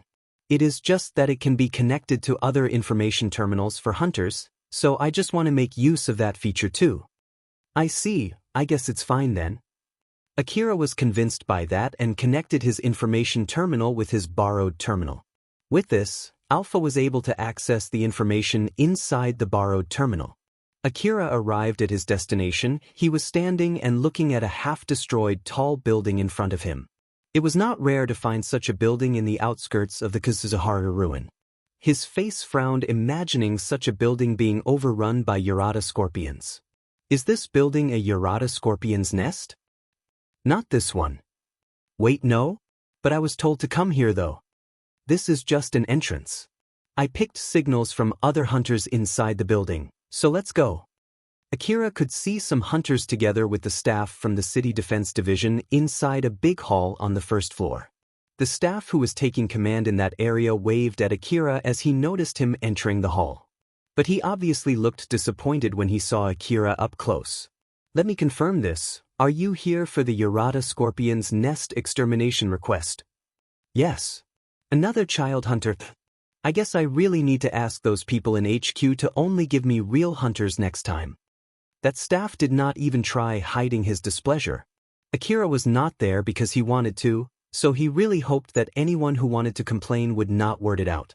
But he also understood that it was not like that staff asked for him either, so Akira tried to just ignore his spicy remark. Well, that's fine. You want to join the defense team or the exploration team? Please assign me to the easier one. His answer made that staff flare up as he glared at Akira. Are you fucking kidding me? Akira's face turned stern as he firmly replied back. I'm being serious here.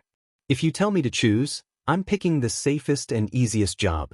But I don't know which one of those two is easier, that's why I'm asking you as someone who knows the current situation here. That staff kept glaring at Akira, but since Akira glared back at him without even flinching back, that staff changed his stance and mocked Akira. Humph, very well. I'll leave you with the defense team. You just have to guard the buildings and points that we have taken control of. It's an easy job that children like you should be able to do. That staff operated his information terminal and started processing Akira's assignment. He was obviously annoyed when he saw the data that he read from Akira's borrowed terminal. Name, Akira. Hunter rank 20. That's pretty high for a small kid like you. Do you have another hunter behind you that you're piggybacking? I'll leave that to your imagination. He was extremely annoyed by Akira's apathetic attitude. But since he just finished processing Akira's assignment, he decided to stop thinking about it. Humph, your station will be in the defensive point number 14. The location should be shown in your terminal. So there, now go. Roger that. Akira then left that place.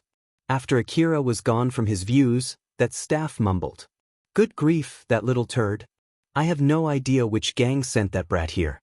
But I really wish they would send his guardian hunter too when they send a brat like him for a request like this. I bet he has nothing interesting in his record anyway. He then used his information terminal to open the Hunter Office website to see the hunter-related information about Akira. Although it did not show Akira's history, it did not take that much of tweaking around to open the history page that he normally should not be able to see.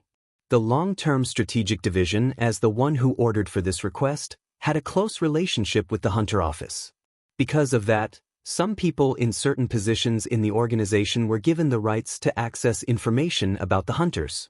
Some hunters hid the requests that they failed and only showed the requests that they had succeeded. The city staff found such a thing so many times in the past as they laughed at those hunters. He mocked Akira since he thought that it must also be the case for Akira.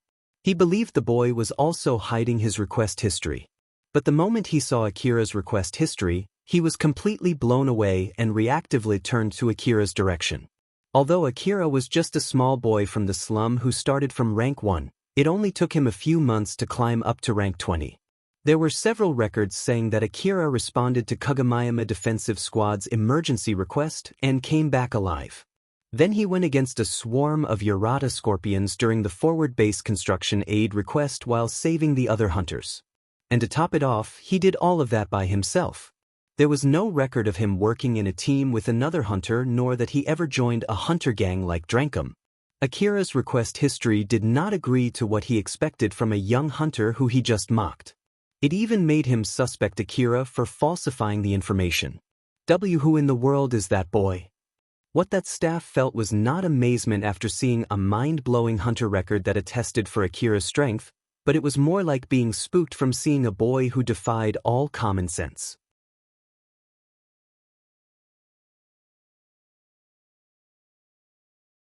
Chapter 42, The Children of the Defensive Point 14. With Alpha's help, Akira could see an indicator in his vision guiding him to his station in the defensive point number 14.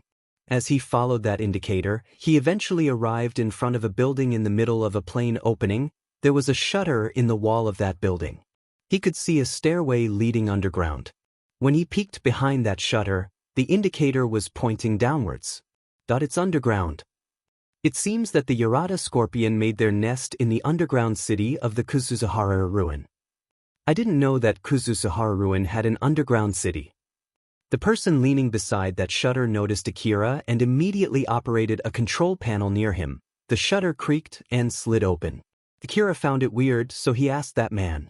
This shutter is also an object from the old world, right? How did you move it? This one can be opened and closed with a button, you see. Although, we still need an expert hacker to be able to control it. But then again, it's an old-world relic made using old-world technology, so it's not like having an expert hacker guarantee that you can take control of the control panel. Since we are on that note, be sure not to mess with the control panel that you find in the underground. In the worst-case scenario, it can trigger an alarm and this place will be overrun with monsters in no time. Get in, I need to close it again quickly. The shutter shut after Akira stepped through it.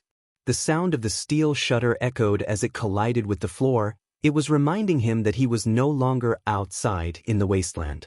When Akira walked down the stairs, he suddenly stopped as he saw a huge load of explosives lined up in front of him. The man from before noticed Akira's expression, so he explained. Those explosives are just insurance in case anything bad happens.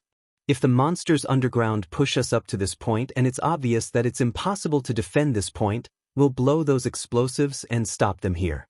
Don't worry, it won't explode if you step on it, though don't kick or step on them on purpose, okay? Akira looked stern and glared at that man. What will happen to us in that case? The man laughed as if he was joking. If you guys do your job properly, then you guys will be either dead or have fully withdrawn from the underground by then. Work hard if you don't want to be among the former. Akira sighed and continued walking deeper into the underground where the gathering place was located. Although that man said it as if he was just joking, Akira knew that he was serious. The underground city was illuminated by lightings installed by the people who went down there before Akira. It showed its real appearance after being warped in total darkness for years. Ruins of crumbled shops piled up over one after another. This showed that it was once a bustling place filled with people. But instead of people, it was filled with monsters right now. The underground city consisted of complex hallways filled with monsters. It caused the underground exploration to be extremely difficult. The people who had explored first had cleared and installed illumination in certain points in the underground. Although they were able to secure those areas, the underground was still more dangerous compared to the surface above. As Akira was walking past the already secured hallway, Alpha explained to him the details of the request.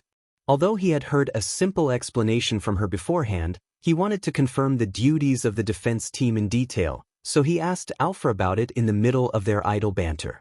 During this Urata Scorpion subjugation request, the hunters were mainly divided into 3 teams: the exploration team, the extermination team, and the defense team. The exploration team was responsible for exploring the underground city when it was filled with total darkness. They had to map the underground city and mark the locations of any nests that they found. The team mainly consisted of the hunters who were proficient in using information-gathering devices. The extermination team's main duty was, simply put, hunting and exterminating monsters. Basically, they had to hunt and exterminate Urata scorpions' nests, expand the secured area, and provide support to the exploration and defense team if needed. It mainly consisted of hunters with excellent fighting skills. As for the defense team, looking from where Akira was sent to, it seemed that its main duty was to protect non-crucial communication relay stations. Akira looked happy when Alpha explained that to him. In that case, then it's really an easy job that even a small kid like me can do, right? I'm glad I asked. Akira, I'm sure I don't need to tell you, but stay vigilant, okay? I know. I'm just glad that it's not as hard as I expected. I thought it would be some kind of super hard request since the requester even accepted all of my demands. I really do hope that's the case. As Alpha said that as if she was hiding something, Akira looked slightly worried while making a puzzled face. Alpha, if you're only scaring me to keep me on my toes, can you please stop it? I'll properly do my job. Or is it that you're expecting something to happen? If I have to say anything, I guess it's a certain someone's bad luck that made him encounter monster swarms twice in the same day, or got him chased by a swarm of Urata scorpion after getting dispatched for a rescue request, or made him run alone in the wasteland for an SOS request. Akira hung his head low without saying anything back. He knew that he had bad luck, and he understood that Alpha was warning him not to do anything that might worsen it. That I'll do my best to avoid any situations where I can only rely on my luck. Yep, you should do that. Let's hope that your bad luck won't go so bad to the point where I can no longer compensate it with my support. Akira could only smile bitterly to Alpha, but she smiled back teasingly at Akira. There was an opening in a junction where the hallways met. Illuminations and communication relay were installed in that big opening. 8 hunters who looked bored were guarding the area. It was the defensive point number 14 where Akira was stationed. One of those hunters noticed Akira who was coming from the hallway. He then laughed and tapped the other hunter's shoulder. That's my replacement, so I'm out. Wait. Isn't this just another brat? Don't worry, it just means that this job is so easy that they think it's okay sending children here, you know? Later then. That hunter then smiled mockingly and waved at Mimata, his hunter friend. He passed beside Akira and left the defensive point. Mimata watched in jealousy as his friend left and proceeded to the surface. After his friend had gone from his view, he shifted his gaze to Akira. It was obvious that he was so disappointed having Akira there, he didn't even try hiding it as he exasperatedly asked Akira. So, what is your hunter rank? 20. Mimata frowned. His face was saying that he was annoyed and displeased. Another piggybacking brat. Why in the world does this station keep getting children? Just be sure not to get in my way, okay? Piggybacking was a derogatory term used for the hunters who got support from other better hunters and borrowed powerful equipment to get a high rank. They did not have real ability and skill suitable for that rank. Most of the young hunters from hunter gangs were piggybacking hunters, and the whole gang was often mocked for letting young hunters do that. Akira did not know the meaning behind that mocking term, but he could somehow feel the meaning behind it from how Mimata said it. Akira also fully understood that he was able to gather all of his achievements thanks to Alpha's support, so he just ignored it as he asked Mimata, "Are you the one in command here?" "There's no one in command here. We're just a mismatch of random hunters. Deciding on the person in command would only cause a fight. I have no plan watching over you little brats. If you're looking for someone to help you, then get along with those kids over there. All right." Akira turned at the direction that Mimata pointed when he said that, but he suddenly turned around, walked away, and sat not too far from both Mimata and the group that Mimata just pointed, isolating himself from the rest of the hunters. The other hunters looked at Akira, wide-eyed. But he was not bothered at all. "Akira, are you sure you don't want to join that group?" "Yes. I think I'll just cause a fight if I go over there. But Alpha, if you tell me to go, I'll go." Alpha looked at that group of hunters once again before she turned back to Akira and smiled bitterly. "You're right, let's not do that." The group that Mimata pointed at was Katsuya's group. The hunters in the defensive point number 14 were divided into 3 groups: Mimata's group, Katsuya's group, and Akira alone.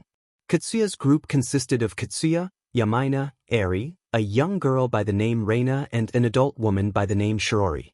Mimata's group thought that Katsuya's group was filled with piggybacking hunters because of such a composition. A group of young hunters with 1 adult hunter. He bet it was a group of amateur hunters with 1 veteran hunter. He assumed that Shirori was there to watch over the other green hunters. Though in reality, that was not the case. But it was also understandable that Mimata made that assumption. Both Mimata's group and Katsuya's group spent their time by having silly talks. As time passed by without anything in particular happening, it slowly shaved their vigilance. But they also kept their information-gathering device to focus on a small-range scan. Thus there was a minimum possibility of facing a surprise attack. Up until this point, no one doubted it was an easy job that even a small kid could do. Akira was chatting and studying with Alpha. As a kid who had grown up in the slum city, he was not good with letters and he lacked common sense. In order to learn the knowledge needed to be a successful hunter, he needed to study the basic knowledge first. He still had a lot of things to learn. That was why he used any idle time he had for studying. Alpha suddenly turned her head. Akira noticed that and followed suit. He found Katsuya and Reina walking towards him. Reina pulled Katsuya and dragged him to Akira. She then looked down at Akira, who was sitting on the ground, and said, Your name?" "It's Akira. Why are you sitting here alone? Come with us." "No thanks, I'm good here." Reina frowned. "But is it so that you can play hooky by yourself here?" "I have no plan playing hooky here." "Don't lie, you've been just sitting here quietly doing nothing."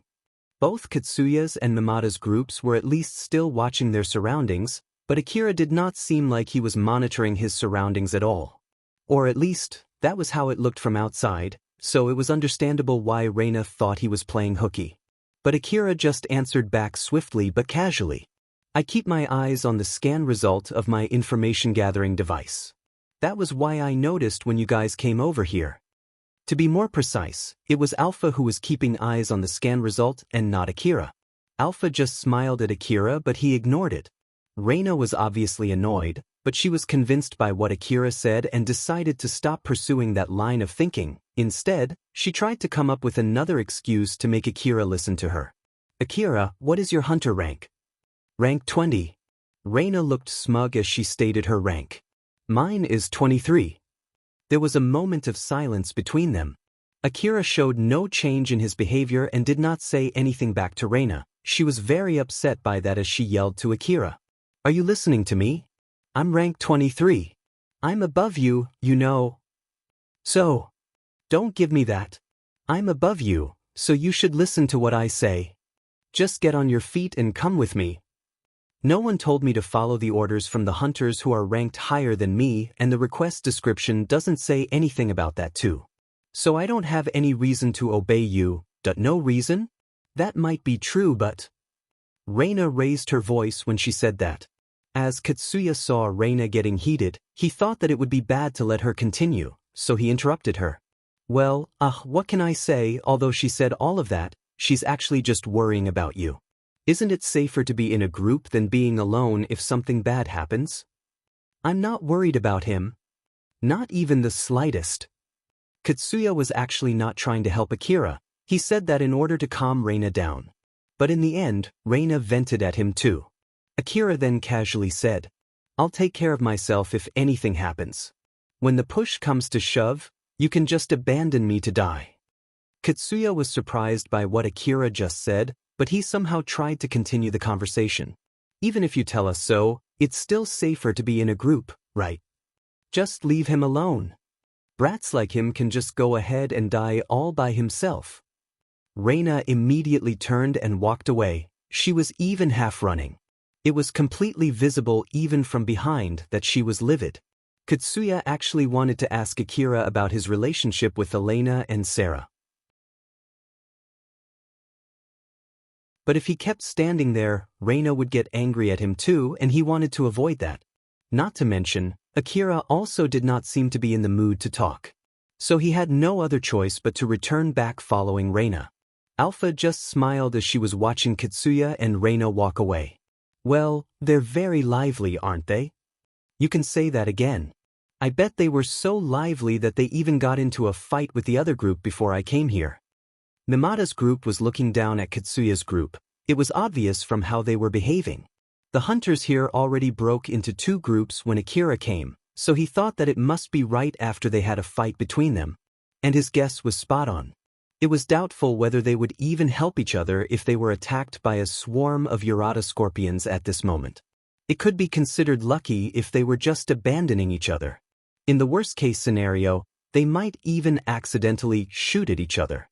Akira planned to run away alone if the situation turned from bad to worse. He was given the right to do so in his contract. Other than the right to withdraw alone, he was also given the right to move alone. So just to be safe, he wanted to avoid any needless fighting.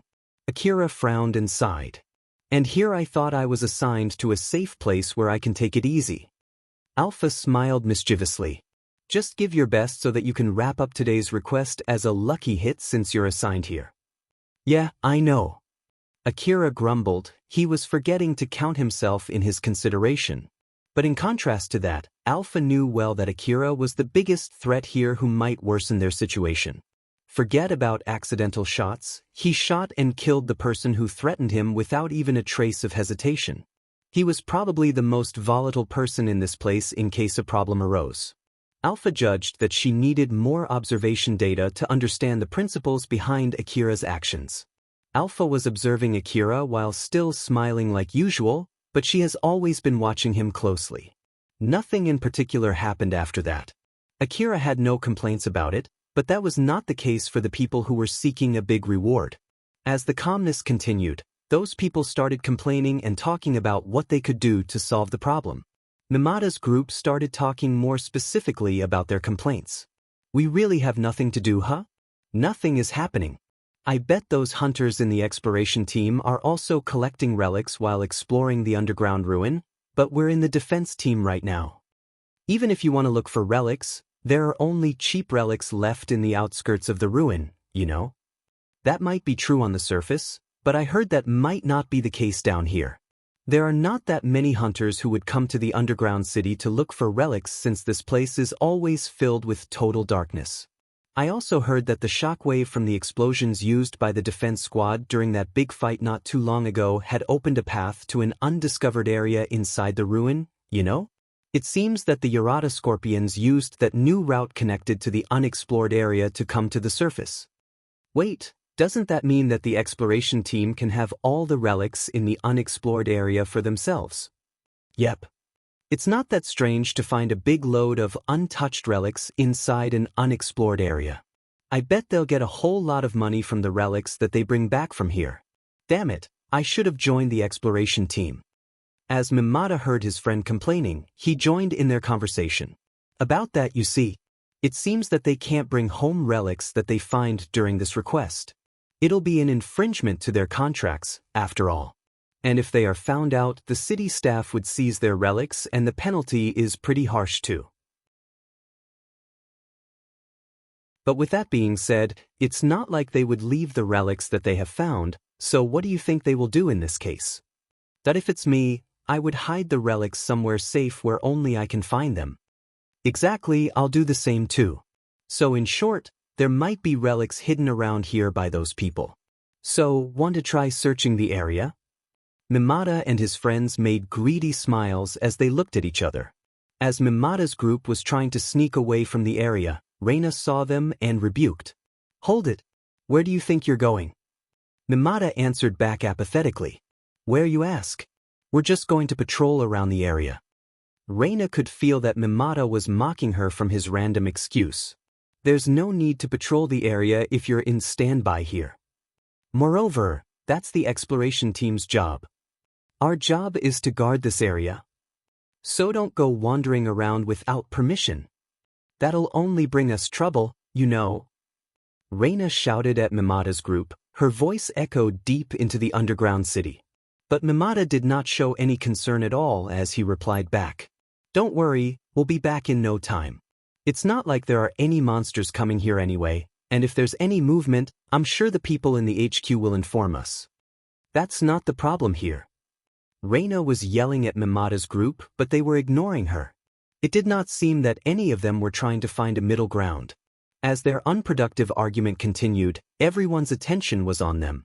Suddenly Mimata turned to Akira, who was neither a part of his group nor Katsuya's group. He then laughed lightly and asked for Akira's opinion, trying to get Akira involved. What do you think?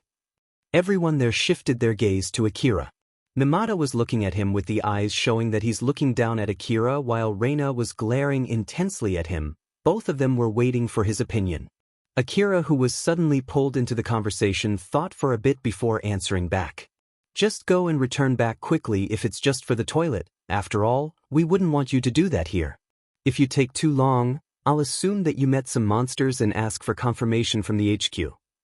Akira was basically approving Mimata on what he was going to do. Reina looked surprised and angry at the same time, while on the other hand, Mimata smiled victoriously. It's great to have someone who is so understanding. Yeah, I'm just going to the toilet. I'm about to burst, to be honest, later then. After saying that, Mimata took his whole group together with him and left the area. Reina was glaring intensely at Mimata's group, but once they were gone from her view, she turned her displeasure and intense glare towards the next target that she was furious at. She then yelled at Akira while walking towards him. What was that? Are you taking their side? Akira looked a bit annoyed as he answered back casually. I bet they won't listen to what I say anyway, so it's faster to let them go do whatever they want and have them return back here after that. That's all. The way Akira said it as if it had nothing to do with him rubbed Reina in the wrong way. She then exploded in anger. That's not the problem here. Are you saying that it's really okay to let them do what they want? I have no right to stop them. If you want to complain, you can just report them to the HQ. Or do you want to point your guns at them and tell them to stop? Well, I won't stop you though, but I won't get myself involved either.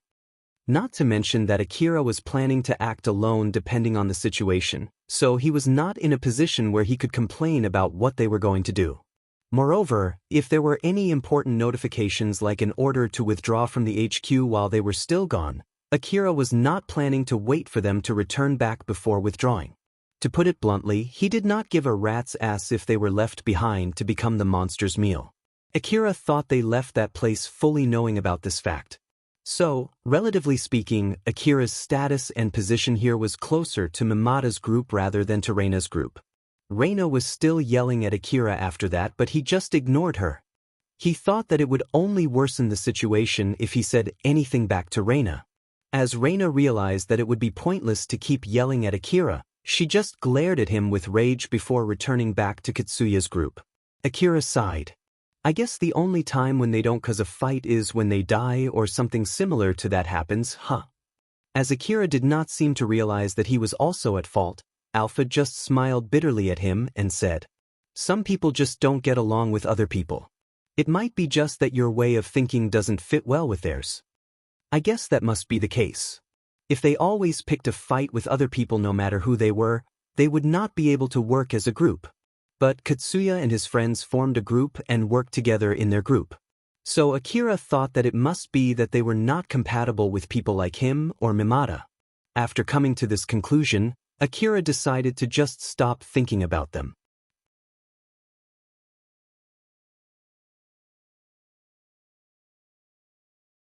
Chapter 43, Battle Record and Real Ability.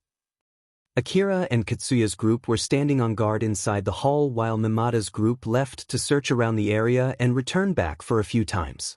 Reina tried to call the HQ in order to stop Mimata's group, but the HQ did not take her seriously, thinking that it was not a crucial thing.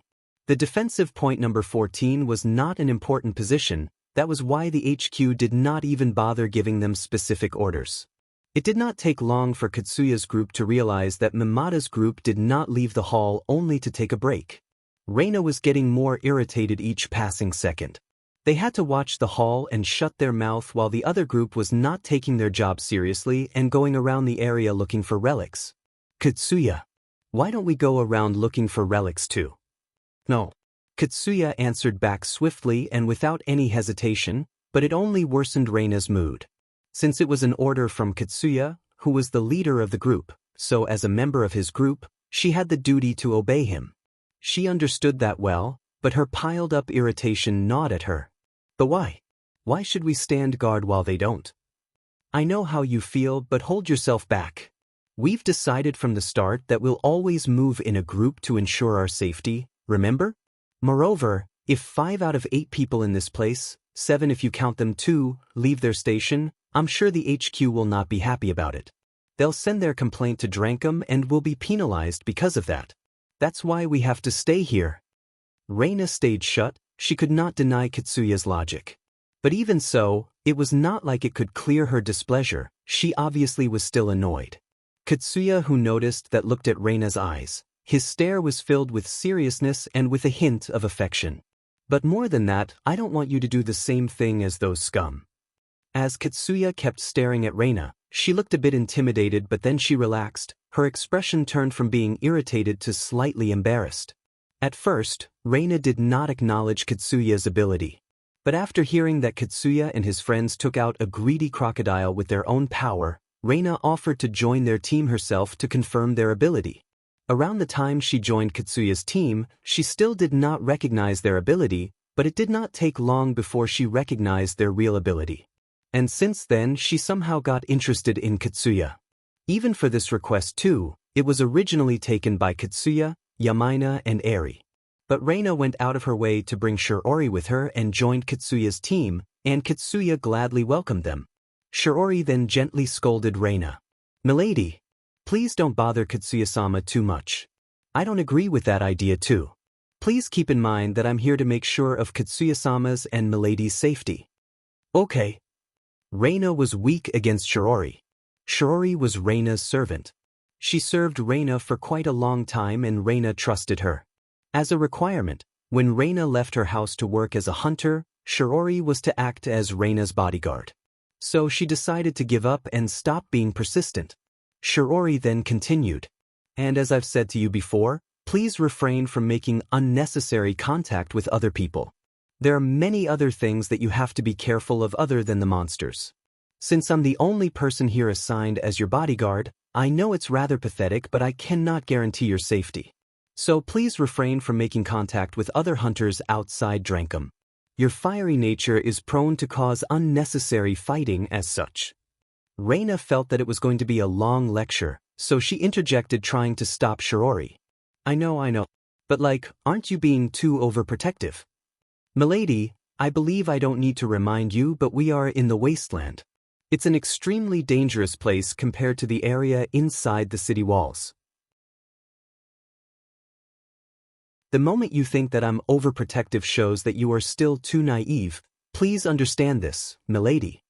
The people of the Eastern District had different opinions about where the wasteland started, but most of the people thought that the area outside the city wall was already the wasteland. The barren plain, the desert, the ocean, the skies, the ruins, all of them were described as the wasteland, and they were all dangerous places. For some of the people who spent their lives inside the city wall, everything outside the city wall, including the lower district, was all considered as a part of the wasteland. Despite all the differences in opinions, one thing in common was that the wasteland was the opposite extreme of the inner wall, where people could live their lives peacefully. The wasteland was a very dangerous place where a person's worth was judged by his or her ability to kill both monsters and other people. Reina understood that she was in the dangerous wasteland, but her resolve was still too naive. With Shirori around to protect her and being in the same group as Katsuya and his friends who were level-headed and had relatively good judgment, made Reina feel safer while also made her less competent in recognizing the real dangers of the wasteland. Shirori understood that very well, but it was not like she could leave Reina open to danger either. That was why she did not have any other choice but to teach Reina through long lectures. Although Reina had enough of Shiori's long lecture, she did not try to resist at all. Reina was actually happy that they were thinking of her safety, but at the same time, she worried that this request would end without anything worth noting at this rate. That was why she was a bit anxious. Reina was always accompanied by Shirori when she was out for her hunter's job. Not only did she have to face the other hunters who looked down on young hunters, but she also had to bring someone to watch over her no matter where she went. Because of that, her evaluation in Drankum was pretty low. Although her hunter rank went up smoothly, more than anyone else, she was the person who doubted her own ability the most. Katsuya and his friends were able to prove their strength after killing a greedy crocodile. The other hunters in Drankum also stopped looking down at them just because they were only small children. Although Yurata scorpions were not as strong as greedy crocodiles, Reina thought that if she joined Katsuya's group and contributed in wiping out Yurata scorpion's nest, other hunters would stop looking down at her. Since Katsuya's group was able to kill a greedy crocodile, they were sent from Drankum to join this operation. The HQ originally accepted their team and was planning to send them to the extermination team. But after knowing that they were a group of children, the HQ decided to assign them to the defense team instead. Reina found it vexing. She was annoyed that people were still looking down at them. Being in a defense team did not mean that there was zero possibility for them to encounter monsters. That was why the HQ sent hunters to do that job. Reina tried to suppress her irritation, thinking that her chance would eventually come. But unfortunately, the defensive point number 14 was a very safe position. We've been here for quite a long time now. The reason why those people would leave this place is because they don't think anything will happen even if they are not here. I bet that's also the reason why the HQ won't tell them to stay here either. Will this request really end up without anything interesting happening? Reina started hoping that something would happen soon. She completely forgot that safety was the first priority in the wasteland as she was getting impatient. Suddenly, a voice came out from the communication relay device installed in that place. This is the HQ, defensive point number 14, answer me. Everyone there quickly gathered around the communication device. Mimata, who was the closest one, answered back. This is defensive point number 14. Do you notice anything out of ordinary over there? Nothing, everything is normal like usual. You're number 147, right? It seems that you've been leaving and returning to your station a few times. Are you sure that nothing is out of ordinary? We were just going to the toilet. After all, It's dangerous to go alone and it's normal that we don't go to urinate at the same time, you know. So don't be that uptight. Everyone there thought that Mimata and his friends had been unnecessarily leaving their station, so he assumed that was why the HQ complained. After making that excuse, Mimata thought that it was the time for them to stop leaving their station, but the next answer from HQ refuted their assumptions. I don't care about that. Did you encounter any Urata scorpion when you left the hall? Or at least, did you notice any Urata scorpions in the area? No, nothing. Is there anything wrong? Defensive point number 15 was overrun by a swarm of Urata scorpion. They were able to repel the swarm back with no injury, but the real problem is the direction where the swarm came from. It seems that they came from somewhere inside the area that we had secured. The exploration team might have missed blockading some tunnels, or the swarm might have opened a new tunnel. They might have dug through the crumbling wall or tunneled a small opening into a hole big enough for them to pass through. Are you saying that we have to be careful since we might also get attacked? No. We want you to explore the area one more time. Bring some people with you to explore the area and check if there's any change in the area compared to the map made from the previous exploration. If you find any new tunnels, immediately inform the exploration and the extermination team. There might be a lot of untouched expensive relics waiting to be found in an undiscovered area connected to that new tunnel. Mimata and his friends looked at each other, smiled, and then answered back assertively. Roger that. We'll immediately send some people to explore the area.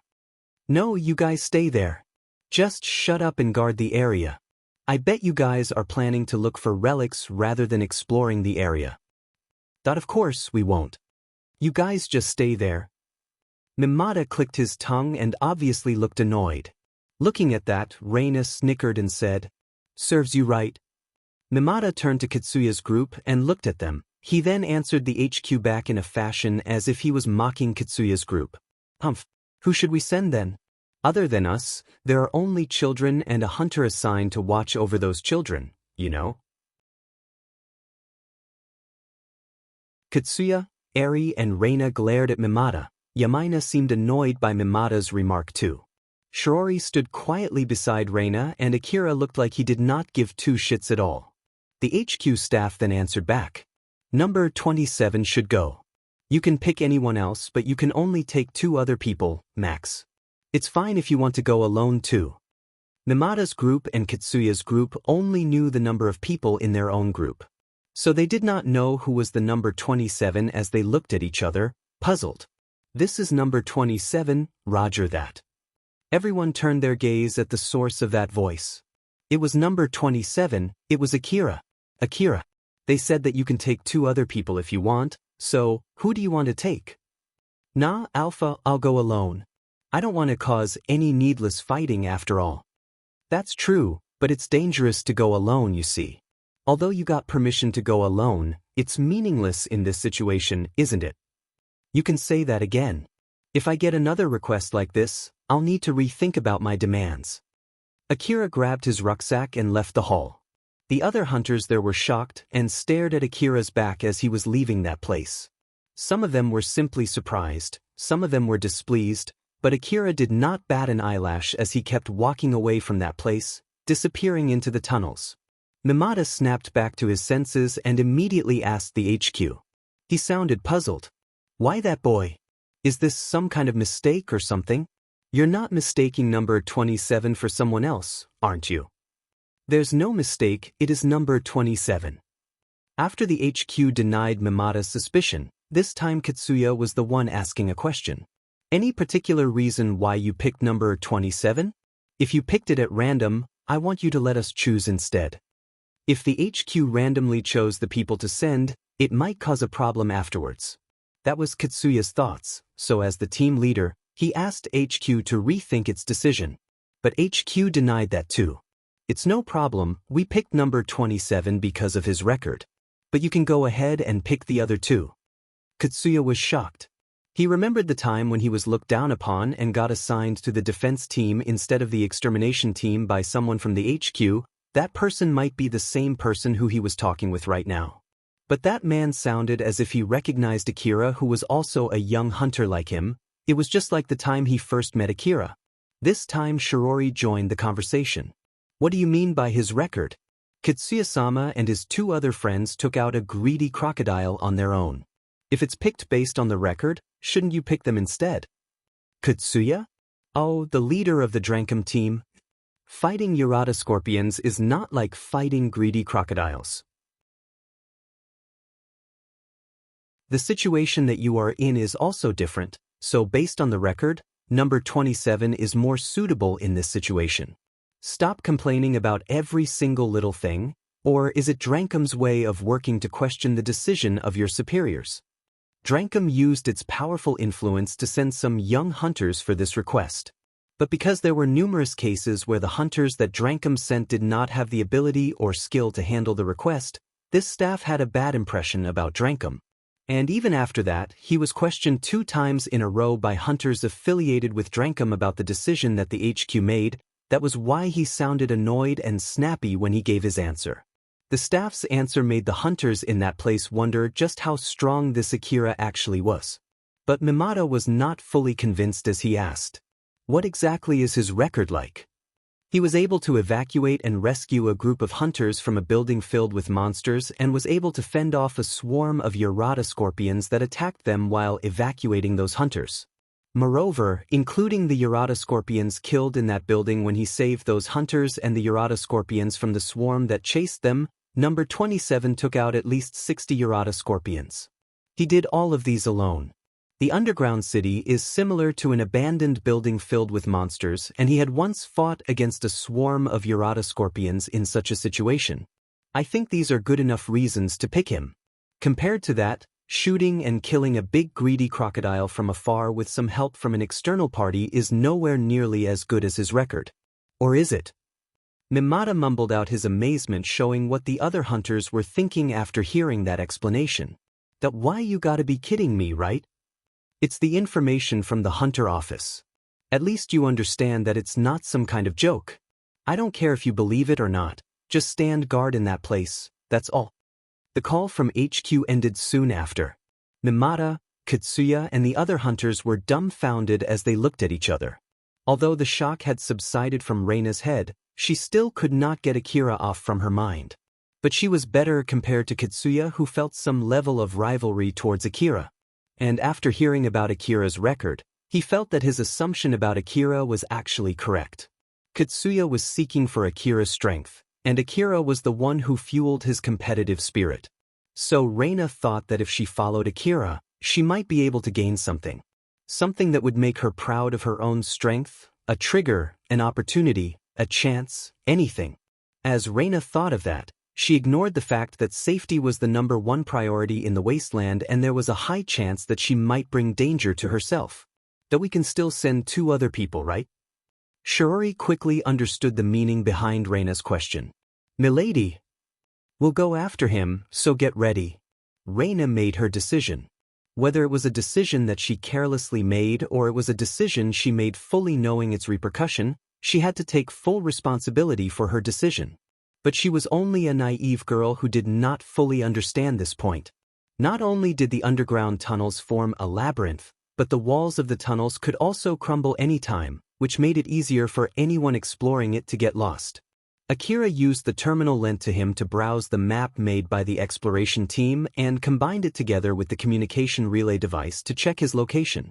But of course, this kind of map was not available for the exploration team. After all, this map was made by them through their hard work. This map was really useful for the HQ to predict the routes used by the monsters and to decide the placement of the defensive points. But if the scorpions were able to dig holes through the walls and open up new tunnels, the areas that were already secured were once again turned into dangerous areas. Although it was only a guess at the moment, it was enough to make exploring these areas extremely dangerous.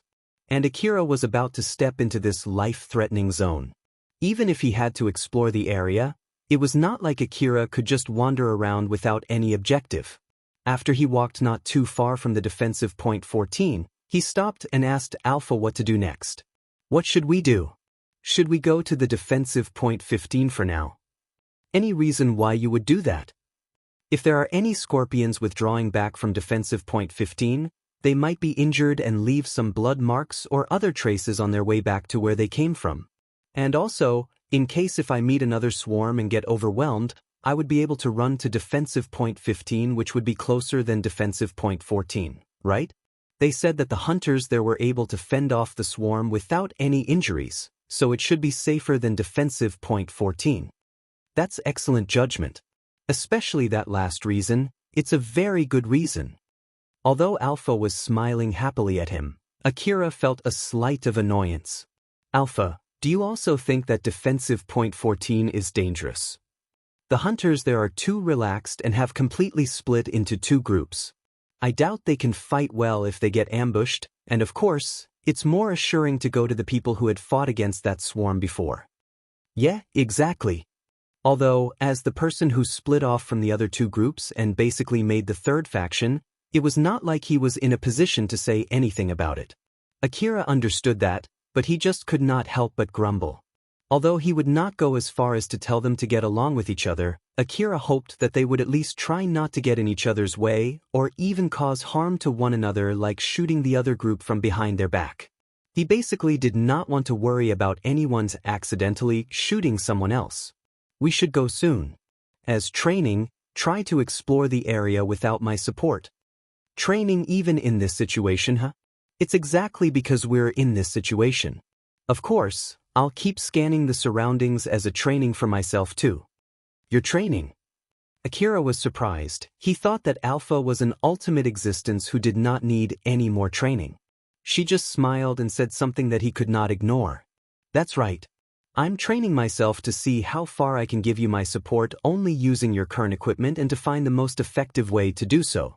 To be honest, even right now, my detection ability has been significantly lowered. Akira was frozen in place. When he came back to his senses, he started to panic.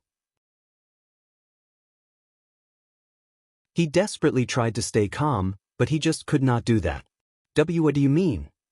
It will take a long time to explain everything, so I'll only explain to you the reason. First of all, I can't use the same detection power in the underground city as when I'm on the surface. There are certain materials and facilities in the ruins that reduce my detection ability, and this place is filled with those things. So, just by how much exactly is your detection ability affected? That's a secret. But at least, compared to you or the other hunters, my detection ability is still very high. As a matter of fact, it's relatively very, very high. But since I can use your detection ability as a comparison, it means that its range and sensitivity have been reduced significantly. Akira thought that it would have been better if he did not know this secret. He started to feel fear that he had not felt in a while. The fact that he might find a monster waiting for him right at the next corner, and the fact that he was exploring an unfamiliar ruin gave him goosebumps. But he then clenched his teeth and made his resolve. It's all right. Resolve is my responsibility, let's go. If that was enough to stop him, he would not be able to survive as a hunter. Thus Akira made his resolve and swung his leg forward. Akira, I'm sorry to disturb you when you're already resolved yourself, but we have some guests. Alpha pointed behind Akira. He looked puzzled, but judging from her reaction, it did not seem like it was an enemy. So he slowly turned around while lowering his gun. He was so puzzled because of a different reason as he saw who his guests were. That girl? He saw Reina and Shiori walking towards him. Reina and Shiori confirmed that it was Akira almost the same time when he turned back. But to be more precise, Akira was slightly faster. Shiori noticed that and put up her guard against him. There was no way Akira could see what was behind him. They were not close enough for him to hear their footsteps.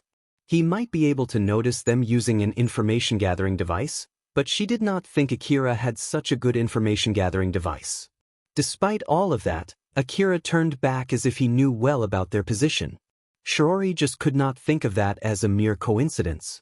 In the far east of the Eastern District where the front line was, there were some hunters who could feel others' gaze or presence and precisely pinpoint their position only from that which could not be explained with common sense or anything else.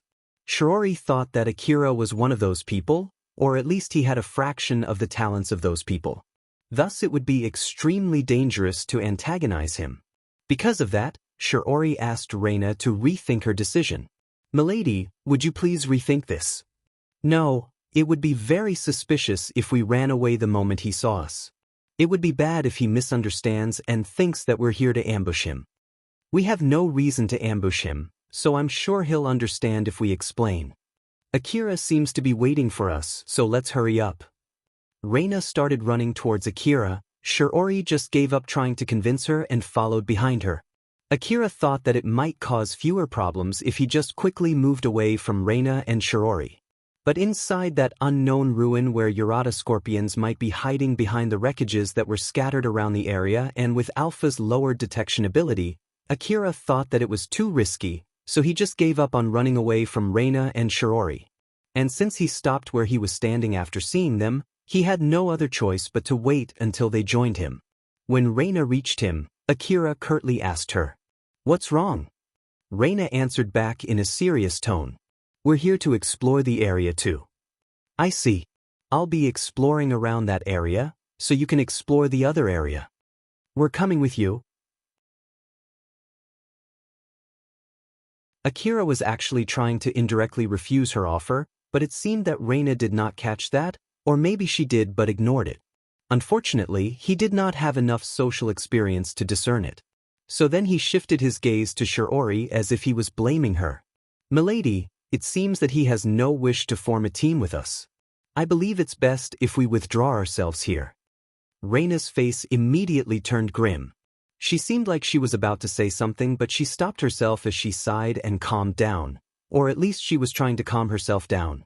She thought that it would be a very bad idea to annoy Akira in this place. It was obvious that was the reason why she was trying to hold herself back. As Reina was telling herself to calm down, she continued to try negotiating with Akira so that she could go together with him. "That will come with you, will be useful to you." "Well, at least Shiori will be useful to you." "In that case, I can just bring her but not you." "Shiori will only return back if I'm not with her." "If that's true, then both of you can go back." "We'll come with you." "No thanks, go back." After Akira yelled at them, he just turned around, ignored Reina and Shiori, and continued his exploration. He was carefully moving deeper into the ruin.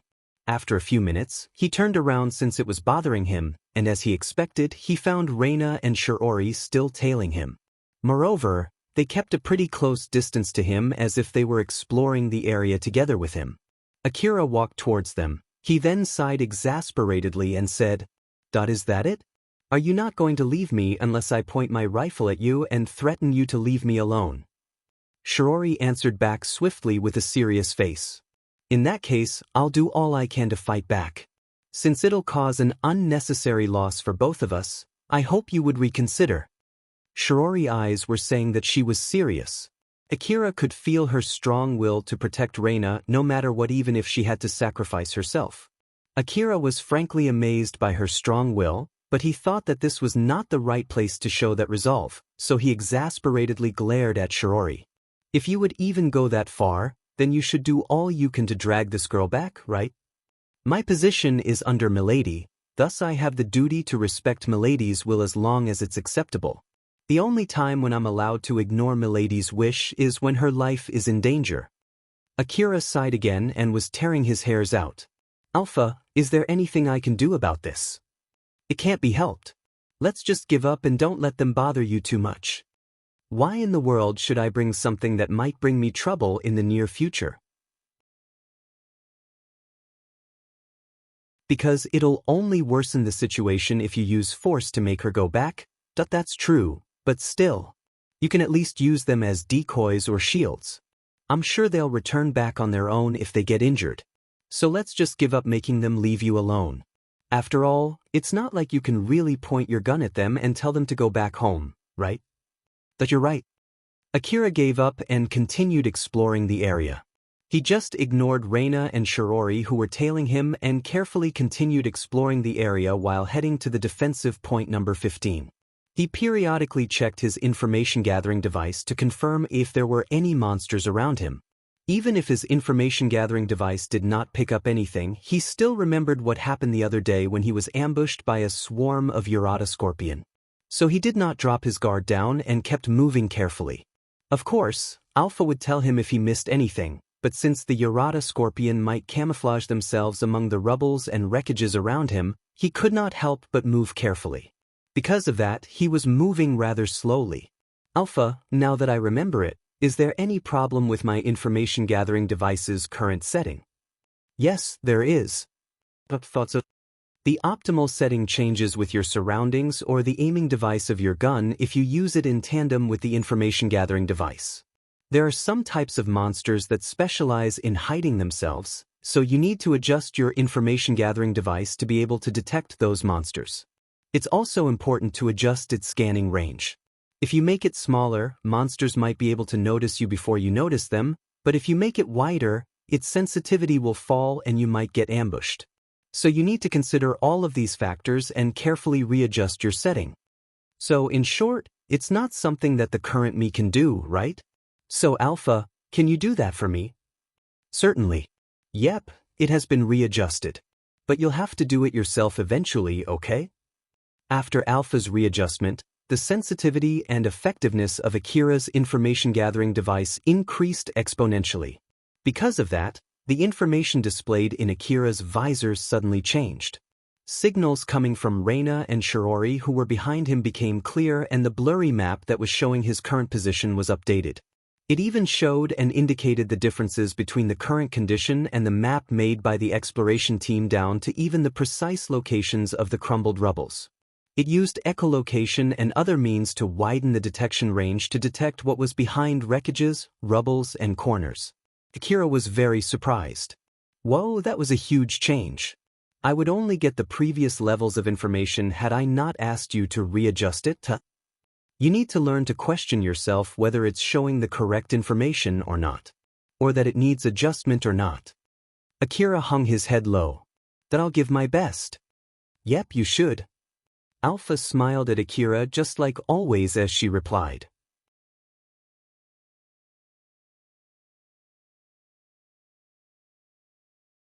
Chapter 44, Facing Conflicts. Reina refused to back down as she obstinately followed Akira, but she found it strange that Akira was moving slowly even for someone who was exploring an extremely dangerous underground city. Shirori, why is he moving so slowly? Every person has a different speed, principle, and judgment during a ruin exploration. I believe that he's the kind of person who prefers to make a full check even if it slows him down. But even so, he's still way too slow, isn't he? There are 3 people monitoring the area here, you know? Reina actually understood the importance of scanning the area. The underground city hallway was filled with wreckages and rubbles, places where monsters might hide. Not to mention, Urata scorpions could camouflage itself and blend with the wreckages. Thus, she could understand why Akira would want to proceed very carefully. But even with that in mind, if Akira's skill was the same as what she heard, there should be no problem even if he moved faster. Or at least, with 3 people here keeping watch, Akira was moving way too slow and she found it vexing. Shirori hesitated to answer that question. After all, she knew that the real reason was something which might annoy Reina. But again, keeping that as secret would be against her duty, thus she tried to explain the reason to Reina in her own way. It's not 3 people, but 1 person. There are 3 of us here, right? He doesn't expect nor rely for our support, and that's also the case for scanning the area too. He always rescans the places that we've scanned. Not to mention, he always proceeds carefully while taking positions where he will be able to deal with the enemies using his own firepower in case we are ambushed by a swarm of Urata scorpions. In short, he's exploring the area as if he's still alone. Shiori's guess was correct. Akira was doing that as his training, and he did it with the assumption that Shirori and Reina would leave him as a decoy in case they were overrun by monsters. Reina's face twitched in anger. She thought that Akira was looking down at her. It was as if she was just a total amateur hunter and a dead weight to him. She was about to yell but was somehow able to hold herself back. After all, if she yelled, that would not only be her admitting that she had forced herself onto Akira, she would also be attracting the monsters. It would just be her admitting she was nothing other than dead weight. Reina was trying to hold herself back. Although she whispered in a calm voice, it was obvious that she was angry and was even trembling slightly out of said anger. Are we really that bad? to the point that he doesn't even trust us. Shiori answered back with a soft voice in order to calm Reina down. He just doesn't know our ability yet. For someone who does not judge another hunter's ability by his or her rank, his actions are understandable. Just think of it as he's trying to remove the risk coming from trusting his life to someone that he doesn't know well. It's very difficult to judge someone's abilities. Even someone as strong as Katsuya-sama is still looked down upon as a young hunter. Thus, it's doubly true for us. That might be true, but still. The hunter rank is supposed to show the ability of a hunter. But it is rated using accomplishments, thus it cannot be used as proof of one's ability when it came to fighting against monsters. There were hunters who got high rank because of their combat skills despite being terrible when it came to collecting relics or exploring ruins. And of course, it was also true for the opposite case. In the end, those two types of hunters would have the same hunter rank as if they produced the same result. After Shiori's explanation, Reina calmed down for a bit and thought that if what she heard back in the station about Akira was true, that would mean he might be a hunter who focused on hunting monsters. He might also have seen other hunters with higher rank despite being weaker than him.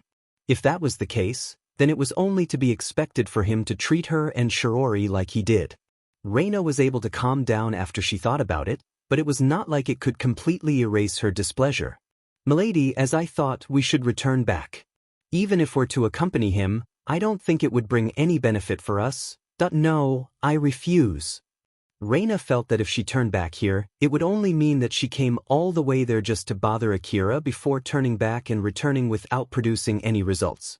She simply could not stand the thought of that, so she refused Shiori's suggestion. But more than that, Reina was hoping to find something that could make her proud of her own skill, something like a trigger, a chance, anything. Shiori reassessed the situation. Even if Reina persistently wanted to stay here, it did not seem like Akira would count her as his ally. If they got ambushed by a swarm of Yarada scorpions, in the worst-case scenario, Akira might even see her as his enemy. He might even shoot her and use her as a diversion in order to save himself. Shiori understood that if Reina would not change her mind, then she must try to change Akira's mind. At the very least, she needed to make sure that he would help them if they were in a pinch. As Shiori decided on that option, she started thinking about how to approach Akira. Akira suddenly stopped and made a long chum. He had ventured quite far while keeping watch for any traces from the Yarada scorpions that just attacked the defensive point number 15, but even so, he could not find any noticeable traces. At this rate, he would reach the defensive point number 15 without finding anything. He wondered if he missed anything on his way here, so he asked Alpha to confirm it. "Alpha, I know that I'm in the middle of training to look for signs and traces. That's why I'm trying my best to be careful not to miss anything, but in case if there's something that I miss, be sure to tell me, okay? We're here for a job after all. Don't worry, I'll properly inform you. After all, it would be really bad for me too if you get ambushed by a swarm of Yarada scorpions because of that." As Alpha smiled at Akira, he returned back with a bitter smile. "Well, thank you for that, but that would mean that there were really no traces that I missed, huh? If I don't find anything worth noting, I feel like the HQ would complain again about me taking too long." Akira frowned a bit. Alpha, who saw that, understood that he did not say that to whine about the HQ, but he was actually complaining about his own lack of ability. She then smiled gently at him. "When that happens, just let them say everything they want to say. If they wanted to make a proper search of the area, they should have dispatched an exploration team instead. So it's only to be expected for someone from the defense team to take longer when exploring the area. There's nothing for you to worry about, so let's not rush ourselves and continue exploring the area carefully." In a sense, Alpha was also Akira's employer. She was really happy that he took his job very seriously, but it would be bad if he got killed by that virtue even before he could finish her request. Thus she really wished that he would not take this job too seriously, for her sake. "Well, that's true. All right then, I understand." After saying that, Akira renewed his resolve and was about to continue the exploration. But Shiori suddenly called him. "Akira-sama, I have something I want to talk about. Could you please listen for a moment?" Akira was thinking of ignoring her, but her next words made him inadvertently turn around. I want to make a request for Akira-sama to act as Milady's bodyguard. I want to negotiate about the details and the rewards for the request. It was really out of the blue, and Akira could not immediately process what Shirori just said. It took some time before he came back to his senses. He was totally dumbfounded and looked confused as he instinctively said, "Ah." Shirori knew that at least Akira was not ignoring her, so she immediately proceeded to explain what she just said to clear up his confusion. "Please let me explain the details of the request. The period of the request is until we're finished with this Urata Scorpion's extermination request. During this time, I want you to stay in the range where you can protect Milady. The reward will be 5 million orum that will be paid once you've finished the request. This reward will not be reduced if the HQ assigns you with a job that would make it impossible for you to stay around Milady, but if you ask for such a job by your own volition or lead Milady into danger, we'll have to negotiate the amount of the reward deduction."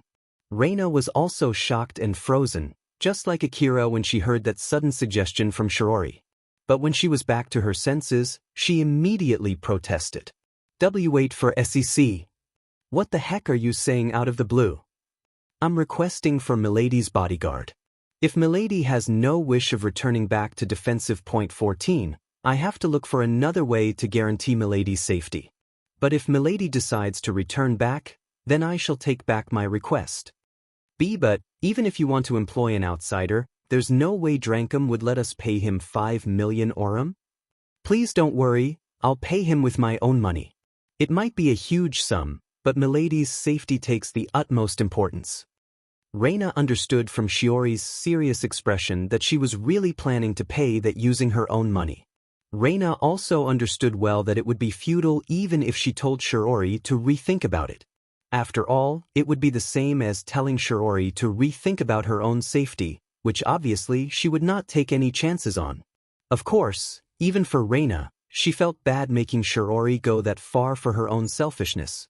She knew that everything would be resolved if she decided to go back, but she really wanted to stay there until she could leave a notable achievement, and not to mention, she had a stubborn personality. Because of that, Reina was confused and did not know what to do.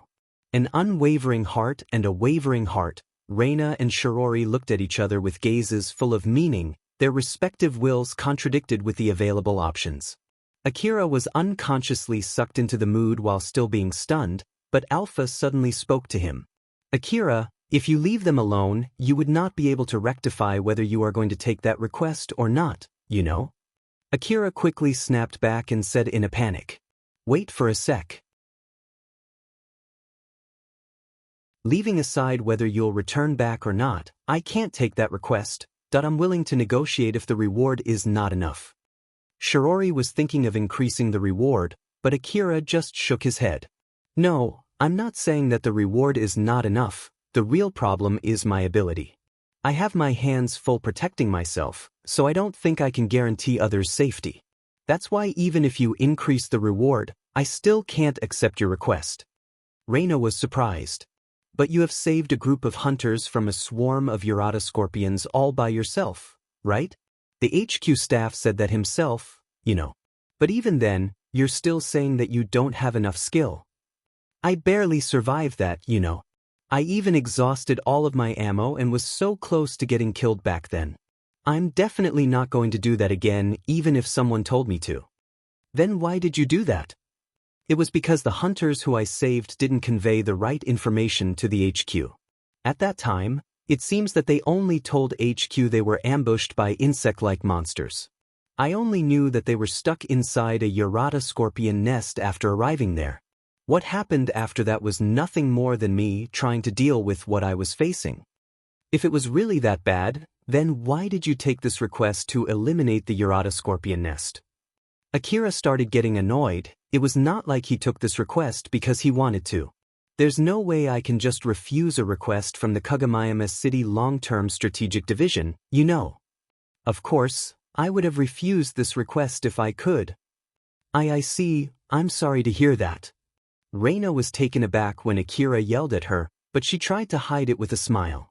She then pushed her courage to ask the last thing that was still bothering her. "That is so in short, you're actually not that strong, am I right?" Yeah. After hearing the explanation from HQ, Shirori and Reina imagined Akira as a very skilled hunter who charged right into a Urata scorpion's nest alone, saved a group of hunters, and protected them all the way back to the HQ without getting anyone injured. But Akira just denied that so straightforwardly that it crushed their image of him into dust. As they looked at him again, he just looked like a normal young hunter to them now. There was an awkward silence between them, all of them were dumbfounded. Shirori looked a bit flustered as she was looking at Reina and made a new suggestion to Akira.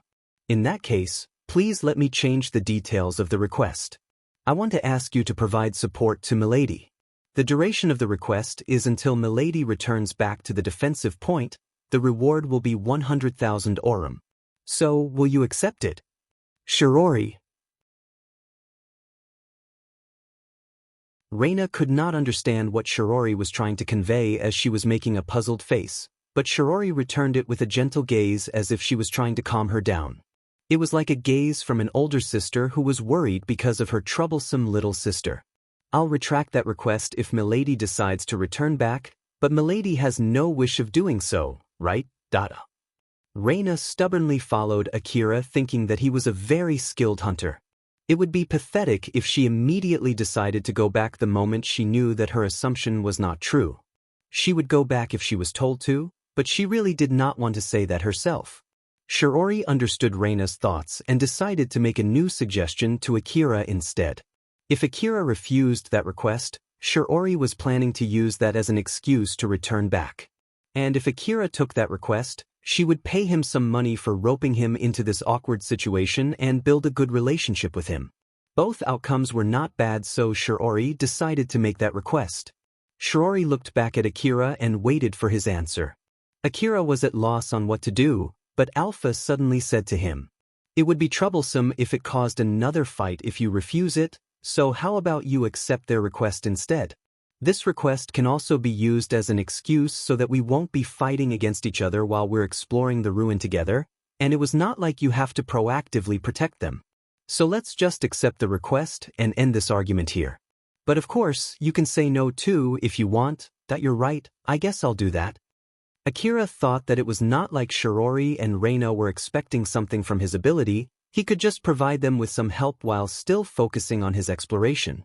He thought that if it was only that much, then it might be okay to take their request. Alright, I'll take that request. My name is Akira. I'm Shirori. Over here please. Shirori handed out 10 sheets of 10,000 aurum notes to Akira. With this, their negotiation had come into a conclusion. Akira put that money into his pocket and turned to Reina. So then, what do you want to do? What to do? I'm asking what you are planning to do from now on. The request is to provide you with my support. I want to hear what you want to do so that I can give you proper support. You should decide what we are going to do. Well, Reina had no idea what to say. After all, when she chased Akira, she only thought that she would try to be useful if anything happened, so it was not like she had any concrete ideas on what to do. Moreover, she usually only followed Katsuya's order, so she was not used to thinking about strategy. Because of that, she could not come up with an answer when Akira suddenly asked her that question. Shirori then answered that question in Reina's place. At the moment, let's continue exploring the area just like what Akira-sama was doing until now. Of course, that is if Milady is okay with that. There's no need to unnecessarily make any changes when it's not required. Will that be okay? Why, you're right, let's do that. Okay then. They continued exploring the area. Reina was watching the flank while glancing at Akira from time to time. The scan area was divided among 3 people this time, thus they moved faster than before. But even so, Reina thought that it was still relatively slow. The biggest reason as to why they were moving that slow was because Akira, who was in the front, took too long scanning for monsters. There was no mistaking that it was Akira who was slowing them down. It was only to be expected since they were assigning a young, inexperienced hunter like Akira to lead in the front. But Reina found that very strange. If Akira's ability really only amounted for this much, then his battle record did not make any sense at all. And it was unthinkable for him to go exploring the ruin alone just because the HQ told him to. Moreover, There was no way Kagamayama City's long-term strategic division would send a designated request to someone like him. Unlike Reina and the other young hunters from Drankum, who got that request by using Drankum's connections. Since he worked alone, he would not be able to hide his lack of skill as a young hunter behind a team, and so the long-term strategic division must have sent an individually designated request to him. There was no mistaking it that Akira got that request because of the evaluation of his individual skill. Looking at how Akira so straightforwardly introduced himself as someone who was actually not that skilled, it was enough to convince Reina that he was actually saying the truth. But after she calmed down and thought about it once more, it still felt weird to her.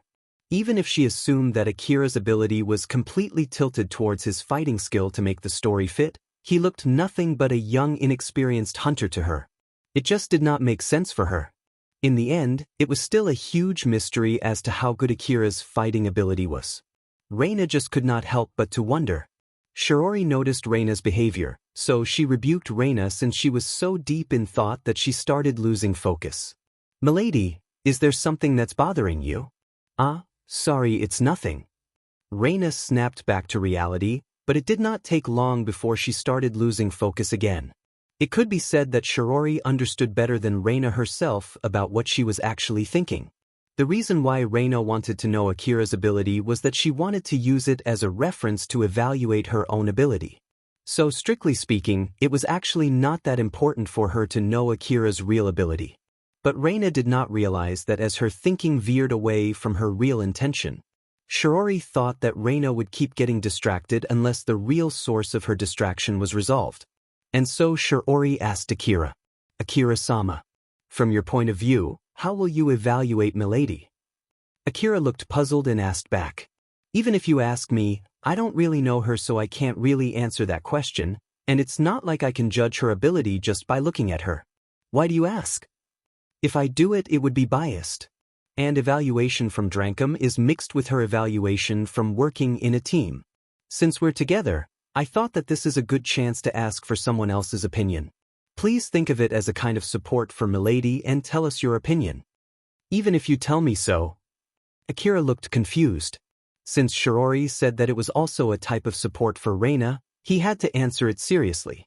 Unfortunately, he did not know what to say, so he turned to Alpha for help. "Alpha, try to think about it yourself. It's also an important skill for a hunter to be able to judge others' abilities only by looking at them. Just think of it as training. So Akira, squeeze your brain and answer that question yourself, okay?" Alpha was giggling when she said that. She told Akira to do that himself so that he would be more careful before picking a fight against people that he did not know well. She hoped Akira would calmly evaluate other people's strength before deciding to pick a fight or to avoid conflict in case if it was someone that he could not handle.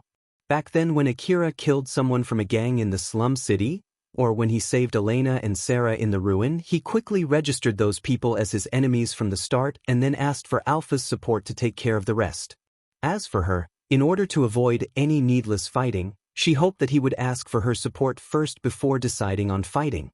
She wanted him to calmly evaluate his opponent's strength first before deciding whether to fight them or not. Though, this also proved that Alpha still did not understand the moral principles behind his actions. Akira, who was at a loss since Alpha would not help him, asked Shiori instead. Even if you ask me, what are the indicators to judge someone's ability? I'm sure it's not like you can judge hunters who focus on hunting monsters with the same standard used for judging hunters who focus on hunting relics. And there are also many different methods that can be used to judge a hunter too." "That's indeed true. In that case, if you're going to ask Milady to help you in doing a hunter job, how much would you be willing to pay? If you need to know her battle record or any other information, I'll answer as far as I'm allowed to." How much a hunter would be willing to pay other hunters to help him or her doing a hunter job, that was the easiest form of evaluation. It was a clean-cut evaluation where hunter rank was nothing but one of the many things that affected it. Reina was also interested in the evaluation of her real ability. But she did not want to make her evaluation worse by giving any unneeded remarks, thus she was planning to answer honestly while trying not to look too pretentious in case if Akira asked her something. But Akira quickly concluded, Oh, I see. In that case, I won't ask for her help. Reina was so surprised by that unexpected answer, she was more surprised rather than furious. That answer was basically saying that Akira would not want her help even if Reina would help him for free. That evaluation was very close to the worst possible evaluation. Akira said it so casually that he did not sound like he was joking or teasing Reina. There was no particular intonation in his words. But that only made it much more shocking for Reina. She even felt a bit dizzy after hearing his answer. Shiori could not hide her displeasure as she voiced it out. Akira-sama, I think you went too far there. Let me rephrase it. Please give me an explanation so that I can accept your answer. Although Shiori said that with a calm tone, it clearly projected out her feelings. Reina immediately snapped back to her senses when she heard Shiori. Akira did not even flinch when he heard that, he just answered back with a casual tone. It's just that it would be a huge pain in the ass. Hypothetically speaking, if you were to get ambushed by a swarm of Urata Scorpion, let's say 50 of them, and you can easily defeat that swarm plus the rest of the hunters in the defensive point 15, I would change my mind. Reina looked bewildered as she answered back. Of course, I can't say I'm that strong, but still. That guy, number 147, was it again? When you picked a fight against him, how much did you think about its possible consequences? Did you think that you can easily handle any possible dangerous situation in that place so much that you would be okay if you guys started shooting at each other? Or did you have any proof that they would not start shooting at you no matter what? Akira silently waited for Reina's answer. But Reina could not answer back. Although she decided that she would answer any question without putting up air, she already got stuck and could not answer back right from the first question. Reina and her friends were only irritated by Mimata when they picked a fight with his group. She did not think any deeper than that. But she could not say that to Akira. So instead of answering his question, she tried to bury the shock from his bad evaluation of her by yelling back in anger. In that case then, what should we do instead? Are you saying that we should have let them say everything they wanted to say and just stayed quiet when they were mocking us? Not really. It's up to you. You can just let them be, or you can also kill them if you can't take being mocked like that. There are cases where it would be fatal if you look down on your opponents, and there are cases where it's better if you point your gun at your opponents and threaten them. Basically, you can do whatever you want as long as you can accurately calculate the consequences and you're sure that you can handle them. So, what kind of outcome did you imagine back then? Akira answered back casually before throwing another question. He then stared at Reina and waited for her answer. But Reina could not answer back. After all, she did not think about the consequences at all and she could not say that to Akira. Shiori, who was just listening to them in silence, interjected. She was already regretting her decision of asking that question to Akira. Akira-sama. If the situation worsened up until that point, I would do everything that I could to calm the situation. As such, I don't think that you can use that assumption as an evaluation. If you did that knowing that Shiori would handle the rest no matter what would happen, then that is okay too. But it means that I need to rectify my answer. I misunderstood and thought that you were asking an individual evaluation instead of an evaluation of your team of 2. But why does it have anything to do with the other hunters and that 50 Urata Scorpions? I was just wondering if you thought that even after having that fight and completely antagonizing the other group, would you be able to handle both the swarm and the other hunters too in case if they start attacking you simultaneously? Aren't you just being too paranoid? That might be true. It was obvious that Shiori was getting angrier every time Akira answered back so casually, but he did not falter as he was locking gaze with her. That was indeed a little bit too paranoid. After all, it is highly unlikely for something like that to happen. Normally, there's no need to go that far. In short, I just want to know how you handle different situations. From how you were behaving back in the defensive point number 14 and how you talked with me or that number 147, I just thought that I would not want to use my own money just to bring someone who tends to pick a fight needlessly. That's all. It's not like I'm going to say that my evaluation is correct. If you don't like it, just ignore it as a trivial opinion from a stupid brat. Shiori and Reina did not retort. Although both of them stayed silent, They were silent because of different reasons. Reina was dejected. While on the other hand, Shiori, who obviously angry, had something darker and more sinister welling up inside her, replacing her anger. Leaving the fact whether that explanation convinced me or not, I already listened to your explanation for that evaluation. But then, may I ask you one more thing? Shiori paused for a bit and sent a cold gaze to Akira. Do you not think that you would anger me with that answer? Akira should have known that Shiori was there in order to support Reina. If he told Reina to think about the consequences before doing anything, then he should have also thought of the same before he said that answer. Shiori signaled that to Akira and used it to threaten him. Shiori was basically already threatening Akira there, but she then immediately dropped it. Akira resolved himself before answering back. You told me to answer it as a form of support. Since I took your request, I thought that I should give my best to answer your question. So I thought that it would be better if I answer it honestly rather than lying, even if it might anger you. Basically, Shiori was asking Akira if he fully understood that it might cause a fight between them when he replied with his answers. And Akira basically answered that with a yes. Both of them were ready to jump into a fight. If any of them made the slightest move, it could be the trigger for a fight. They stood still while watching each other, looking for an opening. They were already assuming that it would definitely turn into a fight. Both of them were not even thinking of pointing their gun at the other person and asking the other person to drop their gun. Both of them were thinking of immediately pulling the trigger to at least render the other person unable to fight. They would decide later whether to kill the other person or not after judging from the situation after that, but it was highly unlikely for them to have that leeway, and both of them understood that very well. Was it because Akira accepted Shiori's threat, or was it because Shiori took Akira's provocation? But as long as none of them would take a step back, the situation there would not change. The mood tensed up. It was only a matter of time before both of them started shooting at each other. Stop there. Reina suddenly stopped Shiori. Milady. It's fine. Just stop there. Please. Reina said with a meek voice while still hanging her head low. After that, Shiori lowered her guard and Akira followed suit. They just avoided a fight here. Akira eased himself and sighed. While Alpha, who was floating beside him, let out a bigger sigh while locking her gaze at Akira. Although you said all of that while ignoring a lot of things in terms of causing trouble, I don't think you're losing out at all, you know. It's not like I was the one picking the fight, you know. Akira himself thought that it was a bad excuse as he slightly frowned. Alpha kept staring at him and smiled. It's true that I suggested that you take her request, but I also told you to think well about it, right? But you know, there's no need for you to try so hard to overturn my prediction calculated using my advanced calculation ability. It's okay, I understand what you're trying to prove, but I'm sorry.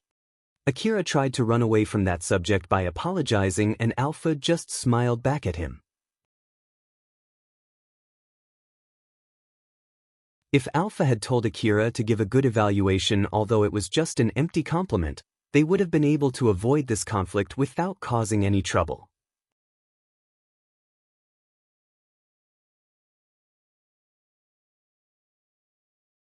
Chapter 45, The Power of Special Ammo.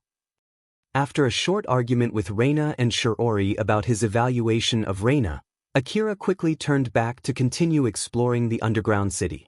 He thought that Shiori and Reina would leave him alone after that fight, but unlike what he expected, they both decided to stay there rather than returning back to the defensive point 14. Reina was extremely dejected, but she did not allow her feelings to affect her current work. As a matter of fact, she was performing better than before their argument. It might be because she was no longer bothered by any unnecessary thinking. Shiori, who noticed that, felt hurt. Akira could feel the mood behind him and felt rather uncomfortable. I know that it might be too late for this, but is it better if I say something to them, since cheering them up might be included as my duty in the request that I accepted?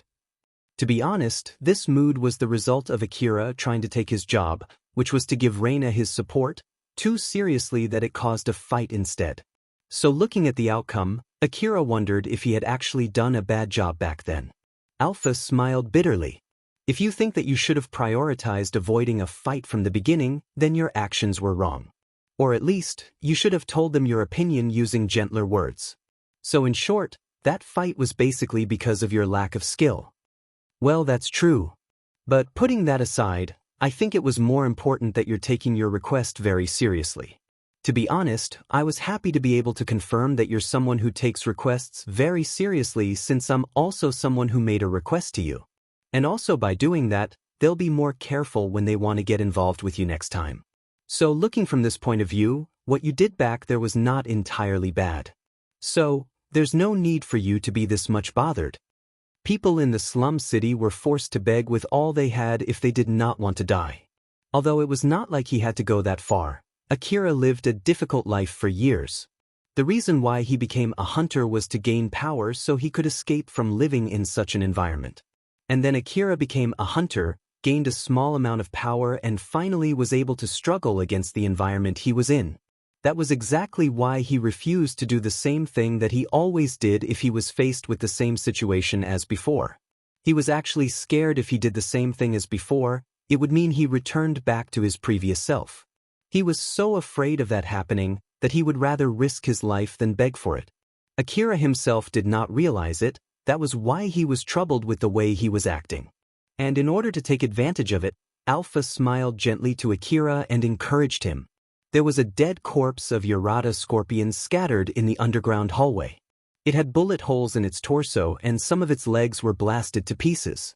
Bloods flowed from its wounds and left traces that formed a straight line. Akira checked that corpse and its location in the underground city map.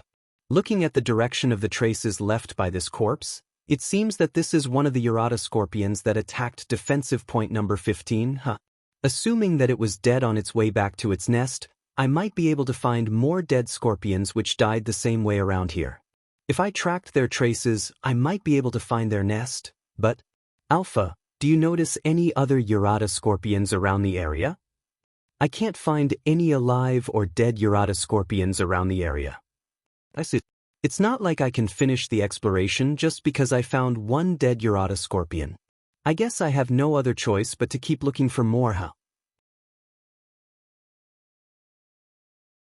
Of course I can even help you find traces that normally would be very hard to notice, but they might think it is unnatural if you discover traces that are extremely hard to find. If they ask you how you found them, you'll need to come up with some logical excuses, So, what do you want? Want me to look for any traces? Akira thought for a bit before answering back. But let's see. Please do that. With all the things that have happened, I want to finish the search as soon as possible. If they ask me how I found the traces, I'll just tell them that it was just pure luck. Although I told you to come up with an excuse, that's a lame excuse. It'll be fine. Not to mention that the HQ told me to do this because they evaluated my skill when I had your support. If they ask me to explain all of my previous achievements, I can't say anything more other than just being lucky. So it's too late to complain about that now. Akira already made up his mind. Alpha, who was watching how he behaved, smiled at him. Alright, I found it. That was fast. Well, that's just how good I am. As Akira looked surprised and instinctively turned to Alpha, she replied by smiling mischievously and pointed her finger towards a different direction than where the defensive point 15 was located. And at the same time, she enhanced Akira's vision so that he could see faint traces that he would normally have missed. He could even see an indicator on the floor showing the route that he should take. Akira started walking following the indicator in his vision. Reina and Shiori found it strange that he suddenly changed route, although they were heading towards the defensive point number 15 up until now. But since Reina still had not recovered from her dejection and with Shiori's hesitation in asking him, they just followed Akira without knowing the reason why he suddenly changed direction. Although the hallway looked exactly the same even after Akira changed direction, he could see small traces had started popping out in his enhanced vision as he followed the route that Alpha indicated. Small scratches on the floors. Marks of wreckages and rubbles shoved aside to make way. Tiny blood marks scattered around the place. Putting everything together, it was obvious that a huge number of Urata scorpions passed through this place. As Akira could see those small traces thanks to Alpha support, he started to unconsciously move following those traces. Shiori, who noticed it, started to feel that it was strange how Akira was moving. He was moving as if he knew exactly where he was heading, or at least, he was moving as if he was following a guide. When Shirori felt that, she just had to ask him about that sudden change of his movements. Akira, who was leading the team, suddenly stopped. He was standing in front of a big hole in the middle of the hallway. The hole was big enough for multiple people to pass through at the same time. The inner part of the hole looked completely dark since there was no illumination installed inside it. And the biggest problem of all was that hole was not present in the underground city map. When Akira shone his torchlight into the hole, he could see a man-made floor about 20 meters below. It was obvious that it connected the underground city to a different area.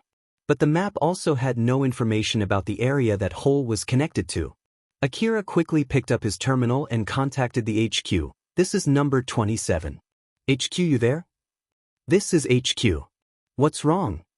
I found a hole that is not on the map. It seems that it's connected to the other underground area. It might be the place where the Urata scorpions that attacked defensive point 15 came from. Wait for a sec. Can you turn the rental terminal towards that hole?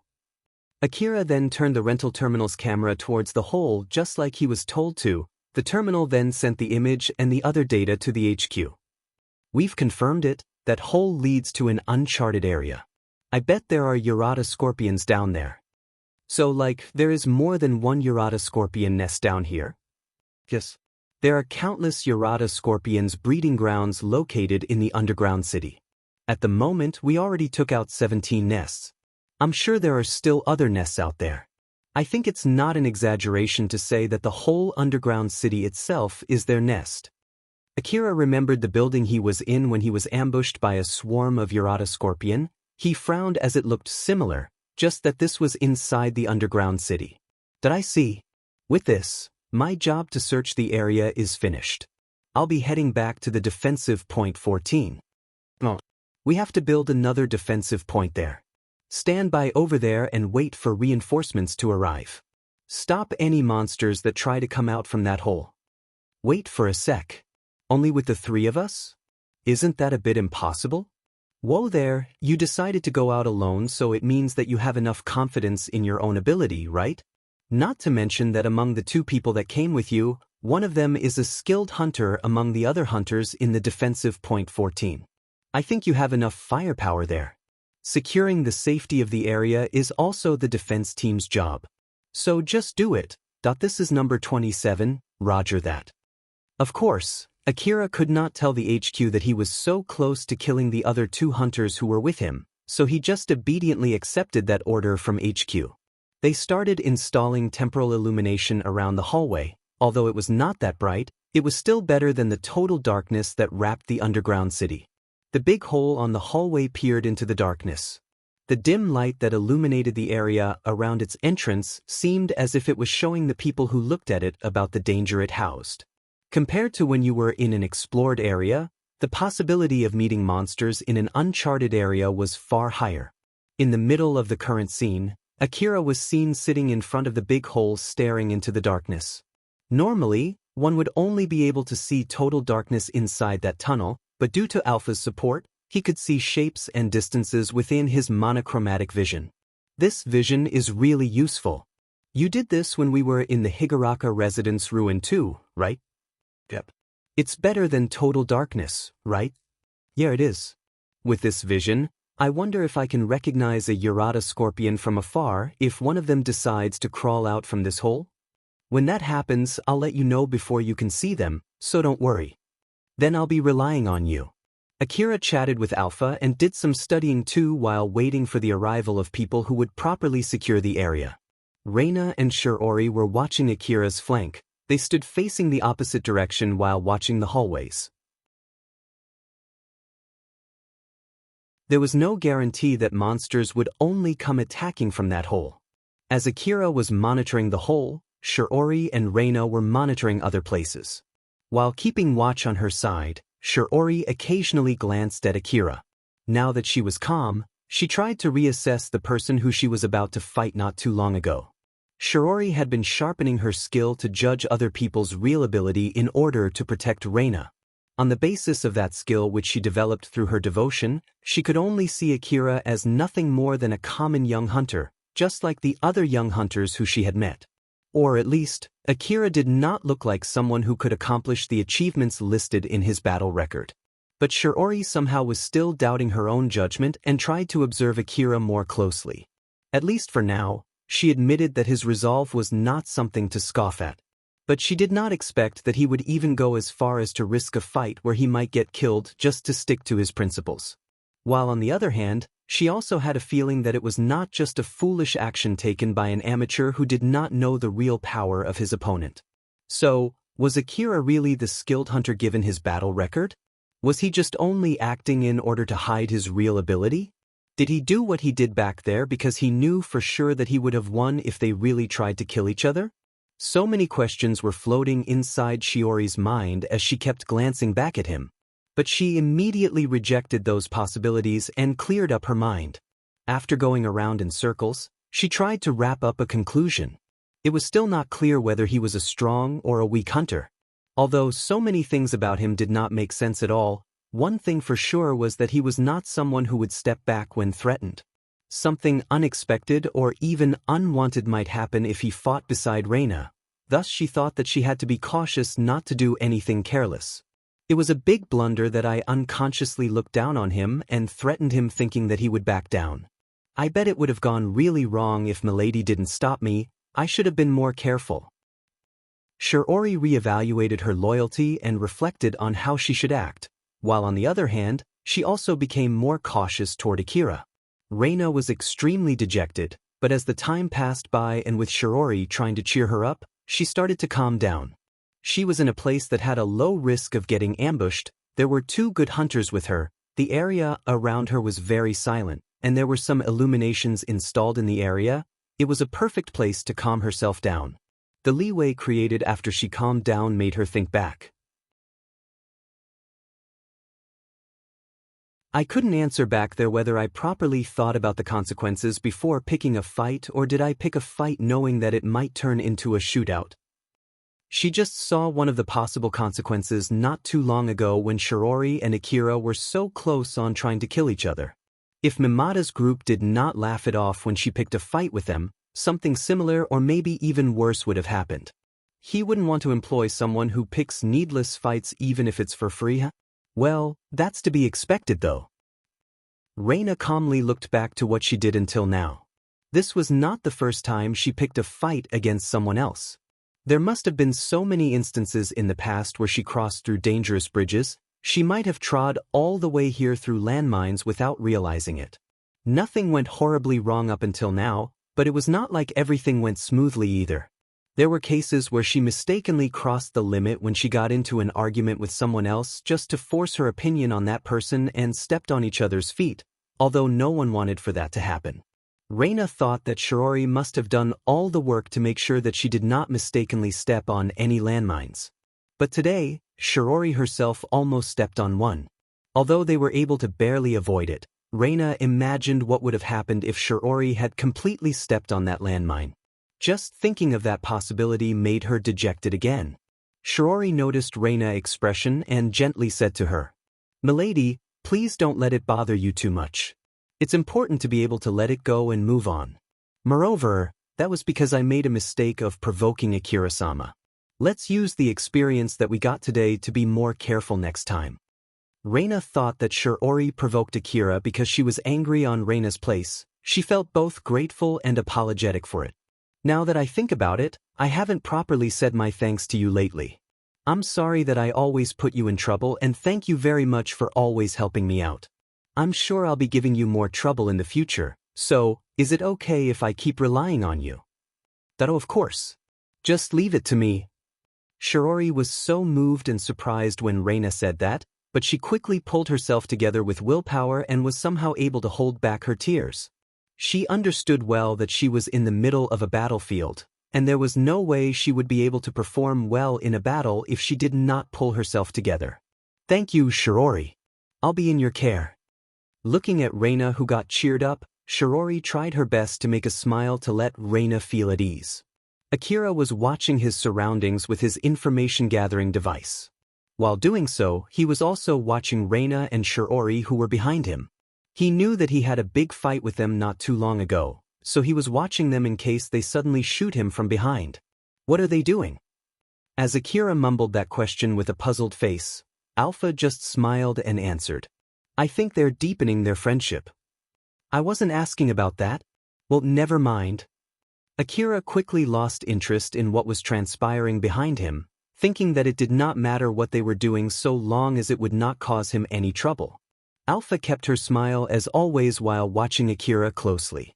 She was always observing, watching, and trying to understand the main principles behind his actions. Her ideal beautiful body generated by advanced calculation was giving a calculated perfect smile, but her smile did not reflect the meaning behind it. That big hole looked perfectly quiet from the outside, but Akira, who was keeping his eyes on it, suddenly looked grim. He quickly stood up and kicked the rucksack beside him, scattering the ammo that was inside it onto the ground. He then pointed his CWH anti-material rifle into that hole. Reina and Shiori, who noticed that, quickly put their guards up and came closer to Akira. They then glanced towards the hole expecting to find some monsters, but they could not see any monsters. Reina was puzzled as she checked her information-gathering device and did not find any signals that indicated monsters' presence either. So she turned to Akira and asked him, "Did your device find something? I'll take care of this side, you girls take care of the other side." Akira already finished his preparation to shoot. He already had his finger ready on the trigger. "Alpha, how many?" "I picked 124 signals within my scanning range and I'm still counting. The swarm that attacked defensive point number 15 might be just scouts. Well, what can I say? I always get myself tangled in this kind of situation." Akira looked slightly exasperated, while Alpha just retained her smile. "Well, I guess this is to be expected for your level of luck. It's just like the usual, so let's calm down and just deal with it like always." Akira smiled bitterly. "You're right. Well then, I'll be counting on your support to win against my bad luck today. Since I spent all of my lifetime worth of luck to meet you, I expect to get good support from that, okay? Just leave it to me." Alpha stood beside Akira and smiled confidently. Rather than watching her surroundings, Shiori paid more attention to Akira, who was aiming into the hole as if he had a clear target. She readied her rifle, loaded it with a flare bullet that could be used to increase the accuracy of the information-gathering device, and pointed her rifle into the hole. She then shot a few flares with the same interval between each shot into the hole. The flare bullets shone brightly. It scattered off the darkness that filled the hole and revealed the earthen tunnel and the human-made floor under them. But there was no sign of enemy at all. Even after she rechecked her information-gathering device, she still could not find any enemy signals. "Akira-sama, you might have mistaken something." Akira ignored Shiori's question. Shiori and Reina started getting more suspicious of him. But suddenly, darkness crept in again into the illuminated hole, making it impossible to see anything inside. The flare that was the furthest away suddenly dimmed and stopped shining. The flare bullets were made so that they would at least keep shining for about 15 minutes, so it was obviously too fast for the flare to die out naturally. Reina and Shiori also noticed the anomaly, but then, the flares inside the hole suddenly died one by one until the hole was filled with total darkness again. Seeing what was happening, Reina and Shiori quickly got themselves ready for a fight. Sounds echoed from deep inside the hole as if a lot of big living things were coming closer towards them. The rumble grew louder and louder. Multiple big objects that blocked the light charged towards Akira. They did not even need to check their information-gathering device to know what it was. Alpha kept her smiled as she counted down. "They're coming. 3, 2, 1. At the same time, all the light from the rest of the flares suddenly died out. 0. Akira pulled the trigger of his CWH anti-material rifle. Muzzle flash flashed from his rifle. The light from that flash temporarily illuminated and revealed what was inside the hole. Akira and others caught a glance of a swarm of Yarada scorpions gushing out from the hole. The bullet flew out from Akira's rifle and hit the scorpion that was leading the swarm, It blasted that scorpion to pieces thanks to the bullet's overwhelming destructive power. It even pierced through that scorpion and turned other scorpions near it into minced meat. Akira was able to literally destroy a dozen scorpions with just one shot. It was because Akira was using specially designated ammo for CWH anti-material rifle.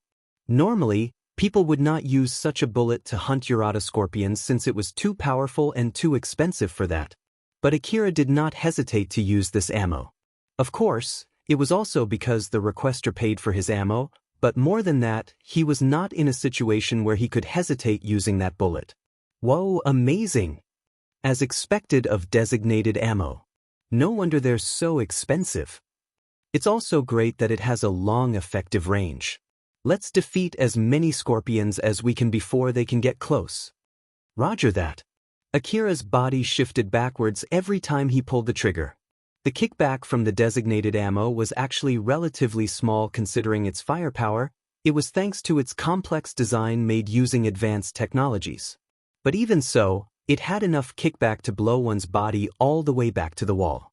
Akira was only able to maintain his shooting stance thanks to his augmented suit and Alpha's support. All the scorpions that were blasted to pieces by that shot looked like paper sheets scattered by the wind.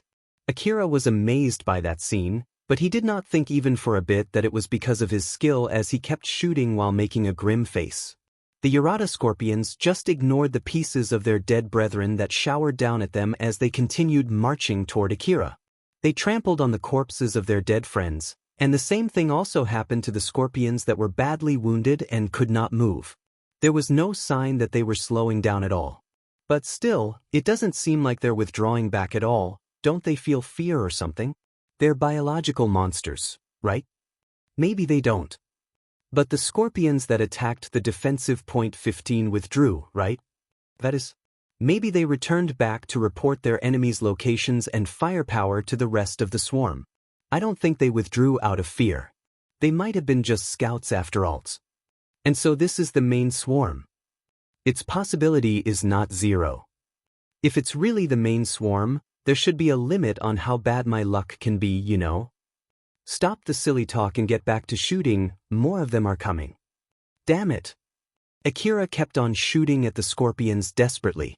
Thanks to his high ground and specially designated ammo, he was one-sidedly laying waste on the scorpions that were gushing out from the hole.